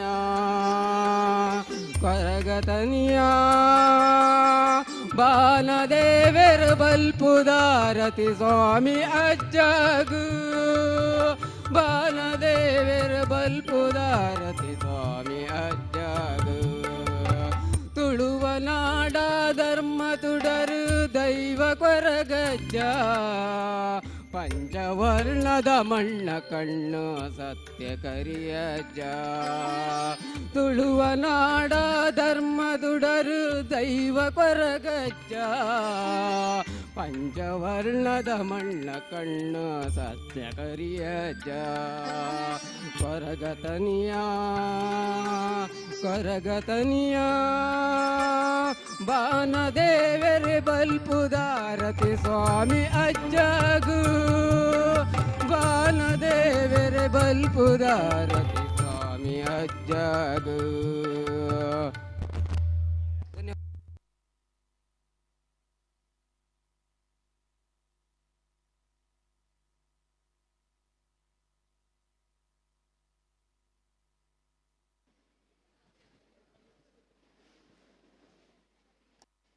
ಹಲೋ ಹಲೋ ಚೆಕ್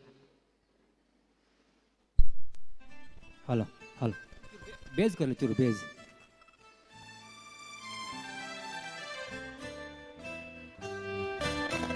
ಜೇನಿನ ಹೊಳೆಯೋ ಹಾಲಿನ ಮಳೆಯೋ ಕನ್ನಡ ಸವಿ ನುಡಿಯೋ ಜೇನಿನ ಹೊಳೆಯೋ ಹಾಲಿನ ಮಳೆಯೋ ತುದಿಯೋ ಕನ್ನಡ ಸವಿ ನುಡಿಯೋ ವಾಣಿಯ ವೀಣೆಯ ಸ್ವರ ಮಾಧುರ್ಯವ ಸುಮಧುರ ಸುಂದರ ನುಡಿಯೋ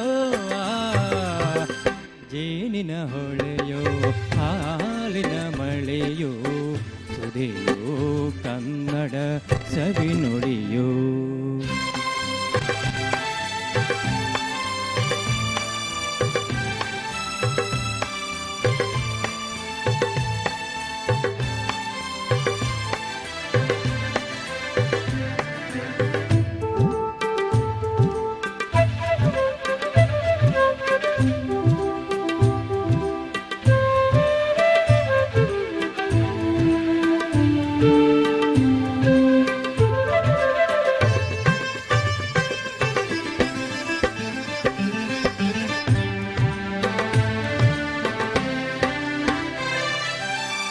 ಕವಿ ನುಡಿ ಕೋಗಿಲೆ ಹಾಡಿದ ಹಾಗೆ ದಪದ ಸರಿ ಗಾರಿ ಸಾದಮ ಪಲಿಪ ಸವಿ ನುಡಿ ತಂಡನೆ ಗಾಳಿಯಾಗೆ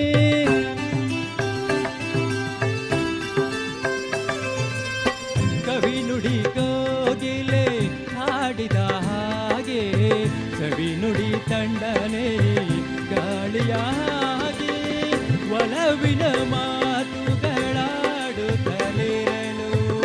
ಮಲ್ಲಿಗೆ ಹೂಗಳು ಅರಳಿದ ಹಾಗೆ ಮಕ್ಕಳು ನುಡಿದರೆ ಸಕ್ಕರೆಯಂತೆ ಅಕ್ಕರೆ ನುಡಿಗಳು ಮುತ್ತುಗಳಂತೆ ನೀತಿಯ ಮಾತುಗಳೆಲ್ಲ ಸುಮಧುರ ಸುಂದರ ನುಡಿಯೋ ಜೇನಿನ ಹೊಳೆಯೋ ಹಾಲಿನ ಮಳೆಯೋ ಸುರಿಯೋ ಕನ್ನಡ ಸವಿ ನುಡಿಯೋ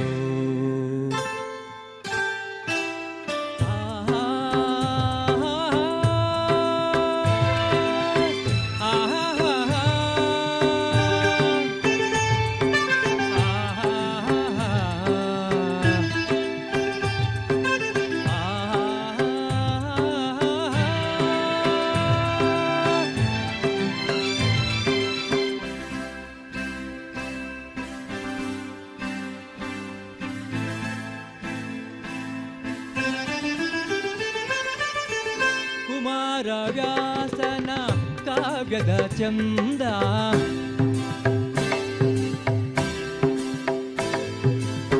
ಕವಿ ಸರ್ವಜ್ಞನ ಪದಗಳ ಅಂದ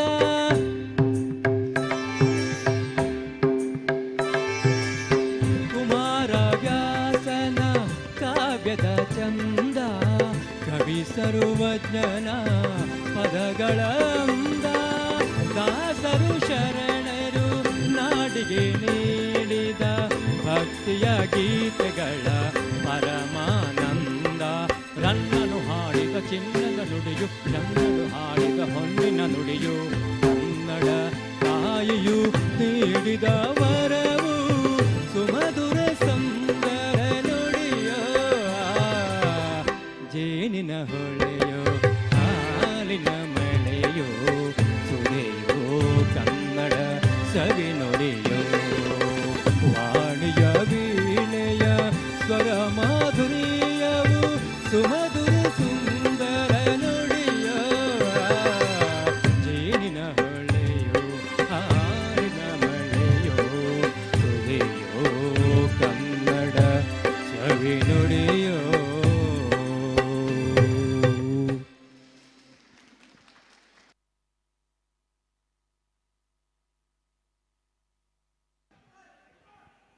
ಹಲೋ ಹಲೋ ಅದ್ಭುತವಾದ ಗಾನವನ್ನು ಪ್ರದರ್ಶಿಸಿದಂಥ ಸರ್ಗೆ ಅಭಿನಂದನೆ ಸಲ್ಲಿಸ್ಕೊಳ್ತಾ, ಊಟ ಆಗದೇ ಇದ್ದವರು ದಯವಿಟ್ಟು ಊಟದ ಕೌಂಟ್ರಿಗೆ ಹೋಗಬೇಕು. ಊಟದ ಕೌಂಟ್ರನ್ನು ಇನ್ನು ಕೆಲವೇ ಕ್ಷಣಗಳಲ್ಲಿ ತೆರವುಗೊಳಿಸಲಾಗುತ್ತೆ. ದಯವಿಟ್ಟು ಊಟ ಆಗದೇ ಇದ್ದವರು ದಯವಿಟ್ಟು ಹೋಗಿ ಊಟವನ್ನು ಮಾಡಿಕೊಳ್ಬೇಕಾಗಿ ವಿನಂತಿಸಿಕೊಳ್ತಿದ್ದೇವೆ. ಈಗಾಗಲೇ ಸ್ವಚ್ಛತೆ ಕಾರ್ಯಕ್ರಮ ಆಯಾಯ ಭಾಗದಲ್ಲಿ ಪ್ರಾರಂಭವಾಗಿದ್ದು ಎಲ್ಲ ಸೇವಾ ಪ್ರತಿನಿಧಿಗಳು ಹಾಗೂ ಇರುವಂಥ ಎಲ್ಲ ಸದ್ಭಕ್ತರು ಸ್ವಚ್ಛತೆಗೆ ಸಹಕರಿಸಬೇಕಾಗಿ ವಿನಂತಿಸಿಕೊಳ್ತಿದ್ದೇವೆ.